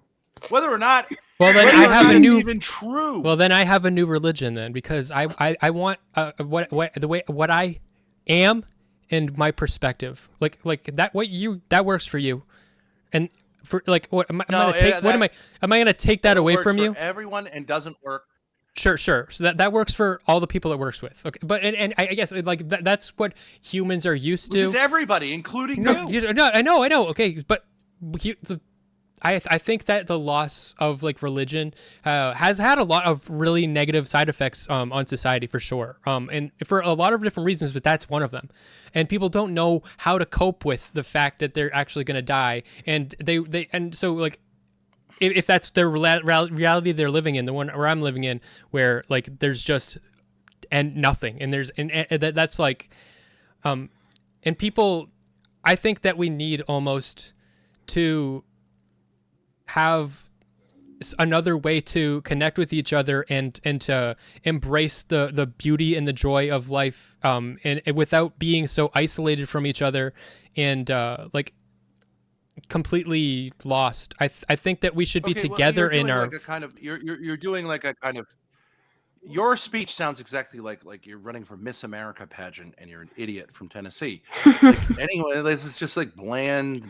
I think we should all experience joy together more. No. I think we should How would you experience. not? How would you not be cynical if you think that your entire life is meaningless and you'll just die and there'll be nothing? Toy Story.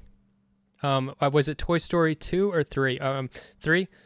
One of them. Okay, one of the newer ones, I think. Millennial. I don't remember much from the movie, but I remember this one moment. They are in like they're like in some kind of like garbage disposal unit where there's like a burning thing in the bottom, and they're like falling in with the garbage towards it. Yeah. I mean, I'm getting choked up. But like they're like, holy shit, there's no escape. We're just gonna die. And they just hold hands and but without that, like, so that holding hands thing is not happening in society. We're not doing that.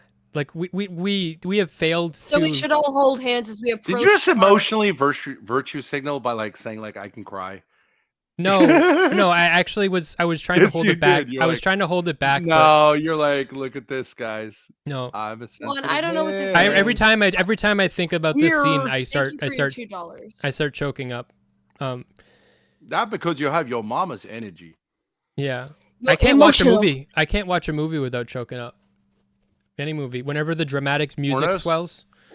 What? Pornos? Actually, Well, you're sometimes, choking in a different way. Sometimes it makes me get choked up, but because I'm thinking about other things. No, That I mean was like some ejaculation. no, I'm just thinking about like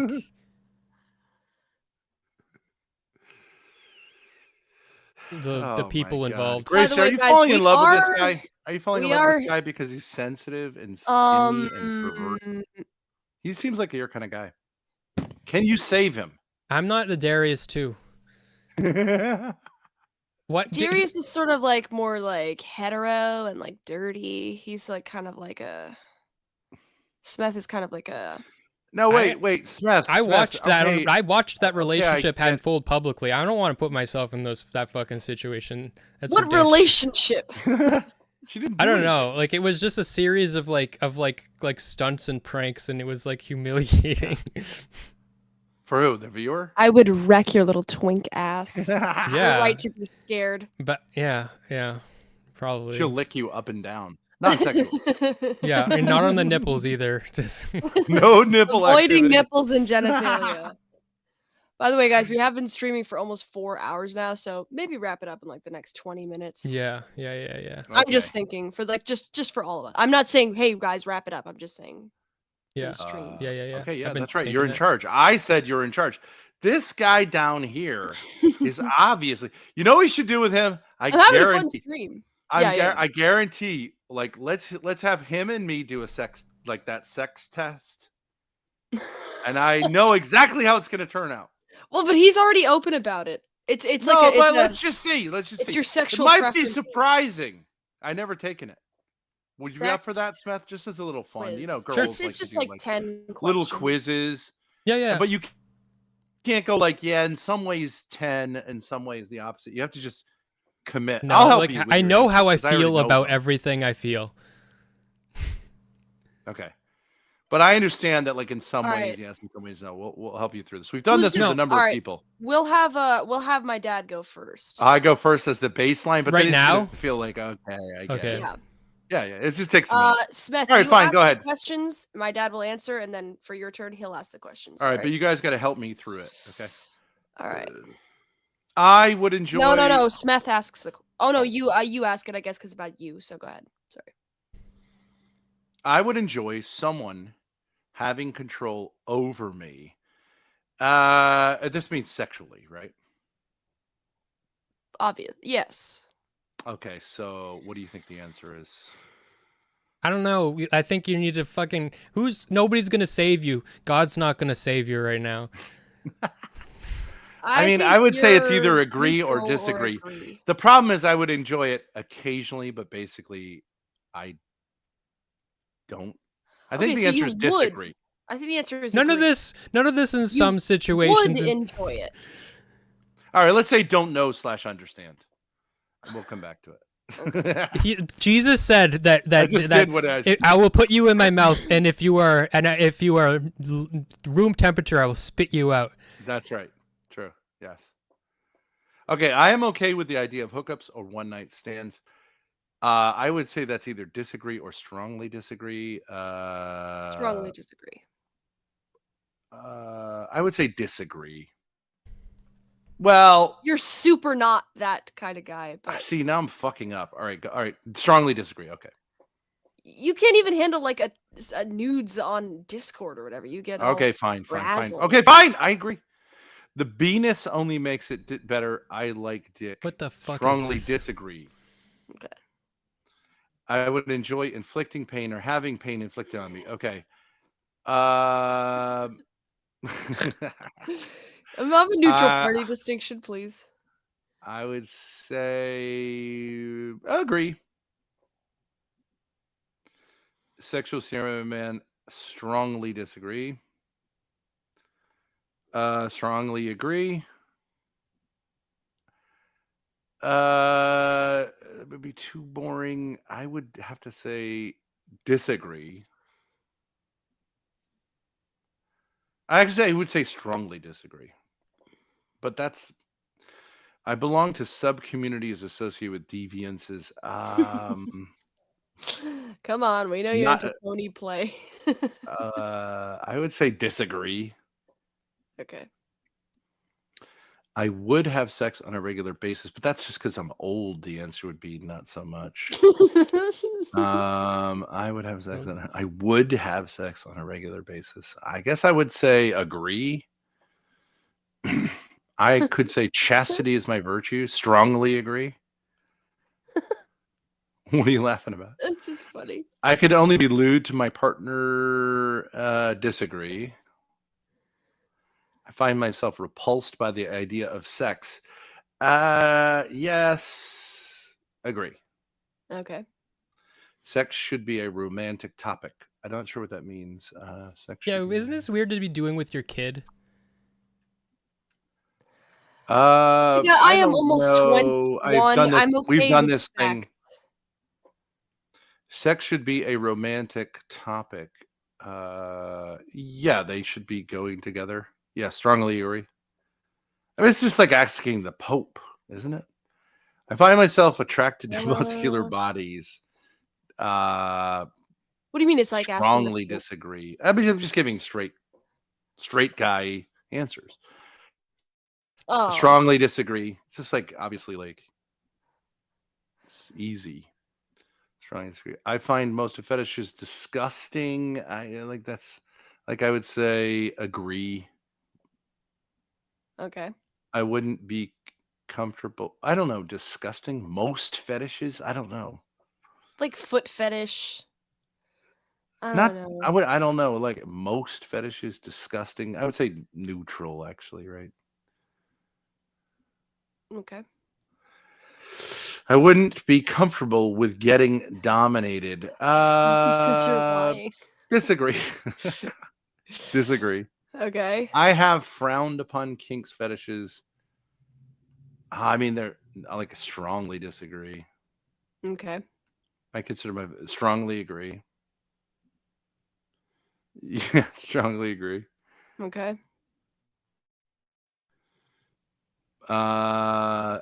Disagree. Strongly disagree. Strongly agree. Almost done. I strongly disagree.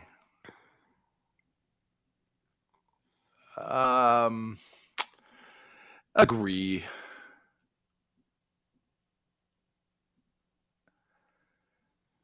Jeez, this one's tough. I know this Negro's answer is going to be from this one, but I would say I would enjoy degrading or getting degraded. I would say neutral. Okay. Strongly disagree. Okay. Okay, so you are Bitches! 100% straight. Good job. Yeah. You are hyposexual. Interesting. Yeah. Snooze. Snoozer. You are a 50-50. Interesting. It's interesting, yeah. Very vanilla. Well, more vanilla. Fairly than vanilla. and Love very not. effective. Right. Okay. Affective. So much cap. What is the organization? Is this just one of those Facebook quizzes that someone made, or is this? It's our personal cult that you'll join afterwards. It's called "We're using your sexual." We're actually trying to get these from you so that we can manipulate you psychosexually. Yeah, we're gonna learn what your kinks are and then use them against you. Yeah. It's like, pretty typical. But all right, let's see how you do, because I'm interested, because I don't see how anyone could answer any of those questions differently. But Okay. Well, then you're doing exactly what you said, because you're saying I'm one willing to see other people's perspective. Yes, Dad, your head stuck in the sand. okay, well, but I'm willing to. You have no creativity. Know how You're have just a beacon of death. You have no creativity or no imagination. Smith, stop stalling. Take the test. Would you enjoy having someone? Yes. Strongly agree. All right. Strongly agree. Agree. Just disagree. Disagree. Agree. Strongly agree. Me too. Neutral. What's that supposed to be, Grace? I have a lot of daydreams. Yes. Agree. Strongly agree.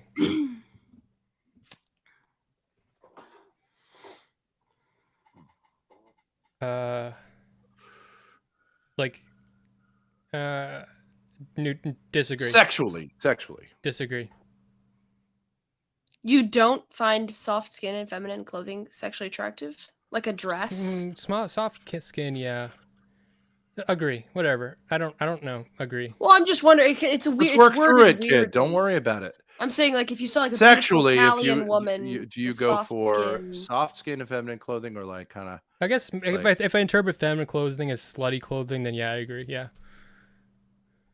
So yeah, I agree. Like a dress, like a woman with soft skin wearing. Well, like if she's wearing like a nun outfit, then like that's feminine. I'm not attracted to it, but. Do you not know what a dress? What is the problem? Nun outfit. Like, They're just like pretty. I think slutty clothing is attractive. I don't. Okay, so like soft skin. I haven't tried the soft Like, skin. It's asking you if you're gay, obviously, and the answer is. Say agree. Neutral. I said Okay. agree. Okay. Agree.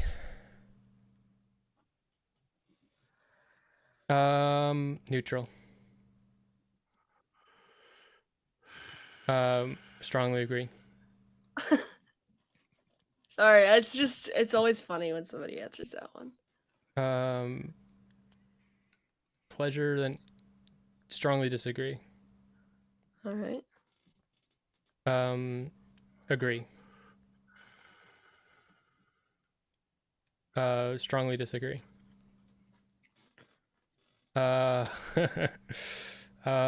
Strongly agree. Strongly disagree.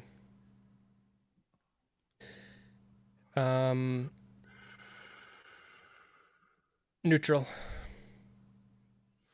Okay. Agree. Almost there. Neutral. Really? Really, you would say neutral? Because I would say You had. Maybe if it was had, yes. Oh, okay. Well, I'm just from what you've described. I'm not saying you frown upon them, but I think it's saying society frowns upon it. Society. oh, I definitely have. frowns upon Oh, I quotes. have. I possess frowned upon. Oh, then strongly Yes. agree. I strongly agree. Yeah. That's right. Oh, I see. Okay. Disagree.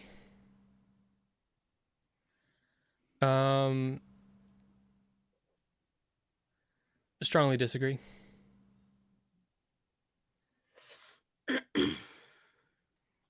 Strongly disagree. Disagree.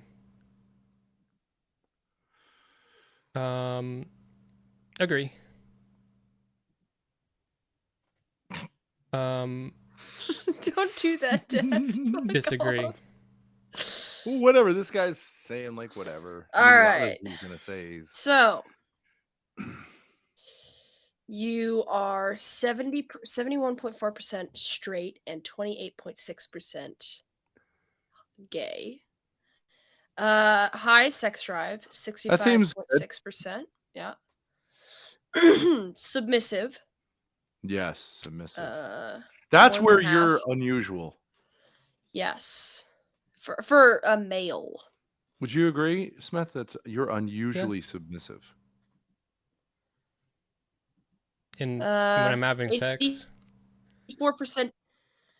You're sexually 84% deviant and 75% effective. Same as my dad. 75%. Okay, so if we look at the two,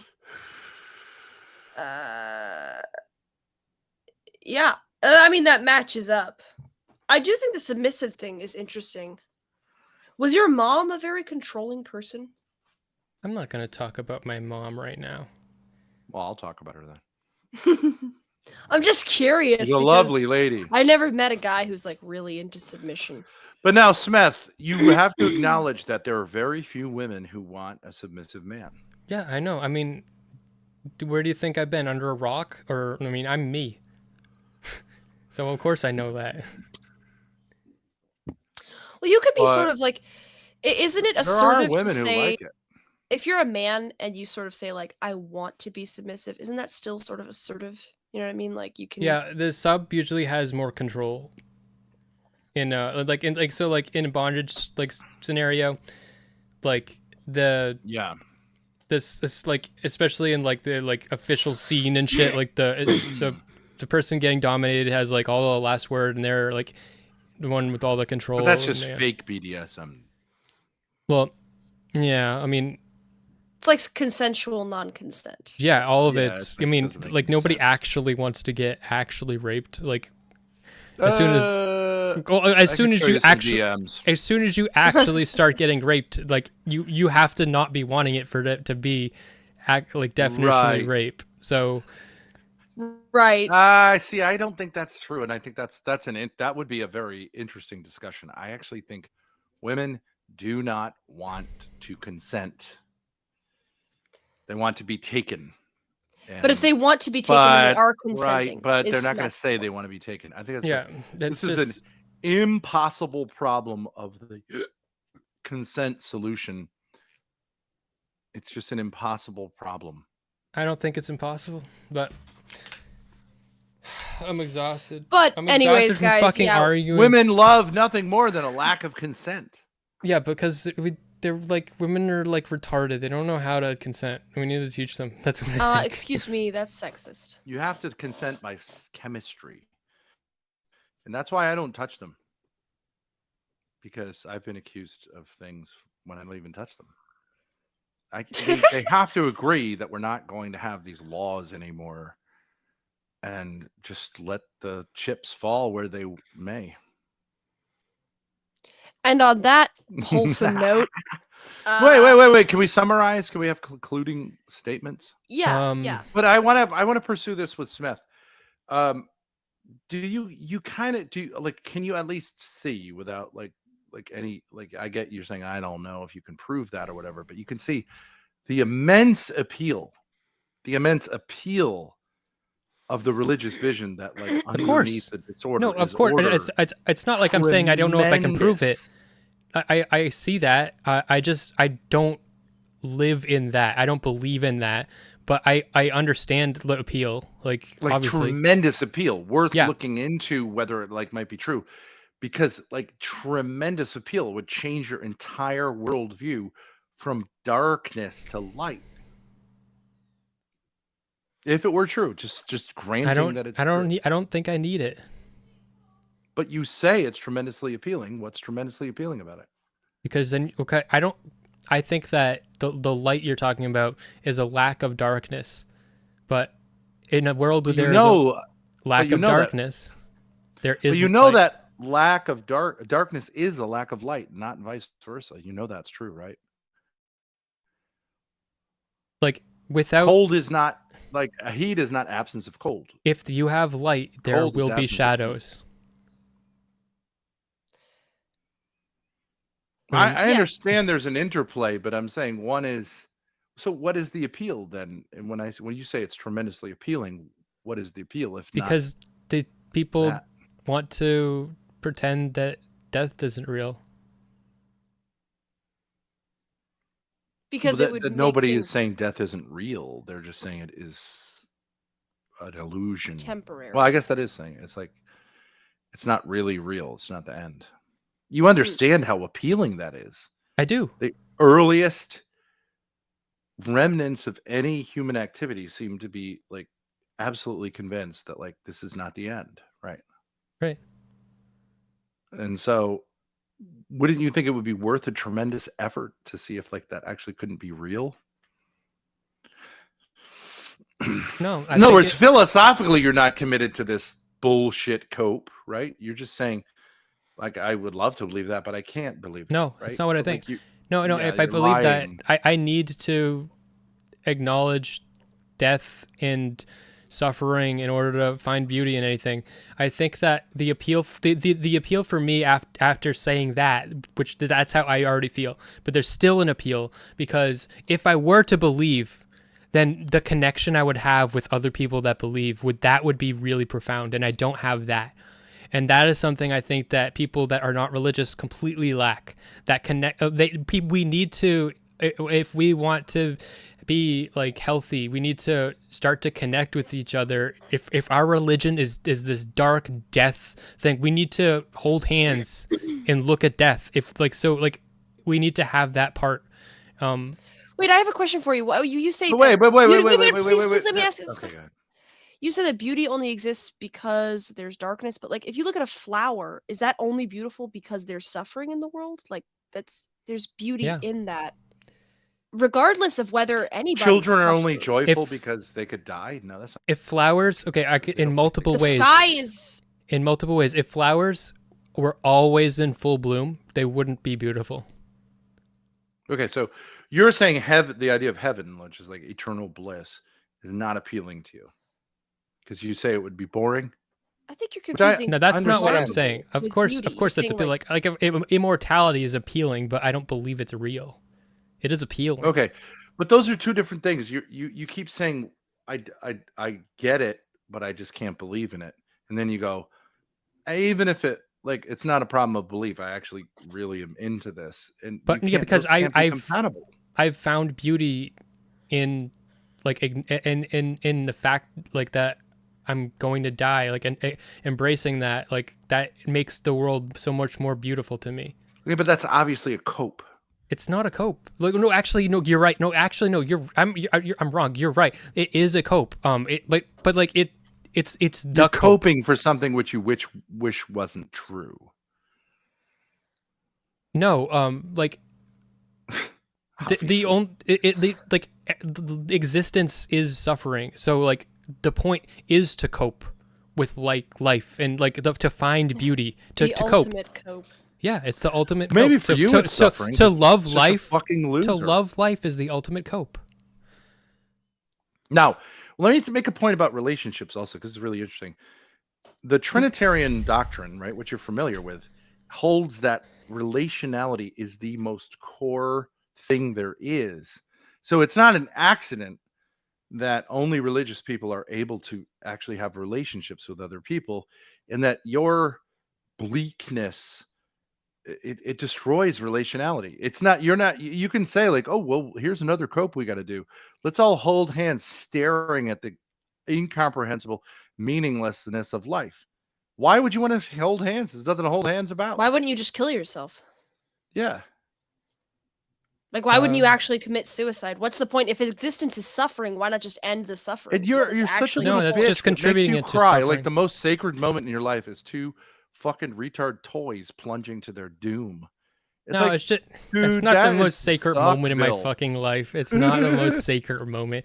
It's just Look, I would say it's kind of beautiful when the people jump from 9/11, like they held hands and they jumped.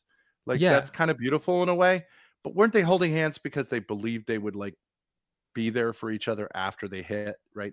If you believe if you believe they're going to be there did. for each other after, who cares? I Just guarantee they did. just fucking end it right now. There's no reason to be because alive. you want to end it holding hands. If there's an afterlife, I don't see any reason not to just kill yourself, you know? Like, but like if there isn't an afterlife, then there is every reason not to kill yourself. There's every reason to get as much joy and as much. All right, let me as make you're like, one last point about this cope. Okay, this cope about like there is only life. Okay, see if you can. Just why do you follow need this me to without- believe in this? Why? I don't care. You want to I would like to have a little bit more of a partnership with you. Okay, it doesn't mean, but like I so already told when you. I was- Join the cult. I'm not- Join the cult. I'm not. Join the cult. I'm my own person. Like if you want to talk, we can talk. But whatever. Okay, so but I'm just saying because of like otherwise it gets in this like cope. If I'm talking with someone who's just coping and lying constantly, I can't continue the conversation. So I'm going for a hard like maybe just reconsider this. Okay, so fuck it. If you don't, you don't. But listen, this thing about like life is only precious when there's death. Okay, 3 years ago, the world split into two groups of people. One, which went crazy about this pandemic and started saying like, shit, if this all there's is, let's shut every fucking thing down because there's death in the air. And another group of people said, fuck it, that's stupid. Keep it open. I'd rather die living than live dying. You see what I'm saying? Is that profound or what? Dude, you just blew And- my fucking mind, dude. I don't see how your mentality, which is the mentality that was shared by the inheritors of the Enlightenment and science and all that shit, they said, shut it all fucking down. And the my people response who were to generally COVID- speaking, religious people in Africa was keep it open, trust in God. And you can't deny that that's how it split. That's how it split. You know, my yeah, but that's not where I fall though. I fall that if this is a pandemic and we're all gonna die or whatever, and like it's spreading, like it's not we're all gonna die. Like old people are gonna die and it's gonna like, then I would rather like enjoy like life than spend the next 50 years like like hiding in a basement. So like that would be the opposite But you of understand, enjoying. there was a mentality which was saying like the highest good but that's not is me. preservation of life, which shut every fucking thing down to say like I'd rather be sort of a living zombie than die. And like you have to acknowledge that that's heavily correlated. I would rather be a secularism. living zombie than die, but there's another option. It's just like get COVID and then potentially never have a sense of taste anymore. That's like type of thing. Like theoretically, like the effect that it has on your sense of smell and taste isn't like in your it's a brain thing. So it usually comes back, but it could not come back. That would suck. But I would rather have that happen to me than just I would rather have that happen to me to lose 5 years of my life. But what I'm saying, your theory is that the despair of an afterlife, which is an anomaly historically and metaphysically, actually should, like, theoretically would make us more vital and more embracing of life. It actually didn't. I know. historically I'm telling you, have that we effect. need It to. had the opposite effect, which is the obvious, like I the think there's a obvious lot of other conclusions that factors. become like extremely fearful. I'm not We saying in every single destroyed the case, but, communities. There's no community anymore. There is Right. we've there, yeah like so like you get rid of we the need- metaphysical hope, and it descends into like individualism and like yeah, I'm fear. against that.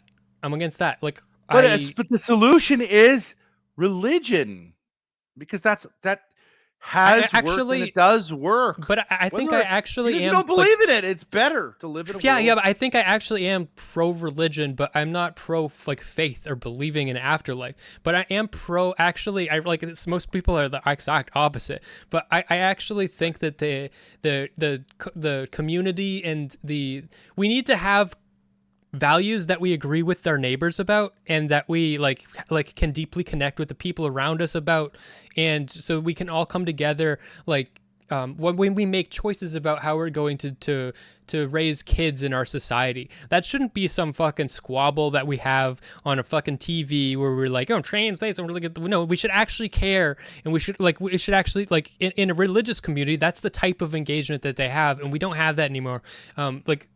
That is the type of connection that we need. So, but like I don't. But I you're think, saying it's like saying like let's take the blues out of rock music and see if we can still rock. Can't do it. You know what I mean? It's like it's so ridiculous. It's like saying let's make a chocolate cake with no chocolate. It's something that doesn't exist yet, I guess. Yeah. Okay. So you're saying that my philosophy is that I'm going to create something which has never existed prior in history, and it doesn't even make any sense theoretically. Yeah. Why not just consider the I've considered tried it. I and have. true? Well, maybe you've never heard it presented in a way that makes any sense. The tried, because like I disagree with most religious people, but I don't. Just like maybe it's not worth looking into a little bit, like seeing where the problem is. I see it. I What's see the it. fucking problem? I have a vision. It just doesn't. Like, Wait, What's the I problem? have a question. I want Woodstock. I want Woodstock. That should be the religion. Like something like that. Like I agree. I agree that largely the 60s were a Catholic movement. It was, if you can look into this, it was originated as like a mostly Catholic movement that got corrupted by drugs and like was like a kind Probably of psyoped. messianism. Jews. And I don't they think it took was it over that. and tried to turn it into a utopianism that became if anything, it would have been inured in- Mormons. No. Well, Catholics and Mormons very similar, but it was I believe it was a correct troll of the 50s, which sucked unbelievably. It was a religious movement. Everyone would recognize that. Even the LSD stuff was talked about in religious terms, but it was a shitty, it was a shitty religious movement because LSD is not a lot like being religious, right? It's not very similar. It's like a cheap, materialistic, like the free love stuff is like also just like it's hedonistic. People get addicted to sex. It's not really what love is. You don't take care of your kids. You don't take care of yourself. Anyways, so but I'm saying like whatever. If you just feel like, well, fuck you, I don't want to hear about it, then I guess you could spend the rest of your life coping. Wait, in this I way have that everyone nothing- can you're not- see that you you're not- don't really have. You're not what telling me you need. anything new. I just don't believe in an afterlife, and I think it's better if we don't. I think that we're capable of You're loving just and lying, having- obviously. Wait, Smith, I don't understand. If life is short, right, admittedly short, and there's nothing after it, why wouldn't you just pursue as much pleasure and power and money as you possibly could get at any cost? Right. Because that but would I get you don't- the most happiness, sort of like in this world. Because that would I- get you the most pleasure. Because so on that sex questionnaire, you guys have so fucking interested in my sexuality, all right? Like I said that for me, like it, like You're the one who the- told the- us you have the to pleasure- coexist being like, with oh, your the cat. totally gay. pleasure and intimacy thing. I way more value the intimacy than the short term pleasure, and I think there's so much more fulfillment in that. And I think that people like the hedonistic like response to like atheism is just like just it's like parentlessness. There's no guidance, and I think that there is more to be gained from life than hedonism. Yeah, I would agree with that. I agree with that. And on a secular level, you can do a lot of similar things, but there's like a joylessness, and I mean, there's a despair. Like, are you sure? Like you say it's incredibly appealing, but I don't believe it's true. But I'm also like super happy that it's not true because I've rediscovered like whatever, and it's just a cope. Obviously, Yeah. well, I think you're trying to hold things together that don't make sense. Oh. But I think the key is somehow you are saying no to something that's not really very hard to say yes to, and it probably has to do with you and your relationship with your dad. That's what there. I'll just say it. If you forgive your mother for turning you into her bitch and alienating you from your dad, and you apologize to your dad for being a prick, then all this stuff will line up. Then I'll believe in an afterlife. This stuff will line up and you'll go, oh, thank God. I was just obviously coping. That sucked. No, but I am coping with death. Yeah, Why you're cope? coping. Why cope though? Because I believe Well, death you could say is- religion's a cope. That's fine. But you Yes. can ask me any of those kind of questions. You could say religion's just a cope for the reality of blah, blah, blah.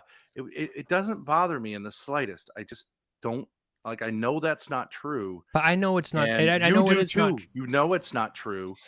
And like, you know that you were created, given a gift, all these gifts of speech, and you're going to be held accountable. And if you're not held accountable by a person, it doesn't even make any sense.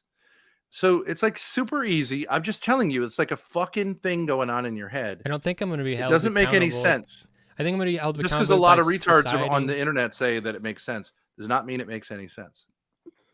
It's a psyop. Yeah, I mean, I don't think that afterlife or God make any sense. Well, I mean, you'd have to unpack that a little. We could do that sometime, but like, if you're not interested, then like, I don't think it's interesting. But like, I don't. You are not gonna convince me. okay, but that's what like a bitch would say.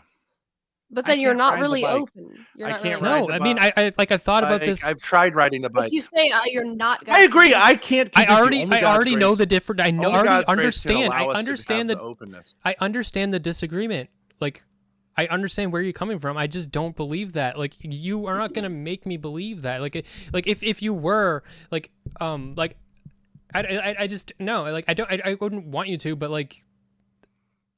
I'm just not. But just the fact that you say a religious vision is tremendously appealing shows Of course. that you're there. You just have to like get rid of the crap in between. Mm-mm. It's That's me. I'm the piece of shit. I'm the piece of shit in between. I'm in not between judging your you. act- You know, you're I'm on the a journey, and dingleberry. I'm the dingleberry that's still there after you wiped. It's like But I can see the consequences to your thinking are like massive. They're massive. Like this blockage is like it's not going to allow you to get anywhere in life. But not gonna let me okay. get through the pearly gates. That's for sure. I don't know. I mean, I see you think that's how religion works. No, It I'm doesn't work joking. that I way. know. Well, I think that I mean, if you're just called to be as sincere as you can be, and if you have a legitimate blockage, you do. If- But like, I don't get it because like I was in a similar place to you, and like I found my way through it I almost myself. And I want people like, to be Christian almost. Like I like a lot of Christianity. I think that a lot of that should be things that people can like come together on. I just don't right. think like actually believing in God and an after. I think that believing in afterlife is like a big cope, and it I think you have to be afraid of death to live. That's just what I think.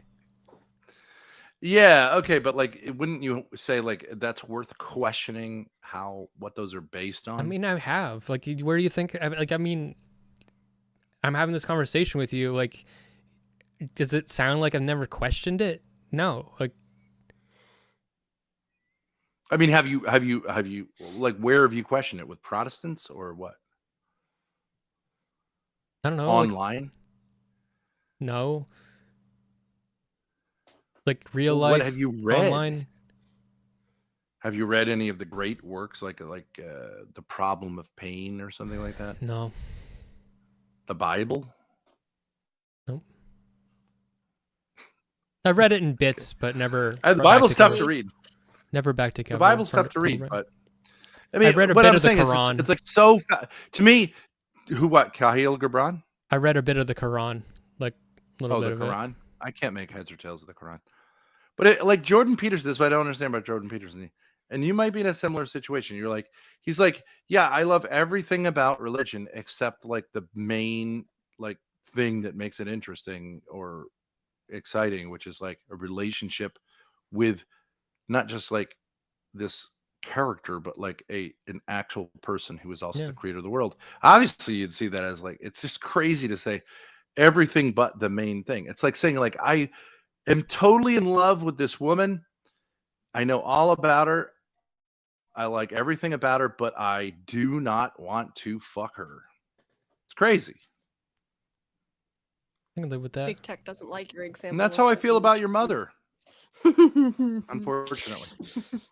Well, I think this was a good conversation. Smith. Sorry, it got a little heavy. I like Smith. I like Smith a lot. I think he's funny. Do you feel sexually attracted to him? No. Not in the slightest? I don't know. It's hard to feel sexual attraction over a screen. I'm just saying, is there any chemistry there, Grace? I want to go.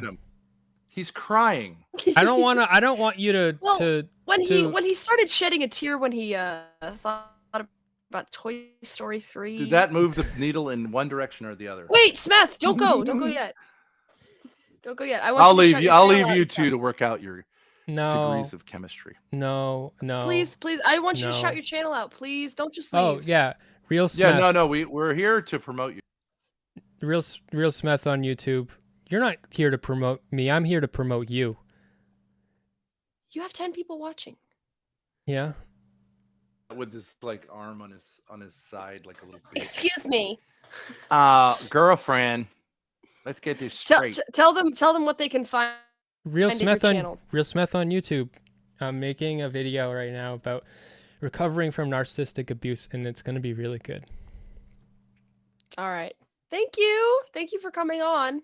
Hope we can talk again. Maybe you and my dad can have a debate or something like that. Yeah, he was just gonna fucking try to convert me.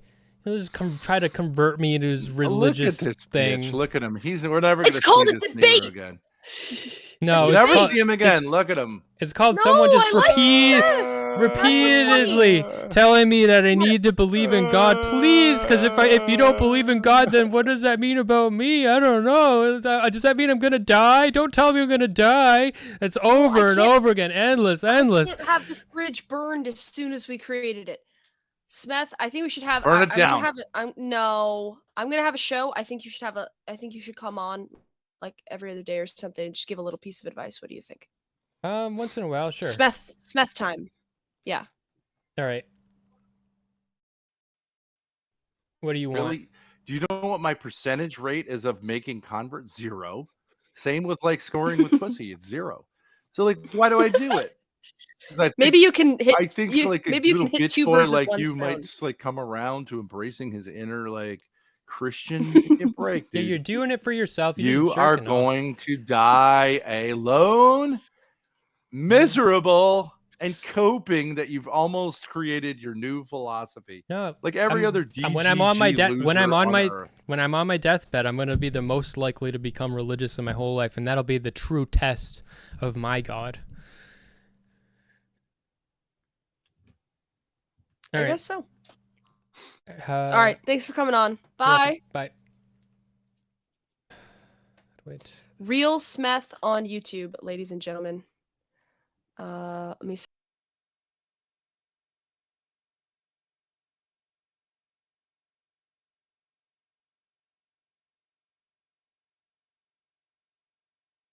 Well, that was random. Well, thank you very much for watching. I'll never die alone because I've got all of you watching me die. Thoughts, feelings?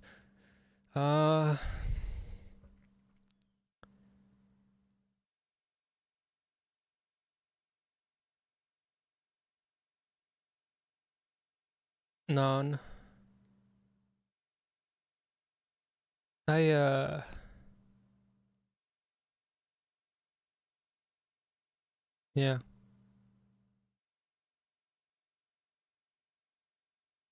I don't really think he did it. But, he definitely doesn't want you to not think he did it.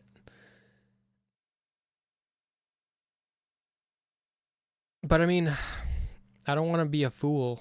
I guess I am. I don't know. Yeah, I don't really think he did it.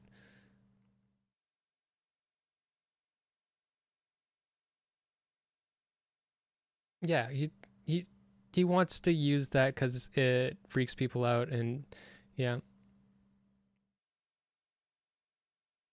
Okay. So, all right. I'll probably message you, Biddy, later.